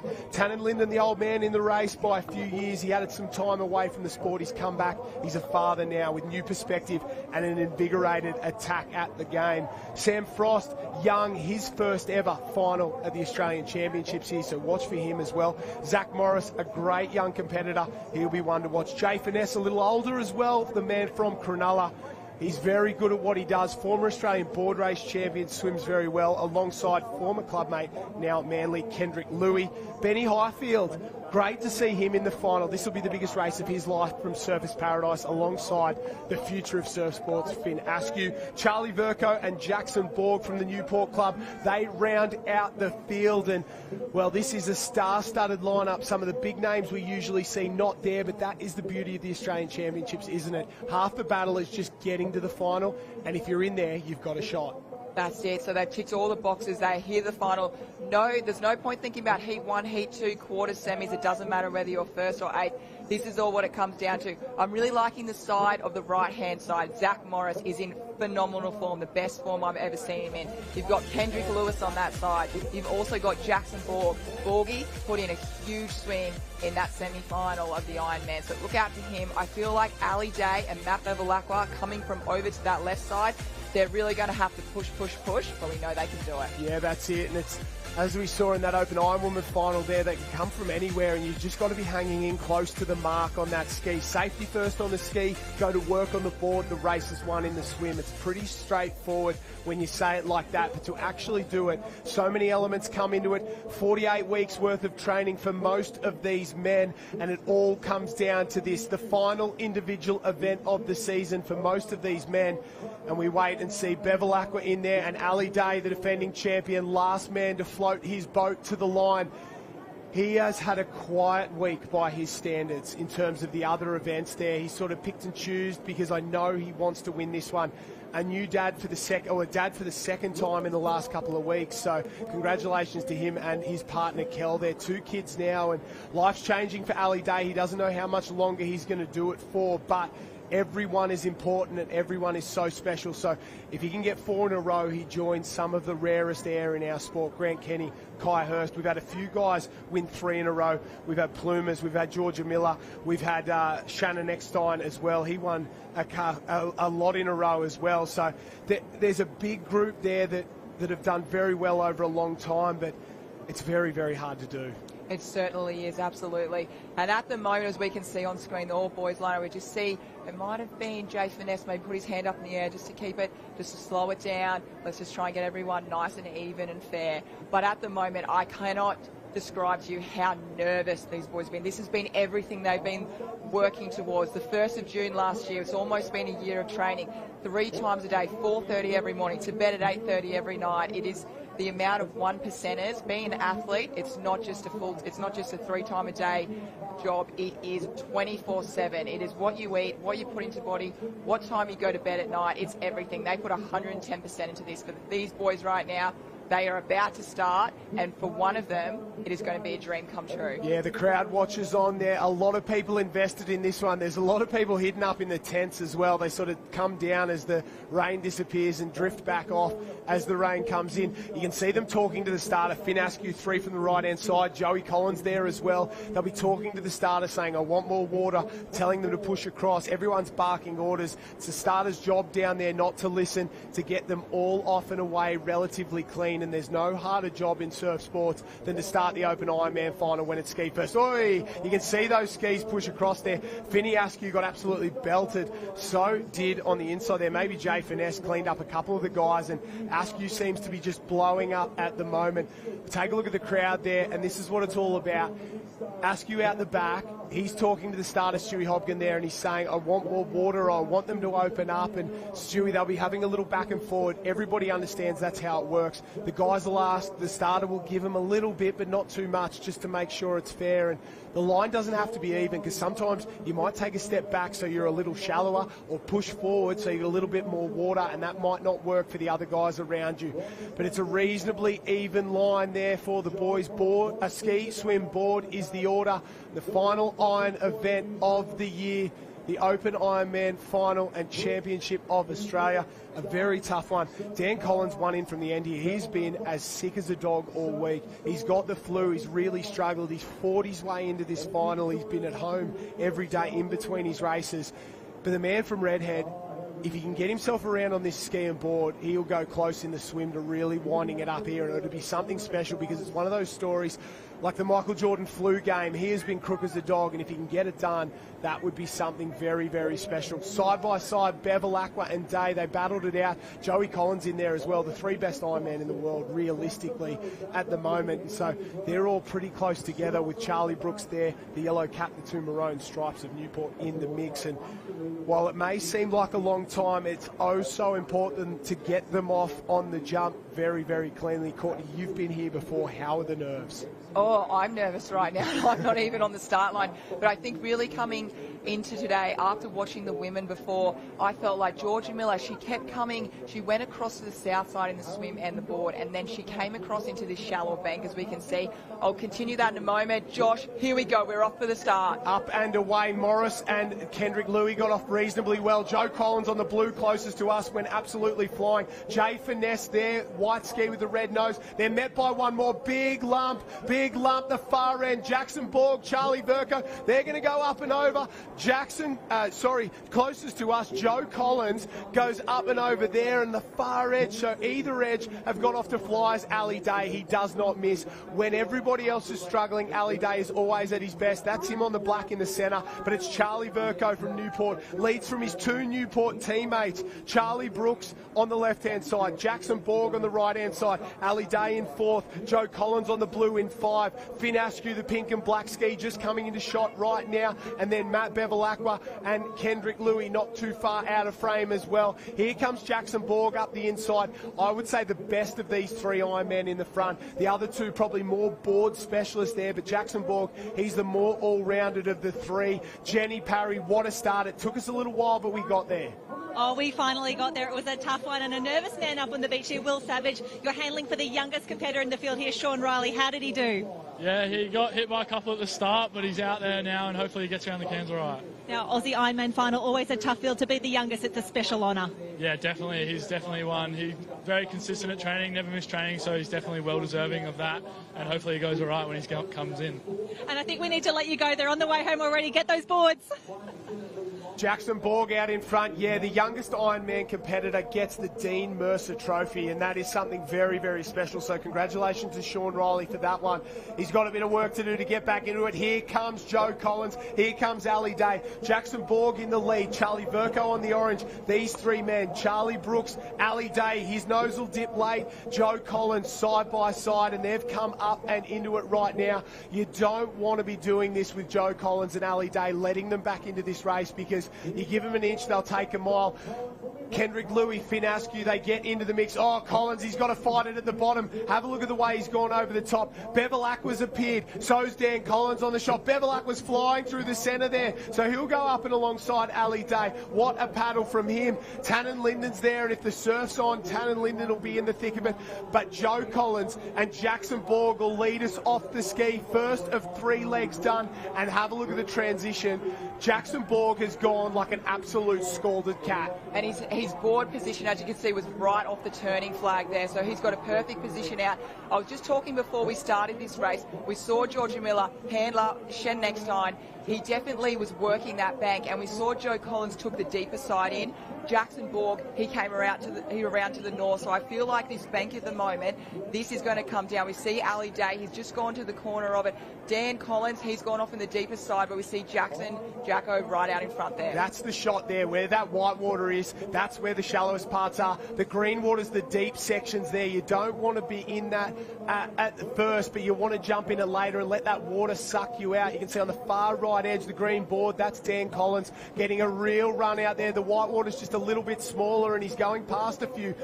Closest to us, that is Kendrick Louis, and there's our leader, Jackson Borg. He's just been passed by Joe Collins in the centre. Collins is going for broke, but he gets clipped. Dan Collins has jumped in the rip on that right-hand side and gone to second place from the Red Egg Club. He ducks underneath it, and at the moment, in the centre, on the blue, underneath the wave, he rolls under Joe Collins. Dan Collins on the right-hand side. They're not brothers. They're from different parts of the world, and Charlie Verco on this edge and Charlie Brooks in the centre are out in front. So at the moment, the Kiwi man from Northcliffe, Joe Collins, goes up and over. Dan Collins underneath and gets back shot. So does Charlie Brooks, and Charlie Verco's gone around the outside, and all the guys who were close and took that centre line have been absolutely belted. That right-hand side was the key. Have a look here. Up and over for Joe Collins, underneath for Jackson Borg. Gets whipped up and over, and that was the moment that he lost the lead. If I was racing out here, I would have definitely gone for that right side, because you have to think about it. It's going from the south to the north, that sweep, and if you get hit by a couple of waves, you're really going to have to turn back. But we are so lucky we've got Jenny Parry. She is right in there with all the athletes. I'm down here with Max. You've won this event before. How good did a Newport 1, 2, 3 look on the transition? Yeah, that was nice. I didn't notice that till they were running back out on the board. I was just worried about picking up the ski, so that was nice to watch, and it would be nice to finish like that too. Now, you're part of history. You've won this event before. This would mean so much for Newport to get on the books again. Yeah, it really would. It's a really tough race to win, really tough conditions, so we'll see how it pans out. Alrighty, go Handle. Good luck. His brother Charlie Brooks in this race. He is a little bit back and got some work to do. Charlie Verco, fellow teammate from Newport, goes to the lead, finds a runner. He's a fantastic board paddler. You can see that, 6-8 strokes, and that's a 3 board length lead. Joe Collins from Northcliffe on the blue board. Oh, Dan Collins through the centre as well. Here come out the back, Kendrick Louis. Finn Askew down one. Charlie Brooks, we just heard from his brother there. Oh, Charlie Verco over the top. He gets down on the stomach ride this one all the way to the beach. And, well, Charlie Verco, he would have been 75 to 1, 100 to 1 before the weekend to win this one. But with one leg to go, he leads the Open Ironman final. Here comes Finn Askew at the top. Kendrick Louis, Joe Collins, Charlie Brooks, Dan Collins. They hit the sand for the final time heading into the swim leg and have, big hit, huge hit from Finn Askew on one of the handlers there. He just went hip and shoulder straight into him, and have a look at the swimmers go. They know they're in with a shot. Charlie Verco leads up and around. Finn Askew in second. Dan Collins in third. Joe Collins in fourth. Kendrick Louis is there as well. They're not the best swimmers in the sport, but they're some of the best swimmers in Ironman racing, and they're all in this one up to their eyeballs. Finn Askew goes to the front, Dan Collins and Kendrick Louis. They're my three picks from here this far out. But here comes Ali Day. He's not too far behind. He was a long way down after getting belted on the board, and he knows it's now or never. If you let this one go from here, it will be over before you know it. And that is one of the best transitions I've seen from Ali Day. He'll come into the bottom of the shot in just a second. There he is there. Look at him go. He's running these boys down. This is the moment. This is a moment of opportunity where you really have to go. Everyone's hurting. It's coming down to a leg race at the moment. So getting into that weighting, working really hard. Everyone's hurting right now. But if you've got light legs, and sometimes that second wind pops on in, this is the Australian titles. Here we go right now. I've got Finn Askew. He's on screen right now. We had Charlie Verco in there. But I tell you what, I've never seen Dan Collins this far up in a top Ironman race going to swim last. His best leg. Yeah, that's spot on. Finn Askew took that straight line out. The rest of the boys over into the rip there. I think maybe, I don't know, but we saw what Georgia Miller did in that last one going on the right-hand side, and it's Collins there on the right. He'll duck under that. Kendrick Louis on his feet. Ali Day on their feet as well. Finn Askew from Surfers Paradise still leads on the left. Charlie Verco there, but I think he's been passed there by a couple more swimmers. They're going to come all the way back to that red and yellow can, and while it seems like a long way, the water's pushing from right to left. Jenny Parry, this race is at its absolute maximum right now. Oh, absolutely at the maximum. And one man who's watching very keenly, Zane, you look after the surface crew, Finn and Ali on that transition. So good. Yeah, they were flying across the sand. That obviously last leg of the Australian Ironman final. It's really exciting. Long wait out there, a lot of opportunity to make up some ground or to pull away. I think they did a great job. Finn was at the front, Ali had to do some work. Both looking good going out, so right in the mix. And looking dangerous, both of these boys swim so well when they're under fatigue. Yeah, definitely they're swimmers. They love swim last, so they're in it, so let's see how they go. Go drop that board, go see the finish, it's all happening. Thank you so much. Dan Collins, Kendrick Louis, Finn Askew, 1, 2, 3 at the moment. Ali Day off on the right-hand side. You can see him. He's just going to go his own way at the moment. He's in 4th place. It'd take something huge for anyone else to get into this one. Joe Collins in 5 as well. Charlie Verco in that little group with plenty of work to do. But as they go around, out in front, absolutely flying, Dan Collins. They will celebrate in Redhead if he can get it done. They've had a huge week so far. The juniors have been on fire. The man who's done it before, chasing very, very hard, is Kendrick Louis. This was the wave that got Charlie Verco out in front, and then you can just see in the background a big group of them start to appear and come down one behind. And while he had a big lead, he knew the swimmers were there. There's Askew, there's Louis, there's Collins, there's Brooks, and there's Collins as well. The boys are into their work, and they've just got to get round this green and gold. It's a straight drag race from home, Courtney. There's still 6 or 7 men who can win this race. Everybody, I think, who's gone past that orange can now, I think they can still win, so none of them are out of it. But it's Dan Collins on the front.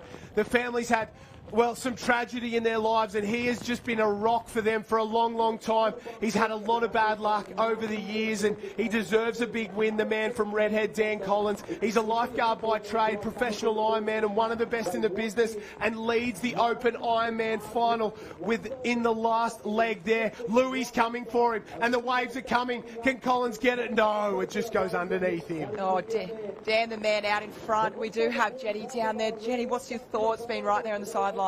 Oh, everyone has asked me who's in the lead, who's up there. The weather is absolutely deteriorating down here. It's a complete mess, but the boys are on fire.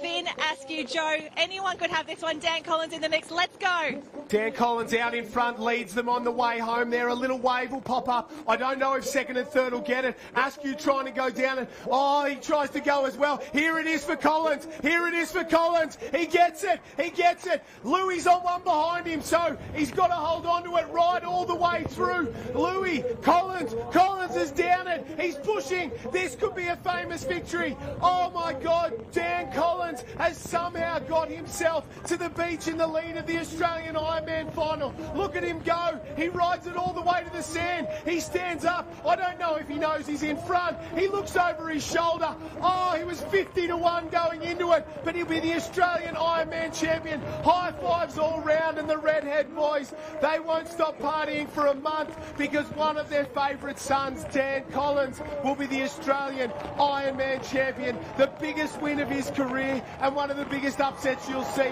No man has ever deserved it more. Dan Collins, you take a massive bow. That was absolutely incredible. And we said it before when he went into that swim. I tell you what, if he's got a little sniff, he'll definitely take it on. He's a family man. You'll definitely see everyone from Redhead and his family right there. And here we go. We've got second, third, fourth all coming at the moment. We could see potentially could be Jacko Borg there, Ali Day maybe got across as well in second and third. What about that one? You've got to feel for a couple of these lads. They did everything right. Hugs all round the old man there. What about this one? Jenny Parry, there is not a ball-like lad on the beach without a shadow of a doubt, and now he's the best Ironman in the sport. He is the best Ironman in Australia right now. Dan Collins, embraced by Kendrick Louis down there on the line. I need to jump in. Dan, Australian Ironman champion for 2024. That sounds absolutely perfect. Yeah, thanks so much. Yeah, I guess I'm in a little bit of shock at the moment. I've always known that a big result's there, but putting it all together has always been a challenge. And yeah, happened today, and it's an Aussie title.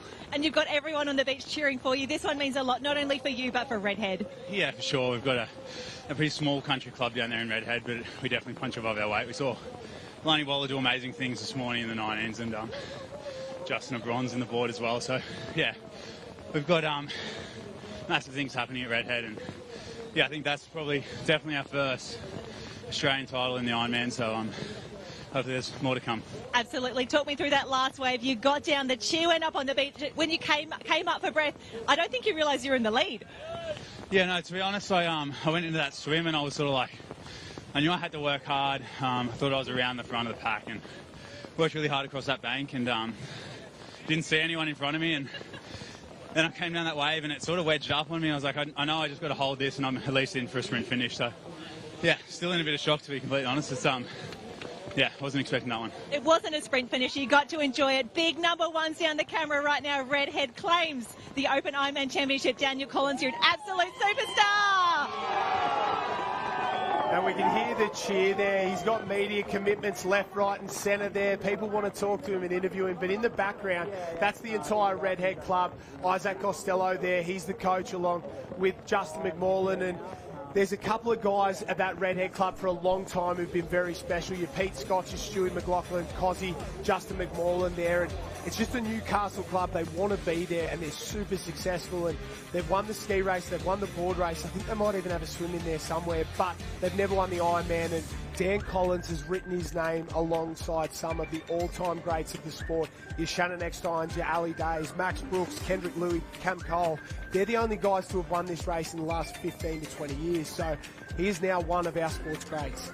And you looked at him at that finish, so with Jen, we were so lucky to get that interview at the end. He's definitely in shock. You can see his face. He just can't believe it. I remember doing an interview with him earlier in the season. He's a full-time lifeguard, and he actually trains in his lunchtime as well. So he just gets it done, and he's such a beautiful person. And to win this, he is in shock.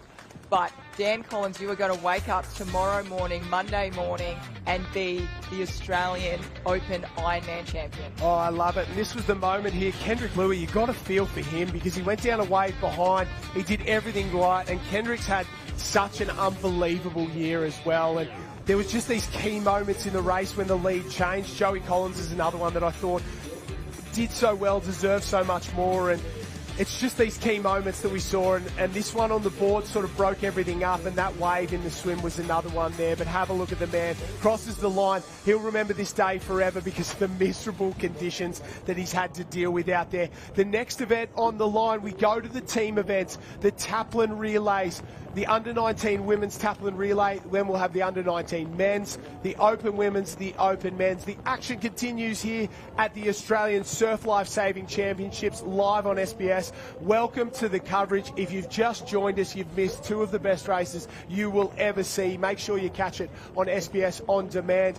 But ladies and gentlemen, we're into the team events here, the taplin relay, the same as what we've seen so far. Ski, swim, board, but this time 3 competitors will go round. This is the Female Taplin Relay Championship of Australia, and we'll run you through the start list. Avoca Beach was number 1. They're on the far left-hand side. Alexandra Headland, Northcliffe A, Newport A, Dickey Beach from the Sunshine Coast, Northcliffe B and C, Burleigh Heads, Mowbray Park A, Met Caloundra Blue, Wanda in Sydney, North Bondi in Sydney, Surfers Paradise, Redhead. How do you race after seeing something like that from your teammates? Maroochydore, Northcliffe D and Kurrawa A. The girls are on the line, set and ready to go. This one's going to be a really tough one for the ladies. You can see how much that rain's come in, and expect big things on that far left-hand side. Nat Drobot for the Avoca Beach Club. She's one of the best paddlers in the world, let alone in the under-19 age group. Just missed selection for the Paris Olympic Games in kayaking, so watch for her to go off on the left-hand side like she's been shot out of a gun. And this is really up in the air, like we saw in that last one. Not an upset in the open iron women, but a bit of an upset in the open iron man. Nobody would have expected Redhead to get it done, and you can see the girls there all crowding down because there's so much wind and rain coming in, and it's literally coming in sideways. And that's what we love about the Australian titles.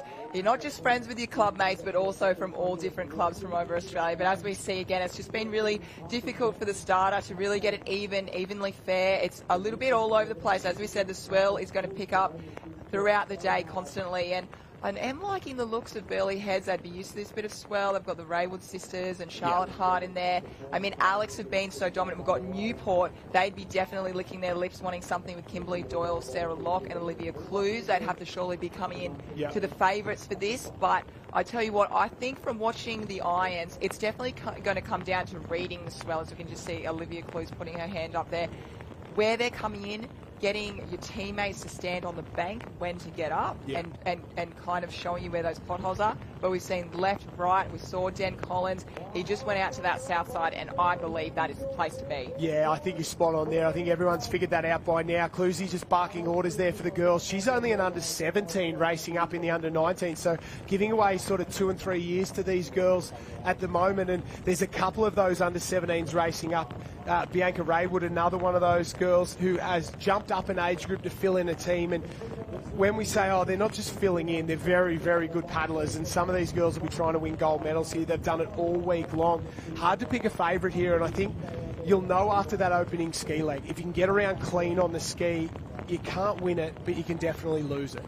Absolutely. These girls, they have a lot of pressure on them to wanting to get that good start for their board paddler and also swimmer. You want to get, you know, not necessarily you're trying to get up the front, but just be in that top pack. You just want your board paddler to be in that position, and then your swimmer to absolutely let loose and go for it, because the swim is a tiny bit shorter. But here we, Josh, we are off for a start for that under-19 female taplin final of Australia. Very clean start from all the ladies. Great performance from there. Avoca are the defending champions. Drobot was in it last year. She set them up once again, and already you can see a few little waves starting to come through. A couple of the girls punched the brakes ever so slightly. A couple have just landed on the lap. One's off in the centre. One's off in the centre. That's one of the Northcliffe girls there. Raywood with the pink and green goes up and over as well. Northcliffe out in front. Surfers Paradise off to a flyer. The girls on the left-hand side, like we spoke about, have got off reasonably clean. The right-hand side has been absolutely exploded over there, and that is not what you want. And it is Drobot from Avoca and Alexandra Headland. So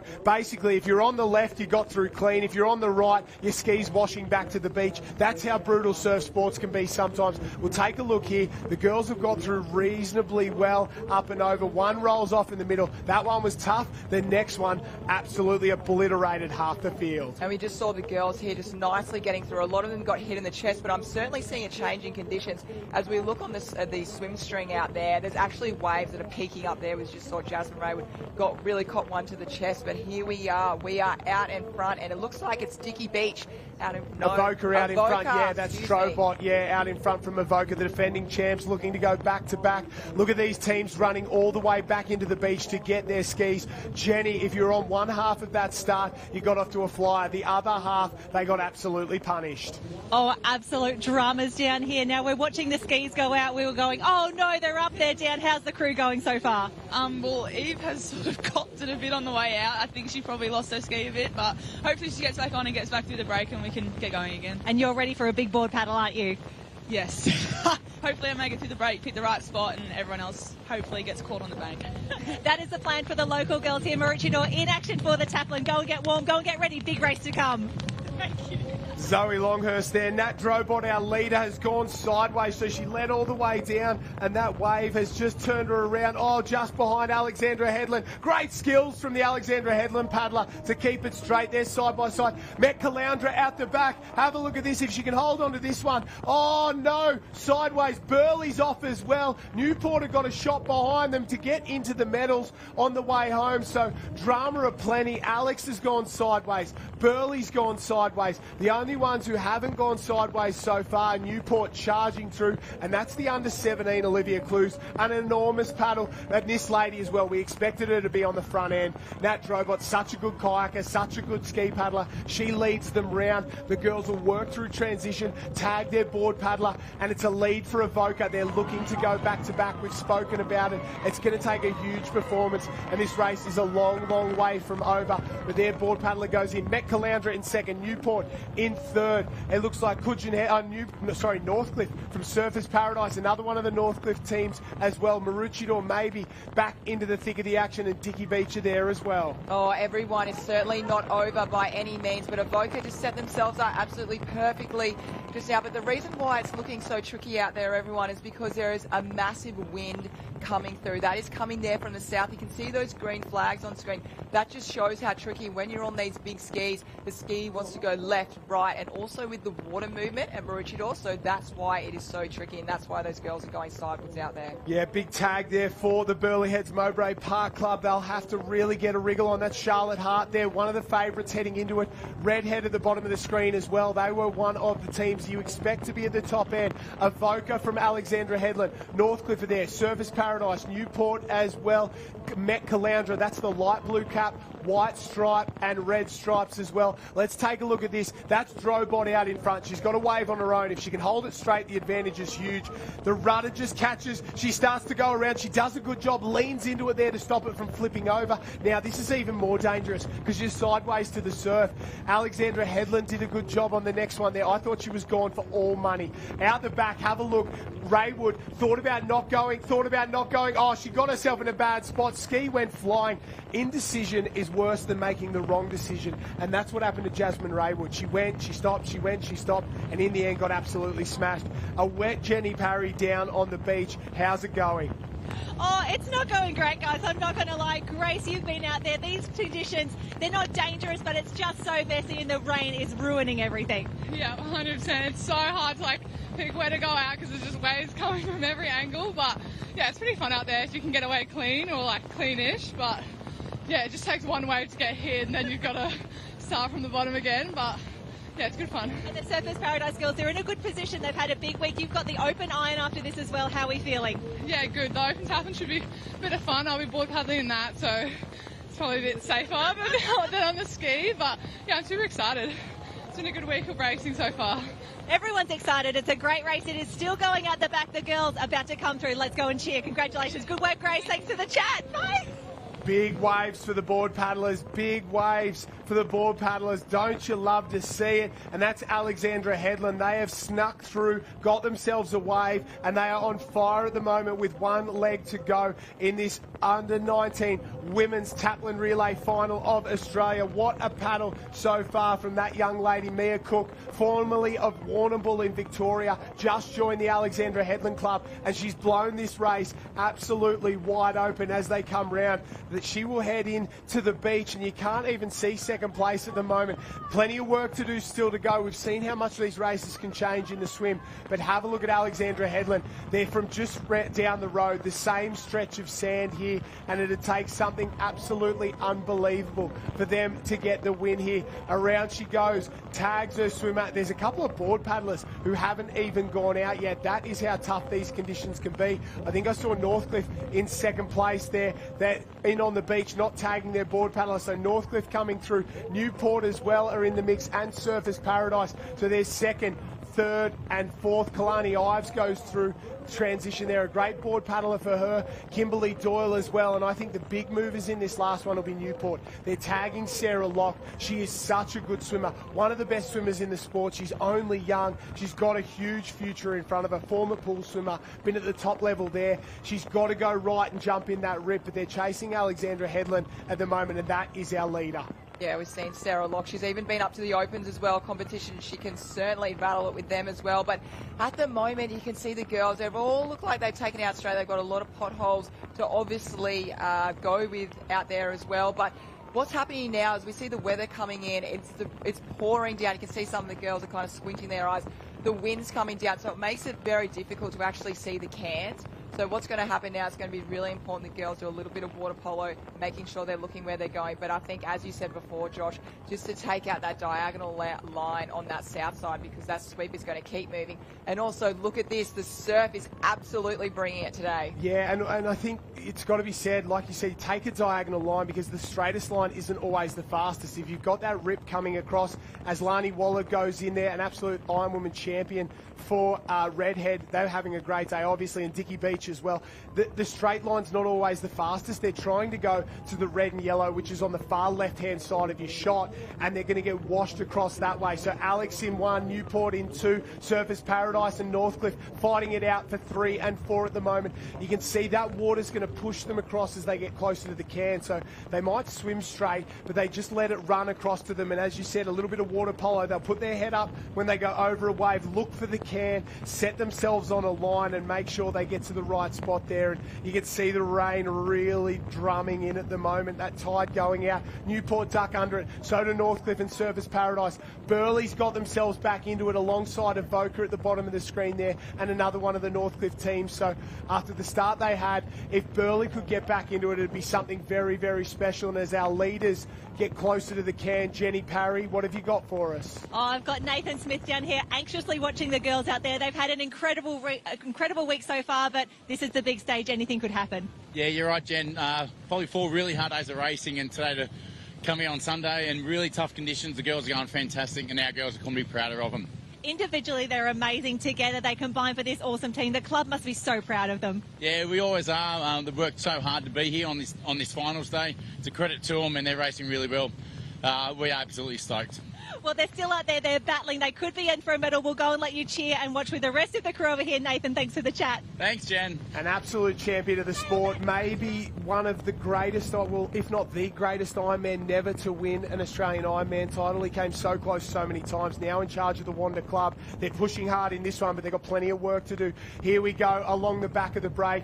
Our leaders working very, very hard, and some giant waves rolling through as a couple more girls still entering the break at the moment and doing it very, very tough. And back to our leaders, they turn for home. There's a 1 can length lead for Alexandra Headland, the under-19 female taplin relay final of Australia, and it's Alex out in 1, Newport in second place, and the gap is definitely closing. Sarah Locke is winding it up and dragging her back. Northcliffe in 3rd, and our early leader going into this one is back into 4th. Oh, and this is it. This is the last little sprint they've got left. All the training they've been doing, all those early mornings, it really comes down to this moment right here and right now. As you can see where the girls, they're splashing away in that wind. It's still splashing that off to the north side. So coming in, we saw Georgia Miller, what happened in the Ironman with Lana Rogers. We saw Dan Collins get that beautiful body surfing wave. So this, with the swell's not gone flat at the moment, but certainly the set has not come through. So we are just on the edge of our seats right now, waiting for that big descent to come out the back, and then it's on for the body surfing. Alexandra Headland get into the dirty water of the bank at the moment. She'll be looking underarm, hoping for a wave. Sarah Locke gets there as well. Out the back, there's a giant set. Out the back, there's a giant wave that'll bring a couple through. Have a look at this one. Someone gets a little bit of a wash through on that. Oh, they're coming through. Their waves are coming through at the moment. Unbelievable stuff. So have a look at this. The waves are washing through there. It's picked up a couple out the back. It'll pick up Alex as well. A few have gone down and they're washing through at the moment. We wait to see who will pop up on the inside. Surfers Paradise, Northcliffe have got those ones through. Newport's still there. They've got to pick them up broken at the moment. They've gone straight past. Alex is back into it. Alex has got it as well. So they went past the leader. She got one and went back past the girls. Newport the big loser out of that because the teams in third and fourth are up into second and third. But she's led the entire way round. The lady from Alexandra Headland, she's still in front, but it's a sprint finish. All of these girls, legs up, get them moving. The final transition, and have a look at her go. Oh, she is really going for it. She just got a broken body surfing way before. Northcliffe takes the goggles off. She's not too far behind. Surfers Paradise, Eva Parrish there coming for her. But Alexandra Headlands, the local club, they're not too far away. Northcliffe coming. Oh. Surfers Paradise. Wow, Josh. Leah Pilkington's going to get it done for Alexandra Headland. Mia Cook, Sophie Wall, the three girls celebrate as they cross the line. I thought she was cooked in that run. I thought she had nothing left. Northcliffe will get second place. They battled hard the whole way, and Surfers Paradise will finish with the bronze. Tears all round for the girls. You can see how much that one meant to them. And the lovely ladies from Alexandra Headland are on fire this week. They have continued to deliver here. And you love the emotion from them, don't they? And Leah Pilkington is absolutely cooked. Sorry about that, Courts. Jenny Parry down in the sand. These ladies are loving it. Oh, I'm going to need these amazing ladies. They're celebrating with their friends. Girls, girls, girls. Time for the good quality TV interviews now. Come on, girls. In. These are the ones that I want to speak to. Girls, you're the Australian champions. This is how much it means. How good's this? It is amazing, and these girls, and to have Mia move to the club, this is her first season with us. Moved from Victoria, we're so grateful to have her and Leah and our coaches, J-Mo and Jack. It honestly means so much to us because our club culture is so big. And I know you're only recently in here, but 100 years for Alexandra Headlands. What a way to celebrate down here. Yeah, we've been working so hard for this. I'm so happy to do it with these girls. Oh, that was such tough conditions, and we just knew we had to hold on there. And so many nerves across the race. It was anyone's until the final stages. How did you hold your nerve? How did you maintain that composure? Oh, I don't think I did very well, but as soon as I saw Leah pop up, I had complete faith in her. But yeah, it's just cherry on top of the cake for the, Aussies this year, so couldn't be more happier. Well, we need big waves, big smiles down the camera here. Alexandra Headlands are your taplin champions of 2024 girls. What do we go and celebrate? Sophie, Leah and Mia on fire down there. Stick with us, plenty more action coming up after the break.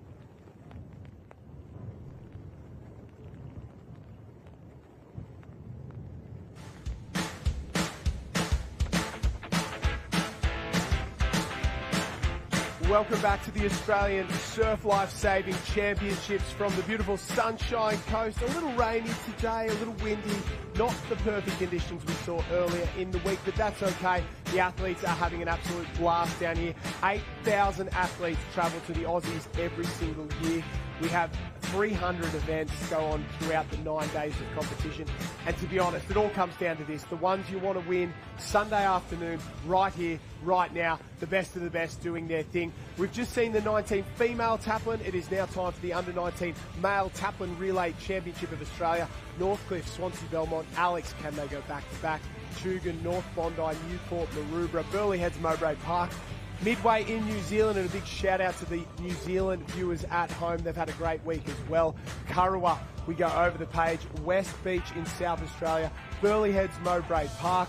Northcliffe, Terrigal, Portsea, Cooks Hill, Newport and Redhead round us out. They have come from far and wide all over Australia and New Zealand, and that's what we love about the Aussies. You just need three of your best. You throw them in together and something special could happen, and we saw that in the last one.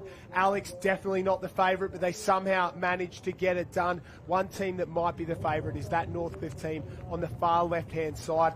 They were the Queensland champions. Newport were the Australian champions. Between Newport, Redhead, Northcliffe and Burleigh Heads, Mowbray Park, they're the big four here, and I think I'd expect those ones to go head-to-head, and well, I guess it's all love before you go in, isn't it? The boys giving themselves a little hug in there, and they're having an absolute blast down on the beach. Henry Simpson, Riley Harlan, one of the Morris boys in there as well.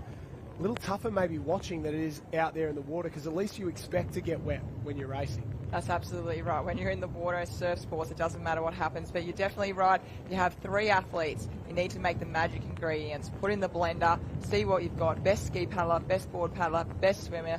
What have we got out here? Best in Australia. And these boys are ready to rumble. They're young, fit, and very fast. Oh, they are, that is for sure. And they get fired up when they get the opportunity to win an Australian title. Another one on offer here. Plenty more this afternoon. You'll catch all the action if you stick with us. Toughest way to start a race. 16 teams in here in the Taplin Relay Final. That means it's ski, board, swim, but 16 teams to get them off clean, to get them off evenly. The hardest job in surf sports, I've said it already today, is the ski starter. And you can see the Czech starter there. He has that flag up in the air when it's reasonably even for everybody. Everyone's got a story, but they'll be barking orders, telling each other to move in there, and super difficult job for him here. And well, all day it's been the right side, the left side, the right side, the left side. I think, to be completely honest, it's just luck of the draw out there. If you get a few come through on you, it'll slow your race down, and if you can sneak around one or two, it may set your race up.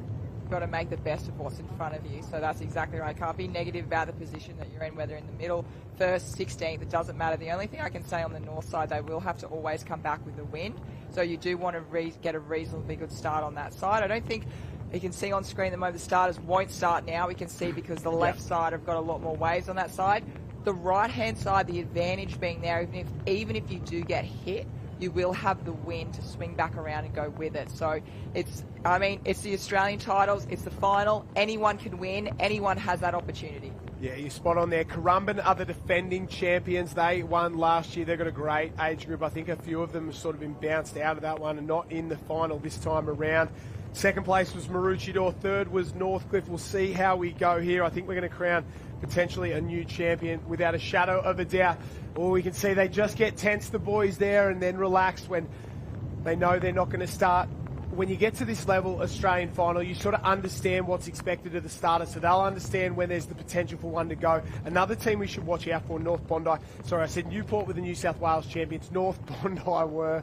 The boys are loving it down there. Burleigh and Newport, they've gone head-to-head, and Burleigh and Northcliffe, sorry, they've gone head-to-head all summer long. Very good age groups, but North Bondi, they're sneaky good, and while they're not as highly rated and probably not as well known as the rest of them, they're just as talented and just as fast. And if they can put one together here, I think they might be in for a showing. That is for sure. On and away. Very even, except for the centre of the screen. One of them's absolutely butchered it. He's still standing there. Got to get his leg over, get into that ski and get going. The far left-hand side, Jake Morris of the Northcliffe Club has got off to a flyer. Up and over, and Newport in the centre. Have a look at go. Maguire Reid there of the Newport Club's flying. Alex has gone off. So have a couple of the other clubs, but Newport out in front, and a few guys are swimming and washing their way back to the beach. Maybe Newport B swimming on the other side as well. One's lost his ski all the way back. Alexandra Headland.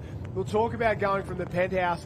They have won the last one, and now they've got a ski washing back to the beach in this one. That is how tough surf sports can be. Yeah, and these under-19 men, remember, they are so tough and so strong. They're the best under-19s in Australia, and this just shows how tricky that is. You see the skis just rolling off to that north side, but Newport, Redhead, look at that. They are on fire at the moment. Yeah, North Bondi, Tugun and Northcliffe as well. So that is 1, 2, 3, 4 and 5 as they head out to that far turning can. And once they get themselves around that turning can, they'll start to work for home, use the runners as best they can, and hope that they can get a little wave, a little push and something. Let's take a look at the replay here. The Northcliffe, Newport paddler in the centre, Northcliffe paddler on the left, all good. And then one goes off, the ski gets sideways, that next wave comes through, and before you know it, you're back on the beach, and that's an absolute disaster there. Here we go. That one clips him, and there's nothing you can do. Another one of the Northcliffe paddlers are off, and you know if they're the guys going in, that it's so difficult out there because conditions are so tough. Our leader, Newport, out in front. The yellow cap with the maroon stripes down the centre of it. They were the overall New South Wales club champion at the New South Wales Championship. They continue to produce. They've got some of the best athletes in the world, and the under-19 boys are putting on a show here in this one. But it's only the first leg. Ski, board, swim is the order. Newport's on the beach, off and away. Redhead chasing very hard. So is Northcliffe. They've dumped the ski and decided just to go the run, but this is a big, big lead early in the race. It certainly is. This is the way you want to set up your taplin off that first leg. And here we go into the board leg. Newport will be the first board paddler to go, and he goes in straight. He's already off to that side, off to that south side in the rip, and here we go. We've got Jake Morris coming through. So he's going to be with his brother and also Riley Harland, and there we have Redhead rounding up those top couple. Yeah, Tugun, Northcliffe, Redhead, 2, 3 and 4 there. Off they go. Around comes maybe Terrigal in the mix at the moment. North Bondi, Cooks Hill there. That's the red, white and blue from the Newcastle region of New South Wales. Northcliffe, another one of their team, comes around. I think he was off the young lad early in the race, so a good fight back from him. And have a look at the board paddler go. Put their head down, get the arms and legs moving, get yourself into that one out there. There's skis and boards going everywhere, but Redhead and Northcliffe and Tugun into their work at the moment. They're all chasing Bailey Clues, the board paddler for the Newport Club. Portsy comes around, the big tag there, the Victorian team doing a fantastic job. They'll send their board paddler in at the moment, and you can see our leaders have just been held up. They've been hit 2 or 3 times. That's opened the door for Redhead, Tugun and Northcliffe there. Also Cooks Hill, our leaders just out of shot, but getting just as worked as these men. They certainly are. The waves are just picking up. There's a lot of popping, a lot of rolling. They're quite heavy. There's not a lot of water out there. As you can see, the bank is quite shallow out there. But we see our front runners are just drifting off to that north side because remember with the taplin relay, it's exactly the same as the Ironman and Ironwoman. So these board paddlers are going around the two string cans. So they're definitely all going to have to come back to that first string off to the south. So that really gives an opportunity for not the back markers, we see that middle crew there to scoop up and make up a few metres. Yeah, Northcliffe, Newport, the two pre-race favourites in 1 and 2. Tugun and Redhead not too far behind. Tugun, very good club as well. They've had some success in the open men's taplin relay. I think they won 5 or 6 in a row back in the early 2000s with a couple of absolute legends of the sport, the Kai Hursts, your Kenny Wallace, an Olympic gold medalist in there, your Hugh Dohertys and Sam Hamilton, amongst others through that period. And it'd be good to see Tugun get another medal or another win here in the taplin relay. Jenny Parry, these boys are getting worked out there at the moment. It is punishment for something. Oh, it is punishment for sure. Charlie, you've just been out there in these really tricky conditions. How's Cooks Hill faring? Oh, we're going all right. I think we're just trying to make it past the conditions, to be honest. It's pretty tricky out there, especially even since this morning. It's gotten crazy, but we're doing the best we can. And last race of the day, this is where you leave it all out there. This means everything for you and the club. Absolutely. It's such an amazing race to be able to do as a part of a team with my teammates that we've trained all year, and such a great race to be able to finish with. Well, the boys are coming in. Go and grab some boards. We'll talk to you soon. Thanks, Charlie. Bye. Yeah, he's loving it out there and he's spot on. You're battling the conditions as much as your rivals, that is for sure. So it's been Morris and Morris for Northcliffe so far. They'll hand off to Riley Harland. 2 of the 3 boys in that Kellogg's Nutrigrain Ironman series, and they're still juniors in the sport, so that's the kind of talent. This is Mitchie Morris, Jake led off. They'll tag Riley Harland. They're being chased by the Newport boys. They'll tag Connor Maggs. So despite having a giant lead for the Northcliffe club, Newport with Connor Maggs, you've got to think he's a shot. And the boys all know that, so you've got to go better be close. Redhead in second, Newport in third. Have a look at a big move from the Burleigh Heads Mowbray Park Club. So in second there, Redhead. Third, Newport. Fourth, Burleigh. Another one of the Northcliffe clubs back in 5 there, and around goes Tugun as well. In and away. That's Connor Maggs with the pink top there. If anyone can swim down Riley Harland, it's Connor Maggs, but it is a giant ask. A short swim, tough conditions in the third leg of a taplin relay. Yeah, we certainly know how fast Riley Harland is. He is incredibly fast. We talked about that blender and having that Northcliffe team having 2 out of the 3 in the North in the Nutrigrain series already. I'll tell you what, that's a pretty good effort. But after that, we do have Connor Maggs, Ethan Callahan. They are going to be coming. So those boys coming behind, they know where Riley Harland is. Riley can't see them, they can see him, and they are absolutely going to be pushing that pace. West Beach from South Australia, they're in the thick of it at the moment. They've had a great weekend so far. I think one of the young lads won the under-17 junior ski race earlier in the week, so a big shout out to the West Beach crew down there doing a fantastic job. But this is our leader out in front. That is the gap back to second, third and fourth at the moment. He's going very hard, and it's a great line to the cans. He's jumped into the rip, let it suck him along out towards that first turning can, and he'll have the likes of Shannon Eckstein in his ear. We heard from him earlier on in those open Ironwomans to open the coverage there. He'll be floating around the greatest of all time, floating around, having conversations with athletes, telling them which way to go. He's connected with that Northcliffe club and has been for a very, very long time. And I think that lead has got even bigger. There's second, third and fourth there. Newport, Tugun, Redhead in second, third and fourth. Burleigh Heads, Mowbray Park, another one of the Northcliffe clubs, and Redhead. That's your top 7 at the moment, but nobody is putting a dent into the lead of Riley Harland at the moment. He's got a couple more cans. He'll get to the green and gold and turn and go for home. Jenny Parry. Oh, I'm down here with Finn from Midway. How good is it racing in an Aussie final? Oh, yeah, it's real different. Way harder than New Zealand. Yeah, but we're a good team, but just trying to give it a good crack. Tough conditions. You came through that transition. They're getting longer and longer. It's so hard on the legs. Yeah, the holes are real difficult. Yeah, a few snipers. Who else have we got in the Midway team? We've got Tyrone Evans and Jake Lipper. Alrighty, big waves down the camera. And everyone who's watching from Midway, New Zealand, the boys are doing you proud. Yeah, they're loving it. They're loving the accent as well. Great job. You can see that's the chase pack around the cans there.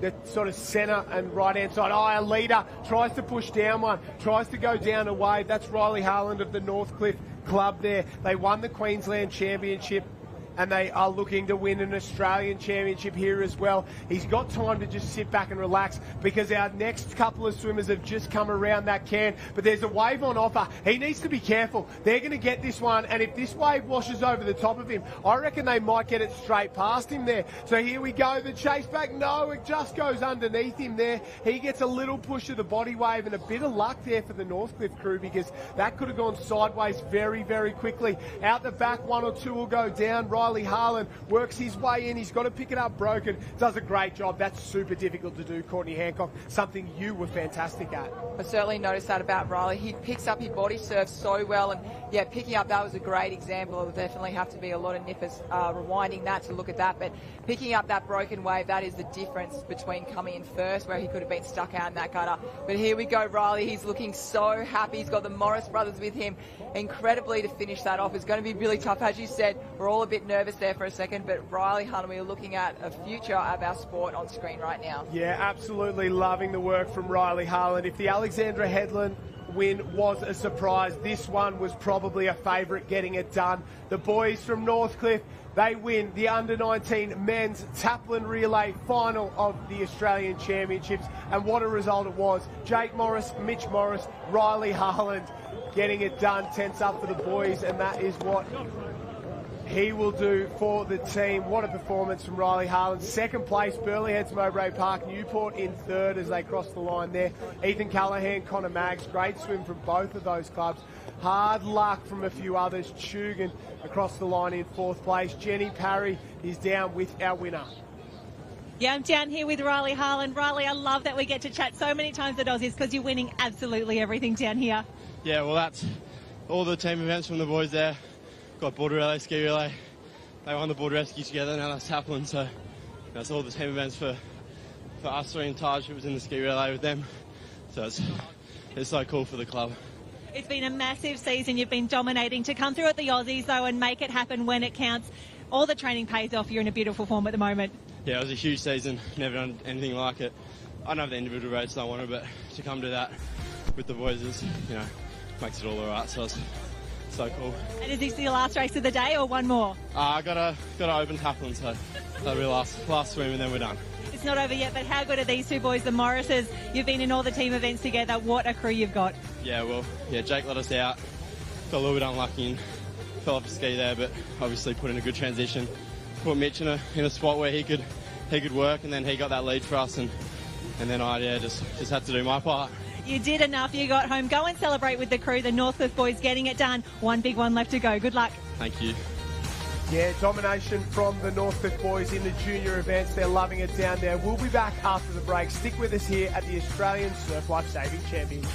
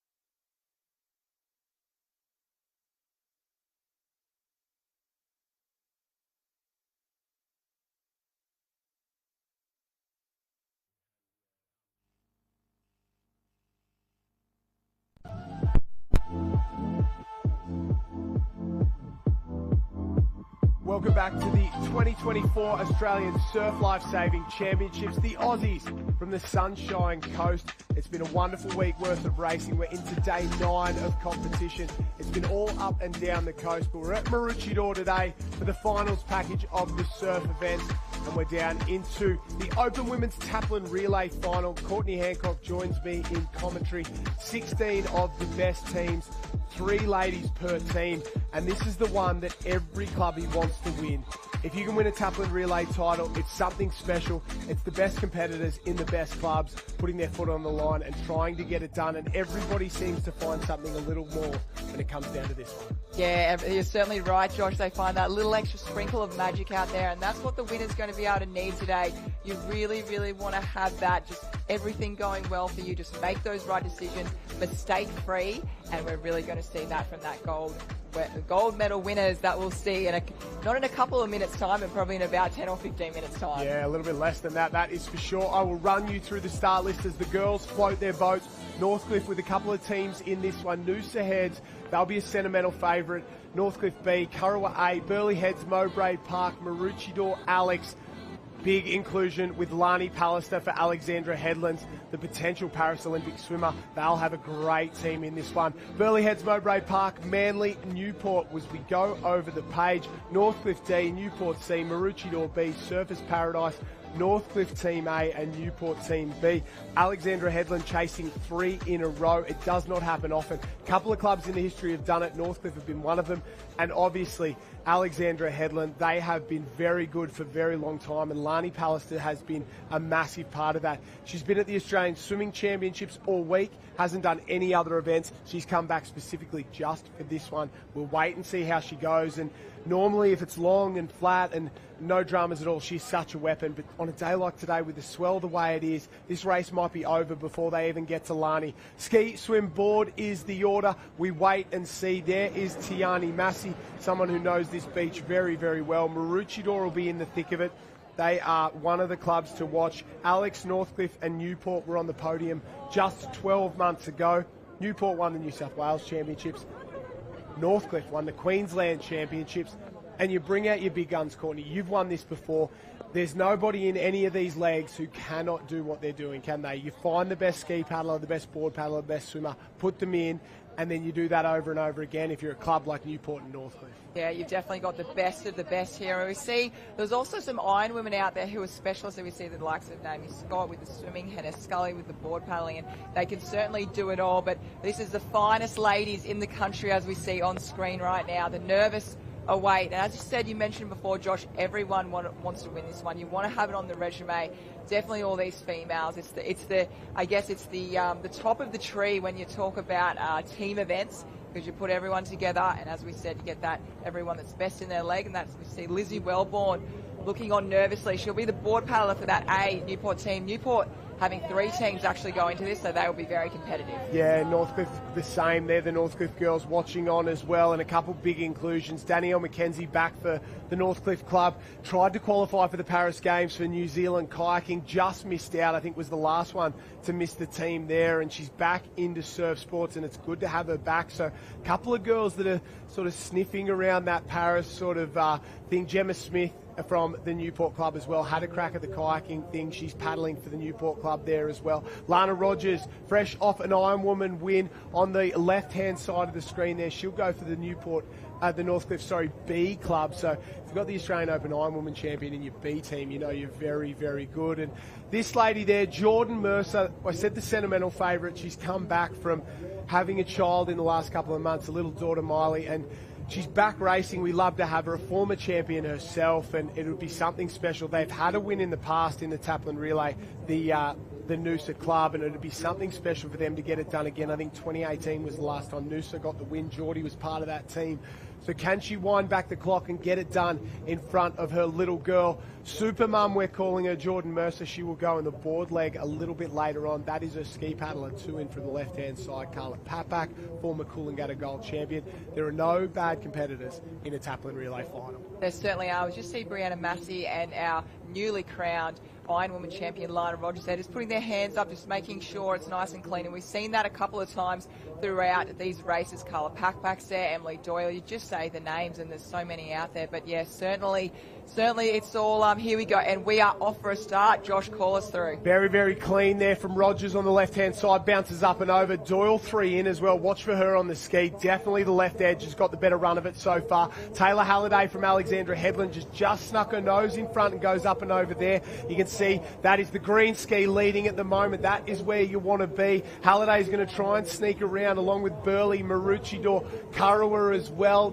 Manly has a bit of work to do, and the only one who didn't get off really, really well were the two Noosa Headlands on the far left and Surfers Paradise on the far right with Lucy Derbyshire. But it's Alexandra Headland out in front, and this is the leg, the key leg.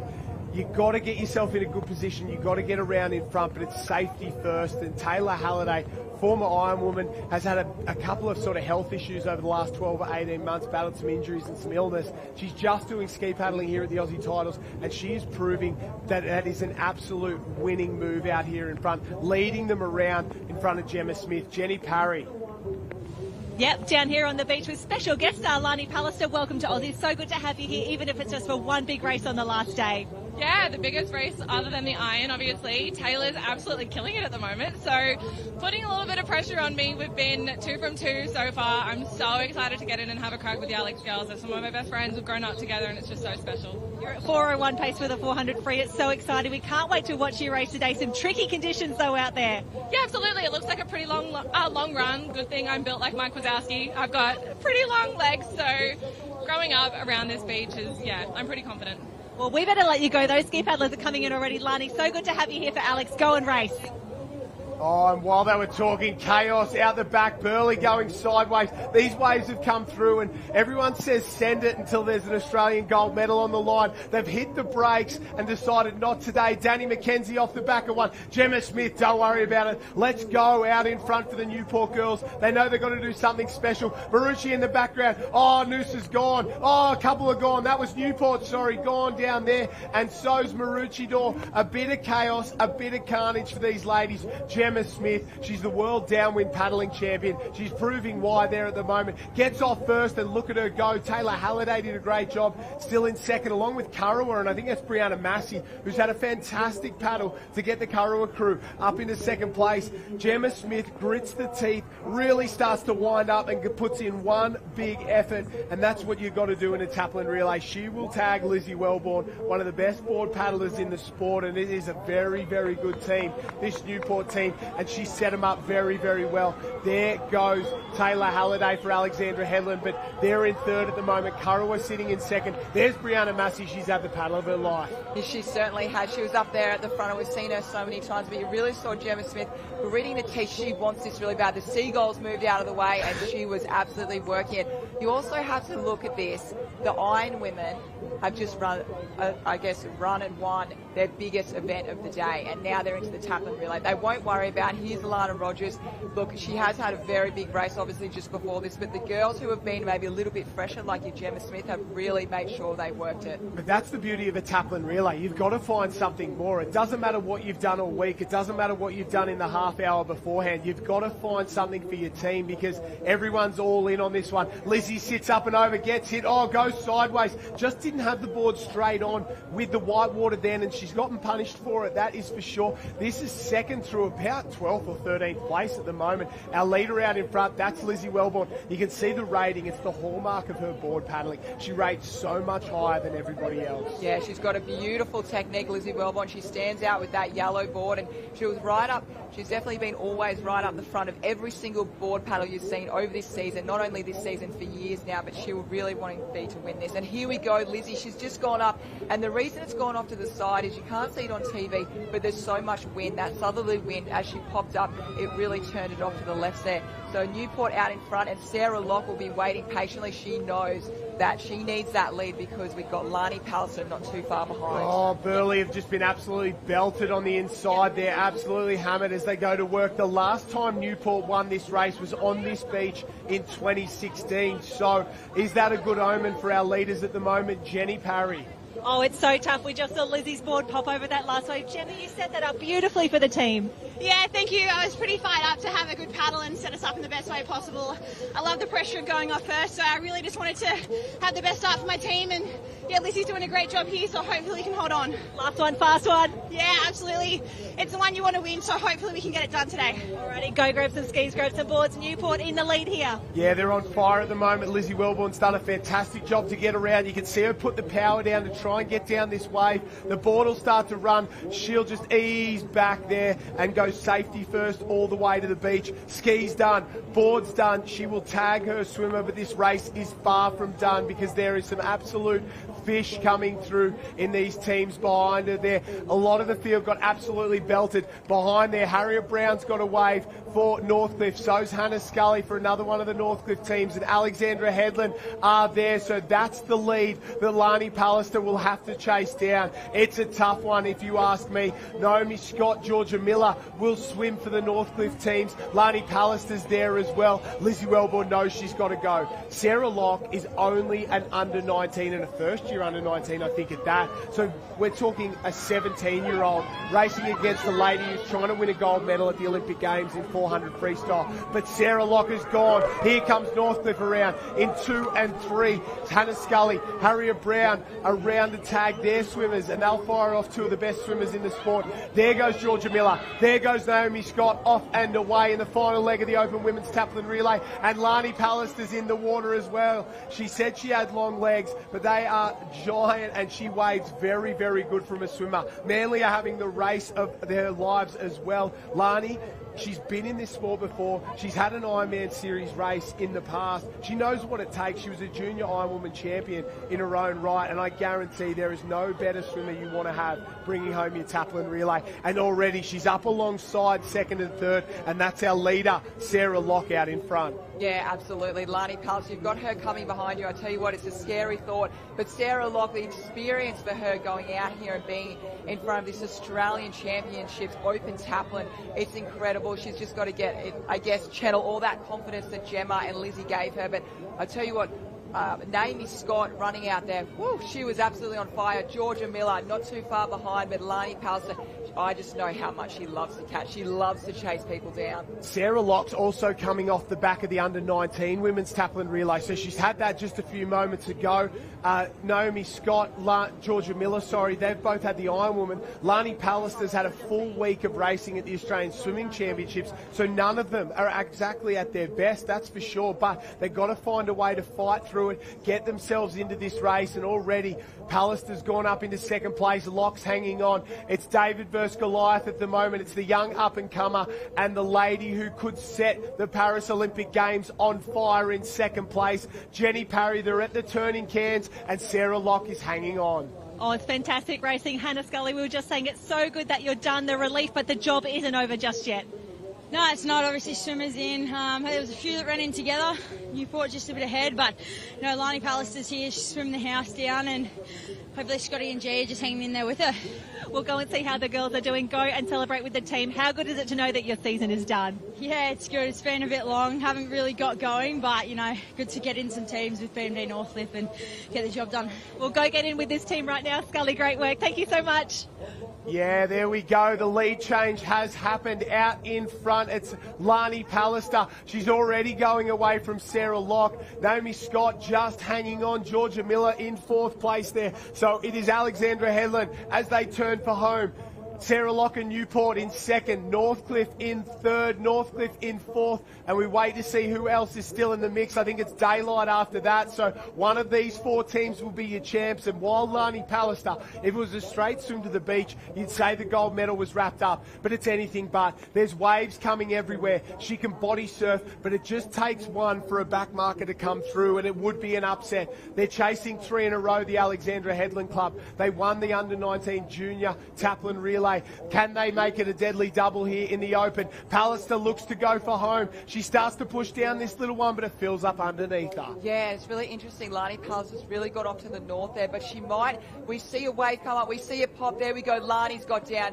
Beautiful body surfing. Oh, unbelievable stuff. She can body surf too. What can't she do? Swim, swim, run, body surf, you name it. She can board and ski paddle pretty well as well, to be completely honest. Georgia Miller tries to get down it. Sarah Locke and Naomi Scott fly down that one. So, well, maybe the door stays open ever so slightly for these two, but Lani Pallister is on her feet.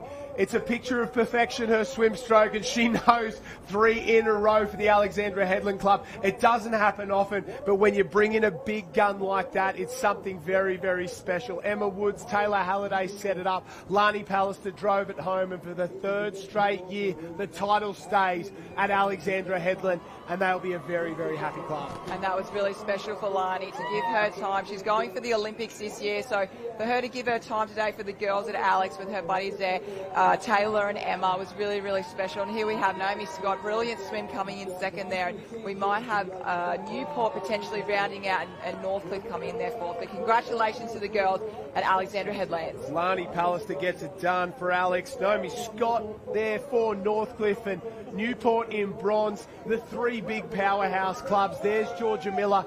She'll finish in 4th. No shame in that one, because all 4 of those teams were head-to-head the entire way, and Maroochydore with a strong finish as well. So the cream really does rise to the top. The best clubs in the country getting it done here in the Open Women's Taplin Relay Final. Well, that was certainly exciting, wasn't it? And wow, it really came down to right till the end there, but the Taplin Relay, the girls will be absolutely excited. And we've obviously got Jenny there, wrapped up in all the emotions. Oh, there's a lot of emotion down here. Taylor, how good is it to be back and racing for Alex? Big races yesterday, bigger ones today. Yeah, absolutely. I don't know if I'd say bigger ones today. I think they're both just as big, and to be able to win an Open Taplin is just special no matter what it is. And, you know, coming away with these girls, I think we won an under-17 Taplin together, and we've all been at Alex since Nippers. So in our 100th year, to come away with this is pretty special. I think, you know, for Lani, this is the 3rd time she's won it, and for Emma, the 2nd time. So I really wanted to get a first one with the girls. And Emma, how good is it? The legacy builds and it grows and grows and grows. The girls 3 in a row for the Taplin. Pretty special. Yeah, definitely. Going back-to-back for 3s in a row. I think it's probably one of the only times it's happened in a Taplin, and I'm just glad to be a part of it. And yeah, it's been good. Well, Lani, it's been pretty good. It was worth the trek up the highway today to be here with the girls. These girls have my heart. We've known each other since we were 7 years old. A very long time. So, I mean, this is my 3rd Taplin, Emma's 2nd, Taylor's 1st. So it's really incredible to be such a part of such a special club at Alexandra Headlands on their 100th year. I wish you could have heard the cheer that went up when you pulled down that wave. That must have felt absolutely spectacular. I was at the can and I knew that Sarah Gnomes were still on my feet. And honestly, if it had to come to a foot race, I don't know if I would have had it. I sent it on the way in and was just agony the way out. But no. Alex is so incredible. It's my forever home. I won't be leaving anytime soon, and I'm just really excited to watch the boys get up and go around. Well, a fantastic race for the girls. This is the shot we want right here. Big number 1s down the camera, girls. Congratulations, Alexandra Headlands. You're 3-time champions in the Taplin. The Golden Girls of Alexandra Headland get it done without a shadow of a doubt, and they celebrate Harriet Brown there. Stick with us. We've got plenty more action coming up after the break.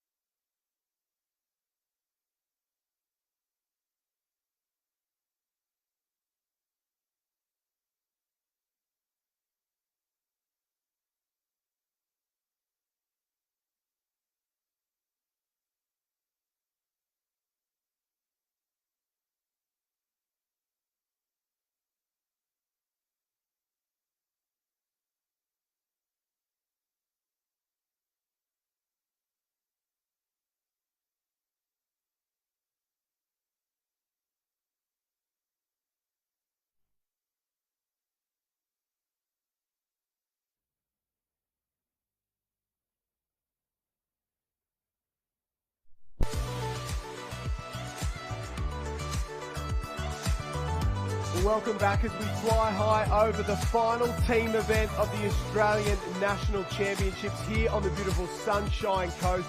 The Aussies for 2024 is coming to an end. 9 days of racing, and this one is the event without a shadow of a doubt. Any man here on the beach wants to win the 6-person Open Taplin Relay Final. Jenny Parry. Down here on the beach with Odin Parrish. Odin, how good does it feel? You're at the last race of Aussies, the last race of the season. You know you're on fire from that individual board. Do you have one last one left in you? Of course, I got one last one for the team. Go out, give it all, and bleed for the team. Now, I hope you've got your fresh legs on because those transitions are looking rough. Yeah, it looks like there's a bit of a weight on. Looks like I'm going to have to run pretty hard too and tag Zachy Morris in second for the board paddler. So, yeah, got to be switched on for that. Who else have you got in the crew? I got, is it Tommy? I think Tommy Knott, ski paddler, and then Bevy. And then I got myself, Zach, Bailey, and Nick Sloman. Essentially, the all-star team has been assembled and you're part of it. Yeah, boy. Big waves down the camera, Odin. Good waves. One more. Oh, we love it there. Odin doesn't even know he's in his team. Can we check he knows where he is and what he's doing? He's a great young lad and a very, very good board paddler. He will be in the team with this lad here, Matt Bevilacqua, one of the best Ironmen. He'll be heartbroken after that Ironman final from earlier today. But if you win this one, it makes up for everything, doesn't it? It's something truly special, the 6-person male Taplin relay. The girls one, we saw the emotion behind it. This one, it's even bigger. Twice as many athletes. And we'll take a look at the start list. Northcliffe Team A, Allura, Burleigh Heads, Mowbray Park Team C. Good job from the Burleigh boys there. Newport, Alex, Northcliffe. So Northcliffe C there. Currumbin, they're sneaky good. Watch for them in this. They love a team event. They know how to get it done. Newport and Burleigh, two of the big guns there. Wanda Team A, they'll fight it out. Maroochydore, they always seem to find a way to get into the mix. Surfers Paradise, Currumbin, Redhead and Manly. That is the top 16 teams in the country. 1 gold medal and only 1 club can be crowned the Open Men's Taplin Relay Final. Guys wait their entire career to win one of these events. It doesn't happen often. Northcliffe are the defending champions. Alex got it the year before that. North Bondi the year before in a giant upset. Northcliffe and Currumbin, they're the last 5 winners. So we saw some big runs from Tugan a long time ago, and then Northcliffe a little bit before that. A couple of Newport back-to-back, but over the last sort of 5 years, it's been a bit of dribs and drabs and a couple of upsets. That man won it for Currumbin in 2018 in Perth. Jackson Maynard, he was part of that team, and that was an absolute all-star team. He's back to fill a team here today, and we'll turn back the clock and hopefully get it done again. You bring out your best paddlers in every single leg here, and we'll take a look at these lads going down on the line. Closest to the screen, Northcliffe A, then Allura, Burleigh Heads, Mowbray Park. Newport in there, a couple of teams from them as well. Alexandra Headland, they're having a hell of an afternoon in these Taplin relays. They've had 2 of the 3 we've run so far. Northcliffe won the other. If they win this one, that would be unbelievable. Can Maroochydore get it done on their home beach? They've won them in the past, never on their home stretch of sand. We wait and see. And that man there, we spoke about him before, Matt Bevilacqua. I would have put him as a board paddler in every Taplin relay since the beginning of time. This time, forced to fill a team. He's on the ski this time round. He'll go second. Sam Roy for Surfers Paradise. He could be one of the key members of that Surfers Paradise team. Yeah, absolutely. You want to set the rest of the lads up in your team. That's for certainly sure. We've seen it. It's been really tricky to come from behind. Look, it can happen, but with these boys out on the ski right now, it's really about having a wonderful start. So it's all tactical.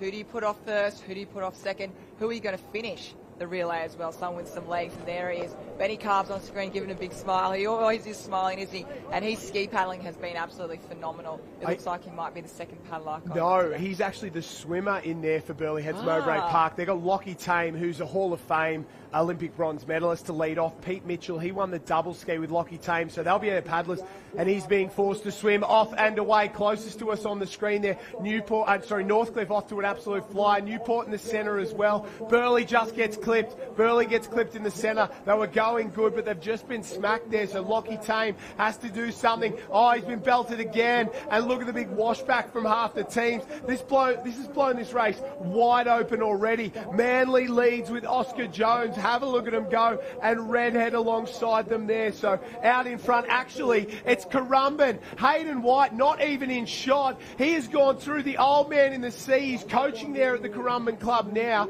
He's won an Australian board title. He's come second in an Australian ski title. Hayden White leads Currumbin around. What about that one? We didn't even see him. He'd gone that fast off the beach. And we do know there's one thing about Hayden. He's so talented at holding a ski straight. So coming in this type of surf, he absolutely loves it. But we might have a replay a little bit later, but I cannot believe these are the open men.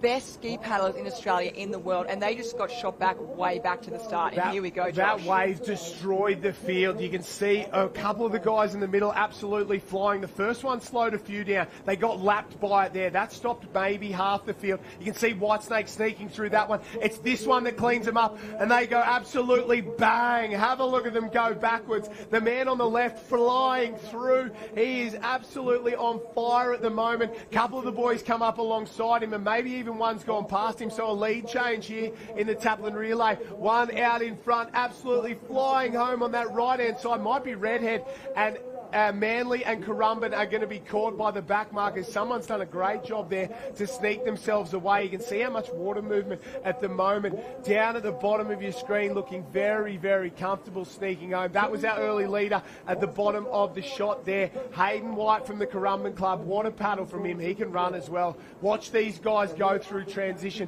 Northcliffe's back up and into it. So's Newport. So's Burley. Have a look at Lockie Tame go. Oh, he's young again. The big fella's absolutely flying up into second place, but it's Allura in the lead. The team from the Cronulla region of Sydney comes around out in front. They get the wind up from their paddlers. Have a look at that. Who do you paddle for? Allura. That's who you paddle for. In and around Burley Heads Mowbray Park. He's pulled that one out of the fire, Lockie Tame. Mitch Trim for Newport goes around. There's Manly. There's Surfers Paradise, Wanda, Currumbin, Redhead, Northcliffe there as well. All the big guns. Cometh the moment, cometh the man. Lockie Tame has pulled it back out. I've been calling him old all week, but they were young legs from the big fella. They were definitely fresh. He looks like he's been having maybe a few ice baths over this week to make them nice and fresh, nice and light for today. But you just saw Allura. He was not mucking around. That was Nathan for Allura paddling off first there, and he just went for it. So I think you'll definitely see this in this second ski paddlers. They get up, they get moving, because it's always going to be faster to run instead of ski paddling. Yeah, you're spot on. Newport gone to the front there, just ahead of Burley Heads, Mowbray Park. Maybe Allura there hanging on for third. Surfers Paradise definitely in fourth on the black ski. That's Sam Roy. Matt Bevilacqua on the red ski for Northcliffe there in 5. Manly at the bottom of your screen there. The blue starting to work their way into it as well. But have a look at this and have a look at the boys go. Newport out in front, Jakey Reese. Pete Mitchell, he got a win in the double. He's had a bit of trouble with the family the last couple of months, and it was a very, very emotional win. If they can win a Taplin here, that would really top this week off for the entire family and the boys down there from Avoca. Jet Kenny, I think he's blown a calf out or done his ankle as he goes around, so he led off for the Alexandra Headland team, and they're going to have to fight their way back into it. And that's what happens. It doesn't matter if you're injured. It doesn't matter if you're hurting. You just got to find a way to get it done. Newport in 1, Burley in 2, Surfers Paradise in 3 as they go round. Here comes Bevilacqua, and Northcliffe at the can sneaks inside into 4th place. So big moves past the Allura boys there. Manly are in the mix as well. That blue ski there. Oh, there's a run for our leaders. They've got that one from outside the cans. And Burley Heads, Mowbray Park and Newport, they just sit off the back. Neither of them want to go down that. Smart moves from both the boys. Jake Reese on the right, Pete Mitchell on the left. They've got to go because this white water's going to hit them. And if they don't get the boat speed up, they're in a little bit of trouble. That's definitely the danger zone there, as we see. And then we've got Jed Kenny on screen with Mitchell Morris there. He's really done something. You can see his leg looks a little bit out, but as we go back to screen with all the action happening now, Newport taking it away there, and we've also got Surfers Paradise coming through, so it is definitely not over. Newport had to set it up. They've got the best ski paddlers in the sport, without a doubt. This is their key leg, and you can see how well they've done. Have a look at Surfers go. Unbelievable from Sam Roy. He is absolutely flying. He's a smart lad, a doctor in his spare time. A ski paddler is his full-time job. Can have a look at how good he is. Reese comes around for Newport. Sam Roy for Surfers Paradise goes around in second place. Burleigh Heads, Mowbray Park still there in third. Then 6 teams into transition. There's Allura, there's Currumbin, Maroochydore, Northcliffe, Manly. They're all there. The tag off and away. We heard from Oden Parish earlier. Allura, they're off to an absolute flyer as well. The teams go charging in, and this is the key to a taplin relay. Get to your paddler as quickly as you can. Give them the best opportunity. Empty the tank on the way round and hope you've got something left for the run. Oh, they certainly, you saw how exhausted all the second ski paddlers were, and they absolutely just dove. You saw Matt Bevilacqua, he just gave it everything, and he just reached his arm out as far as he could to tap Oden there. But as we see these beautiful drone shots, this is where you can really see the water movement. You can see the whitewash, and you can see, just as we saw in that first ski leg, just how much power these waves. They're getting stronger throughout the day with that swell bringing forward. But as we say, Allura is still in it. Oden Parish, we know how fast he goes. Manly's right there, so it's still on. 3, 4 and 5 here. We're watching Newport still out in front. Burleigh Heads, Mowbray Park in the mix as well. Allura, they are the giant killers at the moment. Big wave up over the top. Both these lads crash onto their boards. Manly have been very good for a long time as well. So here we go out in front. Newport have got a bit of a lead. We saw Charlie Verco in that Ironman earlier on. A really good board paddler. Tex Dixon, the former defending Australian board race champion, in second place for Surfers Paradise. Burleigh Heads, Mowbray Park in third. This is 4 and 5 actually. So Newport on the inside, Allura on the outside, and they've got the gap between this first string and the second string to the top 3 at the moment. You can see them going around on the outside there, and the rest of the field really, really strung out. There's a wave out the back here that'll pick up a couple of these teams. Here it comes now. Verco's going to get it. Will Dixon? I don't think so. If Charlie Verco gets down this will blow the race wide open. He goes, he misses it. He falls off the back. He'll get the one behind, but so will Tex Dixon for Surfers Paradise. And wow, Surfers Paradise have won a lot of taplin relays over the years, but a lot back in those late 90s. The likes of Trevor Hendy, Phil Clayton, some names like that, the Myers, those sorts of people. They haven't been close in the last couple of years. A couple minor medals here or there and just around the mark. If they win one today, it really is a return to the glory days for Surfers Paradise. They've got the talent, but they haven't been able to put together. And hopefully today, this is the signalling of a return for the Surfers Paradise boys. Have a look at them go now. Tex Dixon up and about and leads them through at the halfway mark of the Open Men's Taplin Relay. Oh, you certainly see that's how much they want it. You can see them gritting the teeth. Tex absolutely going for it, and then we have Charlie Verco, and then we have Sean Riley not too far behind, but the big clubs are all there. Burleigh, Surfers Paradise and Newport. That's exactly right there. Newport goes back to the front. Charlie Brooks, he's on that light pink board there. Couple of yellows for the other boys. Corey Fletcher's the one to watch for Burleigh. He is the best board paddler in the world at the moment, and he's lightning quick across the sand. It's down to a race in 3 at the halfway mark. Here's Northcliffe in 4, Allura in 5, Maroochydore 6, Burleigh B in 7, Manly in 8, and that keeps chopping and changing back and forward depending on the leg. One of these clubs has got to really jump out now and try and bridge the gap across to those 3 leaders. Otherwise, this race will almost be gone. Definitely. You see everyone's faces coming through. I just absolutely love everyone, how they give so much to it. We just see Surfers Paradise. That could be Max Beattie just getting a little bit. You see all that water movement, and there he goes. Gets hit again. Shot back on that one. That gives the opportunity for Charlie Brooks to sneak on through there. Redhead off and away. That's head coach Isaac Costello. Look at him go there, turning back the clock. The big fella getting it done. Newport out in front, Burleigh in second place, Surfers Paradise in third. No one else in shot at the moment. You can see how much sand movement behind them there. This is our leader, Charlie Brooks, up and over. He has absolutely been on fire on the board the last couple of days. Nobody loves this more than he does. Look at Max Beattie, did everything right there, had to roll, goes underneath. The other 2 stop, pop and go over the top there. And Max Beattie, that's all he could do there. He got a little advantage and then got absolutely hammered by Mother Nature. He does well to get back on and pop over the top there again, but sometimes you're just in the wrong place at the wrong time for no other reason than just pure bad luck. That's certainly right. You've just got to try and focus on yourself and do the best you can and just try and find those little windows. But Charlie Brooks, he's had an amazing Australian title. He's won the board rescue earlier earlier in the week. So he's definitely we know he's in fine form. So here we are. The board's only short, so it's really a board run. So wait and see whether the boys get up early or if they paddle the whole way through. As we can see, the gap back to fourth place there. That is Northcliffe still in fourth, hanging on. Another little group's joined. Here comes Burley down a wave, and they've left Surface Paradise behind. Burley might go straight past him. He doesn't get down it. I thought he might have run down the top of that one. It might let Surface Paradise back into the mix if he can get down this next wave. Is he over the top? Yes, he does. Max Beattie gets the job done for the team, and side by side for the fourth leg in the row, Burley heads Mowbray Park at the top with Corey Fletcher. Then Max Beattie and Surface Paradise. Charlie Brooks of Newport there. We are about to find out who is the fastest man, because all these three can absolutely jet. You can see they're telling them there to stay on, keep going, but nah, up and away. Lockie Tame gives him the hurry up here. Have a look at Corey Fletcher. Have a look at Charlie Brooks. Max Beattie trying to hang in there. They hit the sand. They turn the jets on and empty the tank, boys. This one means everything. As you said before, he's so fast, as well as Charlie Brooks has just gone past him. Max Beattie not too far behind, but they want to give their swimmer every little bit of the inch to get closer and closer to the finish of this race. Jackson Borg, Ben Carberry go in, and have a look at them fly along there. Is that Ali Day going in for the Surface Paradise Club? There's Morris around for Northcliffe, the second of the Burley team. So Burley are absolutely on fire at the moment. They got 2 in the top 5 at the swim leg of the Taplin Relay.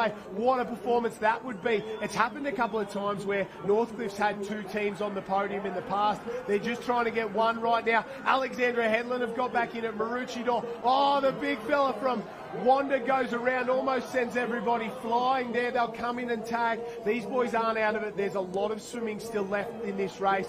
Cooper Williams goes in for Alexandra Headland. That would be something special. Cooper Williams can pull it out of the fire, and he loves the Taplin Relay. Oh, he certainly does. He's in really good form at the moment. I think I may have seen Sam Shorter. I might be making that up. We'll wait and see. There's Zach Morris. You can just see this is what it does to these athletes, and these are the fittest athletes in the world, but they really give it everything. But I tell you what, it's a scary thought when you look at the names in this swim. You've got Bailey Armstrong, Nick Sloman. Nick Sloman finishing off last there for the Northcliffe team. That is definitely a scary thought. Off to Paris for the 10K swimming later in the year. And have a look at this. Ben Carberry has gone to the front here. He's broken away from both Newport and Surface Paradise. Ben Carberry for Burley Heads Mowbray Park leads. He's big, he's strong, he's an absolute animal as the Alex boys pick themselves up off the sand. He's gone away from Ali Day, and he's gone away from Jackson Borg, and what a swim this would be from the big fella. Unbelievable stuff from Benny Carberry here.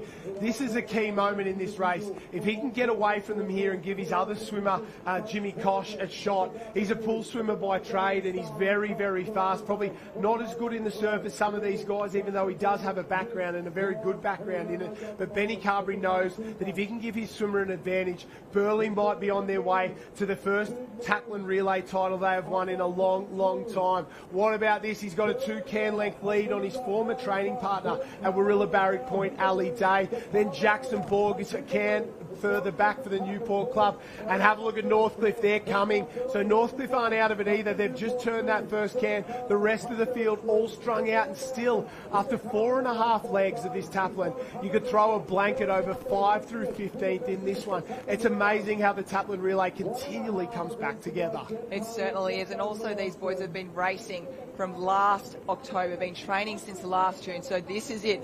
This is one of the last races of the season for them, so they are just going to absolutely let everything out of the tank, lay it all out there. But Benny Carbs, I was talking to Michael King earlier in the week, and he just said he's such a role model. All the boys look up to him about Burley Headlands there, and you can see it right now. He's absolutely giving it, and he's swimming so well at the moment. As we go back to Cooper Williams here, going along the string. Again, it's still not over. We know he can create some magic there. His swimming is phenomenal, but it is all out in front with Benny Carbs at the moment. Cooper Williams is absolutely flying at the moment. Have a look at that swim. He's dragging Alex back into it as well. There's Mermaid, there's Burley B.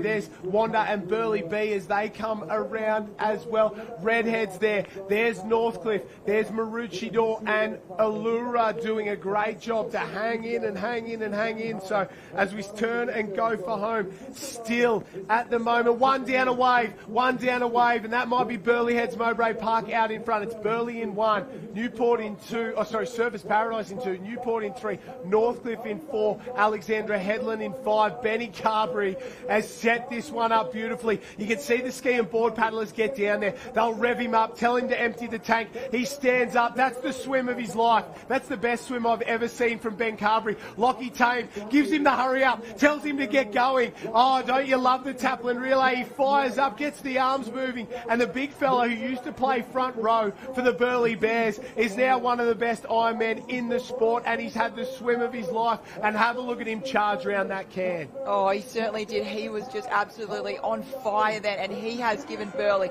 every opportunity to take out this gold medal in the open men's taplin. Jimmy Kosh goes in for the Burleigh guys. Ali Day comes around. That is the gap there. He'll tag Finn Askew. Gets it done. Ali Day on fire as well. Finn Askew goes in, very skillful. You don't want to be in a sprint up the beach with a lad like him. He'll find a wave and find a way to get back into it. He's a racer. That is for sure. And they're not out of it yet. Plenty of work to do from all these guys. 1 leg to go. 5 legs. 2 ski, 2 board. 1 swim and 1 to go. Surfers Paradise are in it up to their eyeballs. So are Newport. So are Northcliffe. Alex as well. I wouldn't count them out. Manly come around and tag with Allura as well. This race is still wide open. Maroochydore sends Sam Short in. So Maroochidore's just gone in with Sam Short, the World 400 Freestyle Champion. Everyone brings out the big ones here, and have a look at Zach Tabawai go for Alex. Oh my God, he should be in the beach sprint. Unbelievable from him there. He's gone across that bank and got Alex back into the mix. I know what you're saying. I cannot believe the pace that has been going out here. This run across that sandbar, and remember, it's not flat. There's potholes out there, but the boys are not worrying about that. They are absolutely flying. We look out to sea, and I tell you what, the surf swimmers, they're not worrying about the pool swimmers at the moment. The pool swimmers not worrying about the surf swimmers. Everyone's going for it. They know this is a gold medal on line, and definitely when we see the next shots, we'll be able to see all the teammates lined up along that sandbar, yelling in the ear. The swimmers probably won't be able to hear. Their ears are probably full of water, but they will be screaming at them. That's exactly it. That's the best part of the taplin, and that's the equation. Jimmy Kosh leads out in front for the Burleigh boys. He's not in shot yet, but Finney Askew for Surfers Paradise chasing hard. Then behind them, Newport fighting it out. Oh, this one's going to get interesting because they're coming back. In the background, Northcliffe fighting it out. They're not out of it either. That's 1, maybe 2 waves difference from first to fourth, and this race can break your heart if you let it. Burleigh's got to go now. Surfers Paradise, it's getting late in the day, and last drinks have been called. It's now or never. You've got to get up and involved in this race, and well, Surfers and Newport have done everything right so far, but Benny Carberry broke their hearts in the last one. They broke this race wide open in 1 swim leg, and it's going to take something astronomical to get back into it here. I think they need a wave. I don't think they're going to swim them down. They're going to have to roll the dice. Have a look at him go for broke out in front. Kosh from Burleigh Heads Mowbray Park. There's a little lump. It won't give him much, just a little push. Surfers turn. Newport will turn next. Northcliffe come into the frame as well, so they're going to get in on the act. It's not for a minor medal. They know if they can get a little run, maybe they'll hold a wave all the way to the beach. They can get a gold medal here, but Burleigh into the break zone and a wave coming out the back. Let's go. It's time to decide the open men's taplin relay. No! It falls underneath him, and there's plenty on offer. There certainly is plenty on offer. This is a moment where there's so much on the line right now. James Koss, he's got an opportunity. We have someone out the back. It could be Finn Askew, Surfers Paradise. I'm not 100% sure. We'll know in a second. Now, here we go, Josh. Call them in. Down it. And we thought Burleigh had got it done. Burleigh's still on it. Surfers Paradise are as well. Burleigh's hung on, but only slightly. It's still a race in 2. That's the gap. Surfers Paradise are there. Burleigh are in there. The ski paddlers come running out and say, get up, son. You got to go. You got to run because one of the fastest men in the sport is up behind you. Burleigh Heads Mowbray Park. They're almost home. We thought Surfers had pulled it out. Finn Askew's coming for him. But no. Burleigh Heads Mowbray Park will get it done and write another chapter in the history books of the famous club. What about that one? Put it down to Benny Carberry's swim. Unbelievable. Lockie Tame, Pete Mitchell, Sean Riley, Corey Fletcher, Ben Carberry and Jimmy Kosh are the Open Taplin Relay champions for 2024. I can't wait to see the shot that's about to happen. Michael King's almost probably had a heart attack down the beach there. But we can see the boys on the line. Can't wait to hear from Jenny in a second. But there we go, Finney Askew. He gave it everything, a smile on his face. Surface Paradise will be absolutely stoked with that win. They went so close. But wow, that is magic happening right now. He's exhausted. He can't even lift his arm up. The boys are trying to pick him up. I thought he had it, and then I thought he'd thrown it away, and then he got it back. Unbelievable. There's no tougher task than bringing home a Taplin relay, especially when you've been set up in that way. He's done an amazing job to get it done. Surface Paradise, unbelievable. They have been so good in this Taplin relay. I love to see it. Jenny, Parry, hopefully you're with the winners, and this Burleigh team, they must be very proud of their effort. Oh, I tell you what, Burleigh Heads Mowbray Park. It started with some incredible ski paddling. We'll get to the rest of the boys in a moment. This is going to be a big win for the club. That's massive. That's a massive win for the club. For myself and Lockie, first time at Burleigh this year. That's huge, but a Taplin in itself is massive. To come away with the Open Men's Taplin, that's massive. It was fantastic work. Corey, we'll grab you as well. I tell you what, the board paddlers in the middle there. Tough conditions out there. The lead kept changing, kept you on your toes. Yeah, it did. The boys really did set us up. Lockie got hit at the start and somehow came in pretty much on that front wave and gave Pete Mitch the opportunity to get out and put us in a good spot to hand it off to Benny and then Jimmy to bring it home. And I want to take note. We got 4 Central Coasties originally here, so we get to come together and bring Burleigh an Open Taplin, which is awesome. Oh, Benny Carberry, I don't know if he wants to have a chat, but we're definitely grabbing this guy right here. The pressure leg, he hobbles over. It's been a big day. Jimmy Kosh, welcome to Burleigh Heads Mowbray Park. And here you are, the Australian champions. It doesn't get better than this. Oh, it doesn't. You know, I've been away for a little while now. You know, to be put in that situation first up, you know, I haven't been around this season too often, so I love it when I, you know, have to go last. I've got a bit of pressure on me, brings the best out of me. There was a lot of pressure heading out. You knew Finn was with you as well. Talk us through those last 20 metres, coming down the wave and then the run up the beach knowing they were close. Oh, mate. My legs are like stinging now. I've never run so hard in my life, and I thought these bastards are going to get me running around for me. Oh. I think we need to let these boys go and celebrate. It's all about Burleigh Heads Mowbray Park finishing off with a massive win for the club. Jimmy Kosh, you're an absolute superstar. Go and celebrate with these boys. Aussies is done for 2024.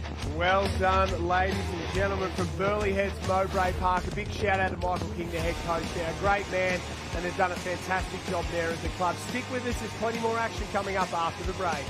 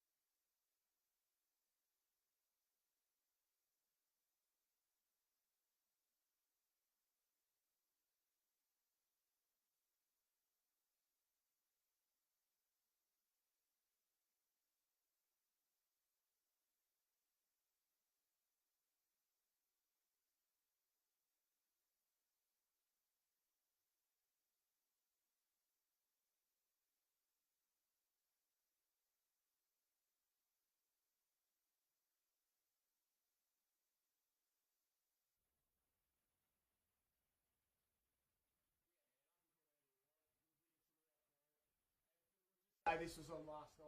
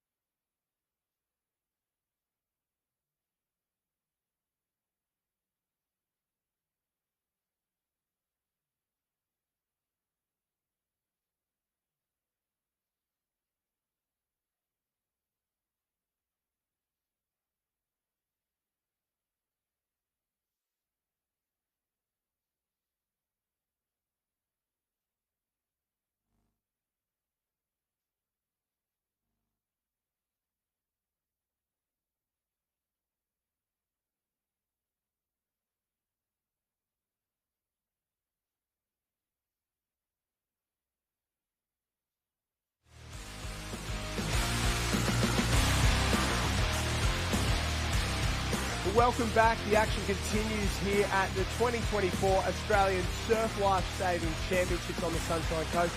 Not just the water events, we had the beach events run earlier in the competition. Let's pick up the action in the women's beach flags final. As the rain starts to fall here at Mooloolaba, the women's beach flags final, we get ourselves set and ready to go. Not too many runs left in this one, and conditions are really starting to deteriorate. Closest to screen there, that is Alex Rampoldi from the North Cronulla Club. She's had a couple of titles in the past. Peyton Williams from the Mollymook Club as well. EJ Forsyth next along from Currumbin. And Anna Abravanel from the French Club. And the French competitor has been so good so far.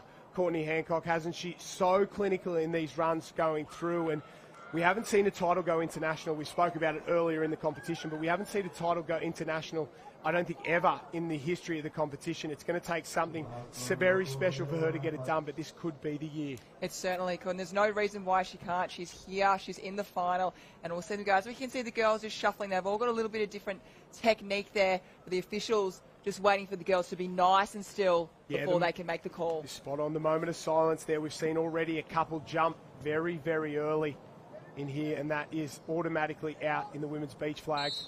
Off and away, very clean in the centre there from EJ Forsyth. Come together there on Rampoldi, and we say goodbye to Peyton Williams of the Mollymook Club. Such a strong club there. She's been so good through so many rounds of this beach flags. We'll take a look at the replay, and you could see Forsyth with the Currumbin cap comes across, tries to go with Rampoldi. That had so many battles, and I think for a second there, EJ Forsyth thought she could have knocked out maybe her best rival going in. And from the women's to the men's, now we take a look at this men's beach flag run off for the top 3 or 4 here. And these boys, they've been very good so far. A couple of the big names have gone out early on, and take a look at them side by side. Yeah, absolutely. It's a nervous await, isn't it? It's you know, for the beachy flags, it's done in a couple of seconds, so they're explosive athletes, and they really, really have to be on. But we see the Mollymook Club, geez, they have been so incredibly strong for so many years. We saw Mel Howard back in the day. She won multiple, I don't know if she got to 10, maybe 9 or 10 flag championships. And she will definitely be, I'm sure, giving her competitors definitely some advice. That's definitely true. Spot on there for sure. And the boys there, they're looking fired up, set and ready to go. Scrivener closest to us on the screen. Watch for him. The Japanese competitor there as well. Will be very good. He's been very, very good for a long time. Maybe Goff on the outside, Jason Goff. And Jake Lynch from Newport there. So watch for these lads. The turn all important. Plant the toes, spin as quick as you can, and really start to accelerate into this one. Wait to see the lads. Nice and still before they can call it. A little bit of shuffling. Here we go. It's up. Down. Here we are. They are off, Josh. Off and away. Very, very good. Lynch there. Great little jump from Lynch. He was very quick around there. It looks like Jason Goff has grabbed that one on the inside, and the boys see the turn very good. Our Japanese competitor, very strong, cuts across the front there. The big old dive out in front, and the boys go down at the moment, and tough from that one, from the guys to the girls.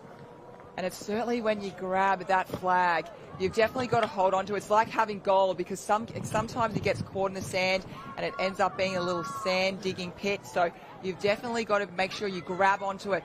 Grab it up in the air so that those officials can see you onto it. But we can see the girls now. This is for the medals.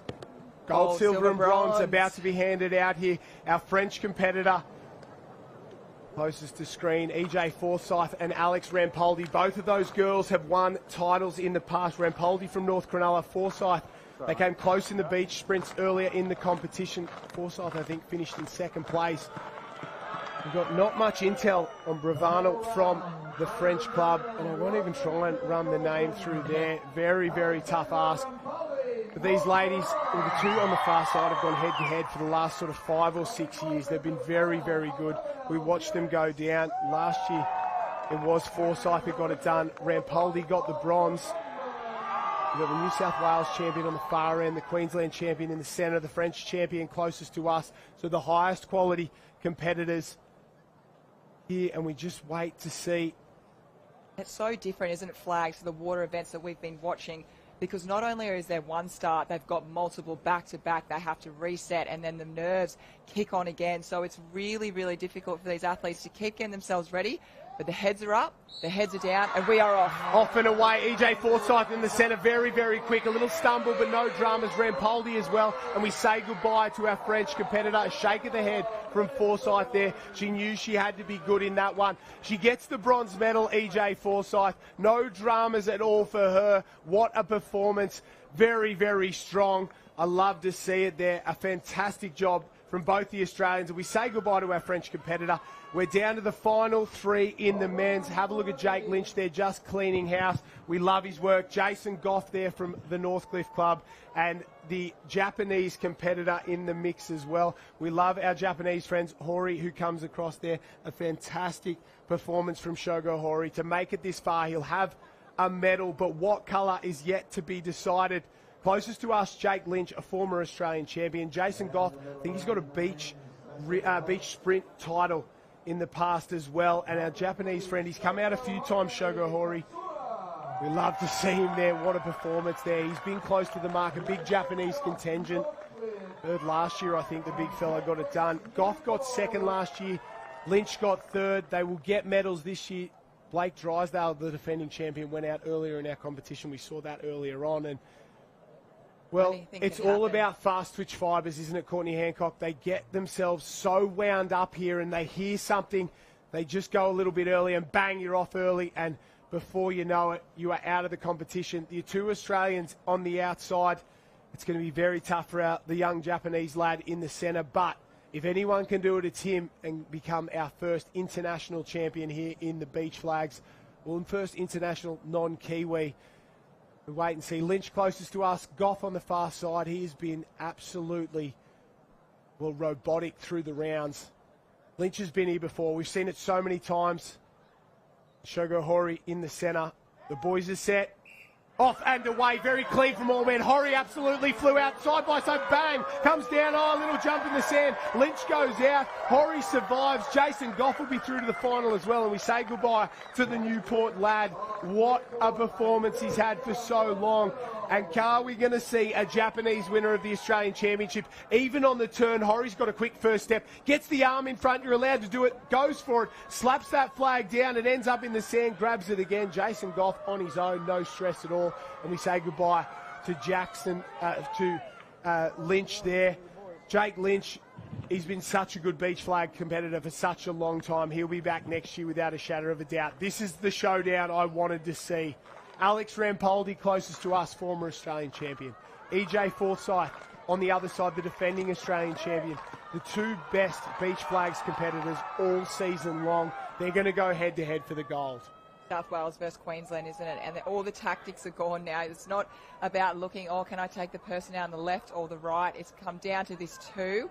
And I just love watching the girls just setting themselves up. They all have a little bit of a different, I guess, technique, the way they put their feet in. And we just see EJ just taking her time. You know, she just wants to get relaxed before she's ready to explode up and go for that golden flag. You're spot on there. Rampoldi set. Her sister went a long way into this competition. But it is now lady on lady. 2 women, 1 flag, 1 gold medal for the Australian National Championships. Alex Rampoldi closest to us. Elizabeth Forsyth on the other side. Oh no, just to stop there. If it's going to be for everything, you've got to make sure you get it right. Forsyth goes back down. She gets herself set, kicks the legs. It's all about the jump. The first step, so important here in women's beach flags racing. The 2 best beach flags competitors of the last 5 to 10 years are set and ready to go. They get the call, off and away, almost immediately. Forsyth jumps to the front, Rampoldi over the top. EJ Forsyth gets it done again. Back-to-back titles for the Queen of Currumbin. What a result there. And Alex Rampoldi, bronze last year, silver this year. These 2 ladies are giants of the sport, but EJ Forsyth is queen for a day. Wow, and look at this. You just see it's the argy-bargy going for it. But you see EJ, she just got that shoulder and she picks it up. And you see the emotions right now. We capture it straight away. That meant so much to her. The men's final up now. Jason Goff of Northcliffe. He spent a lot of time here at Mooloolaba in the past as part of the club. Shogo Hori from Japan. He's come out multiple times to the Australian Championships. We love to have him here. He's now got a shot for the first time ever to be crowned the best beach flags competitor in the world. Goff from the Northcliffe Club closest to us. Shogo Hori from the Katsura Club in Japan on the far side. And what about this one, Courtney Hancock? These are the fastest men in the sand. And they really are. We've got those beautiful shots, as you can see, when they come on in. They're literally up. It's not even, I feel like it's not even a second, is it? It's 1 split, 2 seconds, but it's all about setting it up. They really need it. We saw EJ there. She really took her time and wanted to make sure it's going to be absolutely perfect. So different techniques for both of the competitors right now. Oh, we just have a little bow there. Oh, how beautiful. So much respect for the crowd watching on and being there watching these athletes, but definitely the nervous await. Seeing Northcliffe having a little look at where the flag is behind, just seeing themselves up. Yeah, practicing that turn there, Hori from Japan. Jason Goff patting down his pad there as well. 58 men started the beach flags competition. We're down to the final 2. Jake Lynch got the bronze. We're about to decide the gold. The men are in the starters' hands, and it all comes down to this. It takes a little moment. The boys are set. Heads are down. Off and away for the turn. Oh, the Japanese man, he's off in front, he's around. Goff tries to come around. Shogo Hori wins. He wins. He takes the Australian title. Doesn't he love it? He's travelled all the way down here to be crowned the best in the world. Hugs and high fives all around. The Japanese team will be absolutely loving it. What a historic moment for Japanese beach flags and this man. He's come so many times. He leaves on top. Hand him the gold medal as the Australian champion. He's the best in the world. Very even off the jump, and those next 2 or 3 steps, look at the concentration, the big shoulder bump there, and it was a matter of centimetres for the Japanese lad. What a result there. Hori is the champion here at the Aussie titles. Oh, and he sure is, and he absolutely loves it, doesn't he? He's come a long way to be here. It was just, as you said, Josh, that last shoulder, and wow, it's been magical to watch this. Yeah, Ty Dowker down on the beach with a couple of the champions there. A wonderful performance. He's trying to have a chat with the guys there. Let's see if he can grab him. Oh, how good is this? The grand finale here in Mooloolaba, and I tell you what, it has delivered. What about this? 6 years in a row, EJ. What a performance, but this one is something really special. Yeah, absolutely. That was really tough out there today. I definitely would have liked to have been more dominant, but the girls showed up and really, really threw it out there. So I'm very happy to take that one away. Let's put this in the concept as well, context. 6 years in a row, backing up. And not only that, tonight as well, wet conditions as well. How's your mindset going round for round? It stays pretty similar, to be honest. Obviously with the wet conditions, just try and stay as warm as you can and be really smart with your warm-up and nice, long and slow. And then just working through the rounds and making sure you're just ready to hit the final hard. Hit the final hard. I saw the emotion as well. It means something. Like I said, 6 years running, and you surround yourself with really good people as well. But the emotion that wins, top notch, isn't it? Yeah, 100%. And, as much as this is an individual sport, I have a massive, massive team around me, which is, has been built over the course of 10 or so years now. So I'm really lucky to have so many people in my corner supporting me every single day. Now, I saw Simon Harris come over, 11 times champion as well. Must be great to have him in the corner. Also, Robbo, though, as well. Plenty of people there supporting you. Yeah, absolutely. Simon took over my flags coaching a few years ago now, so it's really cool to have the best there's ever been be my coach. And obviously Robbo with me on the track. Second in the sprint the other night was more than I could ever imagine, and that's all credit to him. And then also Wade and the crew at Momentum Sports Performance Centre who look after my S&C, and then Sam Dick who manages me at Carnivals. I'm really lucky to have so many people in my corner. We love how you go about your business as well. Hard work gives results. Go and enjoy the moment. We'll come over now to the male champion, Shogo. What about this? I think the sand on the face says it all. What about this? You are the Australian champion. How does that feel?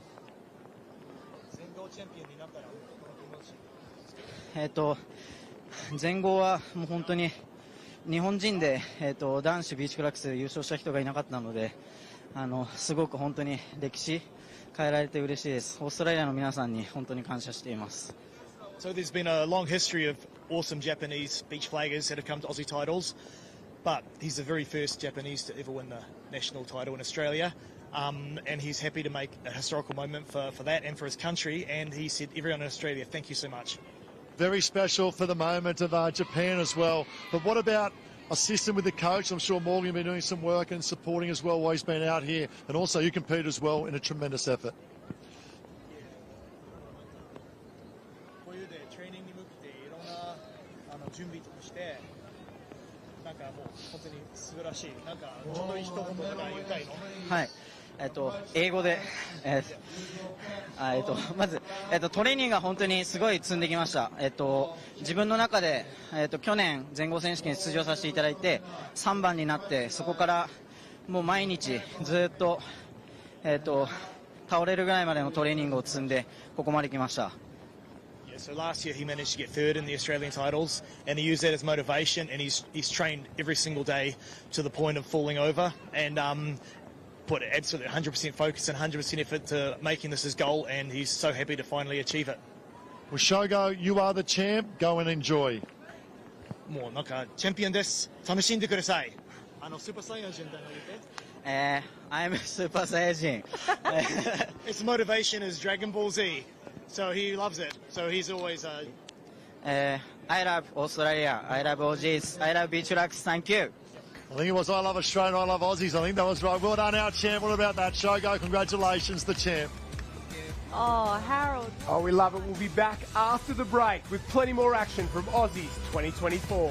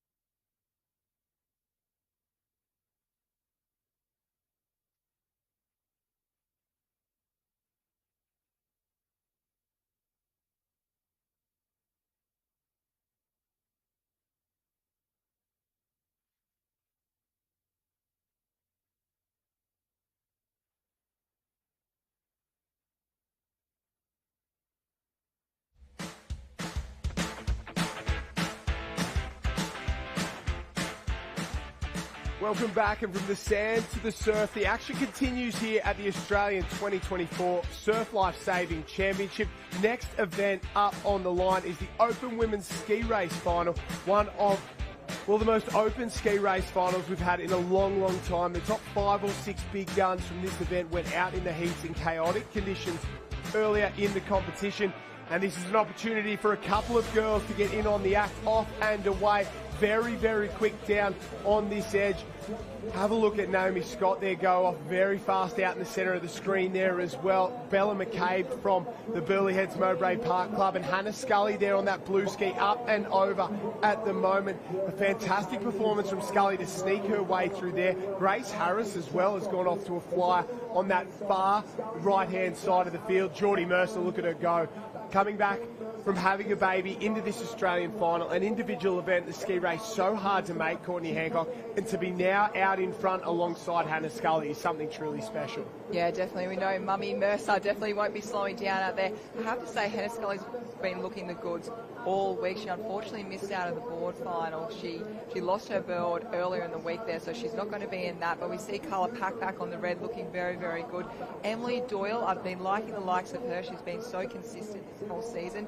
But as we look, I feel like that right-hand side, they really made the most of that, not getting hit by that last wave. Yeah, over here, closest to screen at the moment, it's Naomi Scott and Eliza Johnson from Swansea Belmont working their way up at the moment. So it's the Northcliffe Club Championships, 3 in the top 4. Only Geordie Mercer providing any resistance at all. Scully in 1, Geordie Mercer above her. Emily Doyle, that's her on the left-hand side. Grace Harris, the yellow and black corded cap of Alexandra Headland. Carla Papak on the red, just dropping back ever so slightly. And Naomi Scott, the white ski with the pink nose, getting in on the act as well. And Geordie Mercer's just forced them very, very wide there. Sort of didn't get the turn the rest of the girls sort of did coming around the can. Papak Harris fighting very, very hard to get in on the mix, and this is go time. Turn and go for home. Scully leads. She's a former Australian board race champion.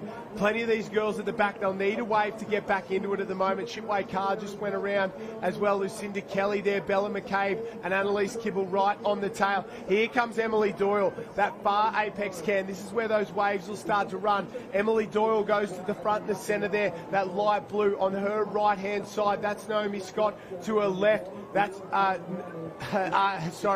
coming in on the way there, Hannah Scully, there. Geordie Mercer starting to wind up as well. Grace Harris and Eliza Johnson inside the top 6 at the moment. But have a look at Emily Doyle go. She's going like she's been shot out of a gun. Yeah, she's an absolute powerhouse on this ski, and she's so powerful off that start as well, and she's definitely not worrying that. She's actually dropped Hannah Scully off her wash there, which is very hard to do in the ski. I like the likes of Naomi Scott as well. She's a bit slower at the start there because she got hit by that wave. She's out by herself, out of the carnage. No one's washing on each other at the moment. They are absolutely going hammer and tons and going for this. Their forearms would be burning right now. 3 Iron Women out in front. They've got plenty left in the tank. I think Scully spent everything she's got. Grace Harris trying to get down one in the back. Geordie Mercer will get down, and so will Hannah Scully. Naomi Scott, they'll join Emily Doyle. So it's Scott on the right-hand side. Scully next along from her. Doyle's got to get over the top of this one. Geordie Mercer. If Mercer could win, it'd be a famous victory. She's gone away, had a daughter, come back. Oh, Scott's got the run so far as they go to the line. Naomi Scott's jumped out of it and got away from the field. Here comes Mercer, but late. Oh, I don't know, but Scott definitely the win. Maybe Doyle in second. Geordie Mercer in third. What about that one? You got to feel for Hannah Scully. She led all the way around, and Doyle as well. They were on top, but Naomi Scott sat in, one off, one back the entire way around. She came to the fore there, and that run onto the line was unbelievable. She blew them apart. I felt like she did that race incredibly smart. She really sat on the side. She came from that outside, came around the can, and then went from there. Jen, the emotions are so high down here. Naomi Scott, can you believe it? No. Look, I've always known that I can swim, and I'm pretty good in an iron too, but ski feels like something I've had to work really hard at since I first started. And just knowing where I've come from and where I've managed to get to with all of the coaches that have helped me along the way, like I can't believe that. That's incredible. You had a fantastic race. Obviously, a huge contingent of Northcliffe in that final as well. You know how you all race and how you train. You really put the hammer down halfway back in, and I guess you just wanted it more. Honestly, when I got to that first can and Emily and Scully were right next to me, I was like, this is so perfect, because I know how hard they train. I know how amazing they are, and we all really wanted this race really badly. And, you know, we've all come from that Ironman background, and to be able to be amongst the greatest ski paddlers in Australia as Ironman is pretty incredible. And, yeah, I'm so happy for the girls. They did so well, and really happy for me too. You are the ski champion of Australia, Naomi Scott. Congratulations. Thank you so much. Oh, how good, the emotion there for Naomi Scott. What a paddle it was. I spoke to her mum actually yesterday, and she said, if this is maybe her only chance to ever win one, and she's predicted it, that is for sure. From the ladies to the men, this one is going to be pure fire. The boys are off and away. The Open Men's Ski Race Championship of Australia off very, very quickly in the centre of screen. Sandhempson Thompson, and look at Fletcher Armstrong go in the middle there. His rating is so high. The boys on the right-hand side, they might get clipped by this one. Not Armstrong. He goes up and over, and he's dragging the two Alexandra Headland men with him. Have a look at Fletcher Armstrong from Newport. Really wind it up. Jet Kenny on the left. Sam Henson Thompson on the right, and he is dragging them out to that first can. Wow, what about that speed? Yeah, absolutely. These boys are certainly not going to be waiting there for a coffee. They are out and away. And as we look at, everyone's trying to, in this part of the ski leg, they're trying to set themselves up for that first can. So everyone would be looking, how far have we got to go and whereabouts am I positioned? Out in front, Fletcher Armstrong there doing a fantastic job. Hey, Jet Kenny, sorry. Sam Henson Thompson, I think he's run his race. A couple are trying to go past him. Have a look at the Fox. Russell Fox from Half Moon Bay, blue and red cap on the right-hand side, doing a great job. They're really starting to go to work. It looks like Mitchell Trim on that far left edge. Tom Norton's there as well. The rest of the field very, very close. They're going to have to get a bit of a wriggle on if they want to get into this one. They turn around that apex can. Murray Stewart on the inside. I hadn't spoken about him much. The Olympic gold medalist from 2012 in kayaking. He's up into it at the moment. Jet Kenny just getting swamped by Trim, by Benny Carberry, maybe by Jake Reese as well. Murray Stewart just drops a paddle in there and allows a couple to come up and past him. But this man has been on fire the entire race. A full ski lengths lead as he turns to home. A little run as well. Fletcher Armstrong out in front from the Newport Club. He's a kayaker in his spare time. He loves this ski paddling, and have a look at him go. He's not huge in stature, but he can get one of those skis up and moving better than anyone in this race at the moment. Tom Norton behind finds a little bit of space there from the Northcliffe Club. Takes Benny Carberry with him. Jet Kenny just cuts him off again and goes back in front. The two other Newport boys, Mitchell Trim starts to get in on the act. So does Jake Reese. The far right-hand side, the Burleigh boys think they've found a line all the way down there, but it's going to take something big for them to get back into it at the moment. Kenny looks like he's hurting. Ben Carberry working into the race at the moment, going past a few. Here comes Murray Stewart. Here comes Murray Stewart, the Olympian. He is really rising to the occasion, but they can't catch Fletcher Armstrong. This is the moment. This is the one that everyone's been waiting for. Don't look behind Fletcher Armstrong. There is a ripple coming through. We see Benny Carberry and that top right-hand screen coming down. How many do we have? 1, 2, 3, 4, 5. Jet Kenny, Ben Carberry, Tom Norton, Mitchell Trim, Fletcher Armstrong, Murray Stewart, Jake Reese. I think the boys in the middle will have a better run at it. A little lump coming across. Jet Kenny just goes sideways there. It's going to be a sprint for the line. Oh, I think Trim, Tom Norton, Trim and Tom Norton. Oh, Carberry late, Murray Stewart as well. Carberry, Tom Norton, Carberry, Tom Norton. Oh, I do not know. Murray Stewart was there as well. But you got to feel bad for Fletcher Armstrong. He led it the entire way. Benny Carberry came for the clouds. Heartbreak from the man from Newport, did everything right. The ability to get that ski up and moving at the finish is unbelievable. Oh, the poor fella throws the paddle, throws the ski. I can't pick that one. I don't know who won that one. I think Benny Carberry got it done ahead of Tom Norton, but Murray Stewart might have gone close as well. Yeah, we just see all the raw emotion down there. It's just heartbreak. These athletes train so hard day in, day out, and they're also managing a full-time job as well. So they're professional athletes working as well. Oh, it's really, really tough. We're going to hear from our winner in just a second. Let's get down there and find out who got the title. Ty, I'm down here with Benny Carberry. We are not sure. That was too close to call, but you're absolutely in the mix there. A fantastic race. Yeah, didn't have the start I really wanted. I was a bit slow off the beach, but sort of found the backwash of everyone, then sort of saved myself on the way and chased some runners. Got a couple of good bumps, and I knew it was anyone's race. If you're up there at the front, you could get on that front wave. And yeah, I'm not sure who got it, but it'd be interesting to see. You're definitely very close up there with the best of them. You've been in form all season long. We love watching you race. You never say die, and that's maybe what has got you across the line. Yeah, I don't know. I was a bit lucky I got a wave, so Fletcher had the best paddle. He was flying out in front. It was just unfortunate that wave came through, and there was about 6 or 7 of us on it, and yeah, I'm not sure what happened there. You're a very, very humble champion. You have to absolutely be up there to grab those waves, and we've all been in those positions where we've been in the lead and we've been swallowed up. So you should feel absolutely so proud of yourself and your club. Anyone you wanting to thank back at Burleigh Heads? Yeah, I'd like to thank Kingy, my coach. Not just my coach, he's one of my best mates. So, and yeah, everyone's supported me at the club as well. So, no, it's been a good year. We'll wait for those official results. Either way, you're an absolute champion. Congratulations, Benny Carberry. Thank you. Yeah, great job, Christy and Arlen. Well, that wraps up our coverage for the Australian Championships for this year. A big thank you to all our sponsors, Tourism and Events Queensland, BRP, Fins, Sunshine Coast Council, and Visit Sunshine Coast. Our event supporters, the Australian Government, the Australian Sports Commission, Nutrigrain and TFH, and our major national partners, Ampol, DHL, Isuzu and Westpac.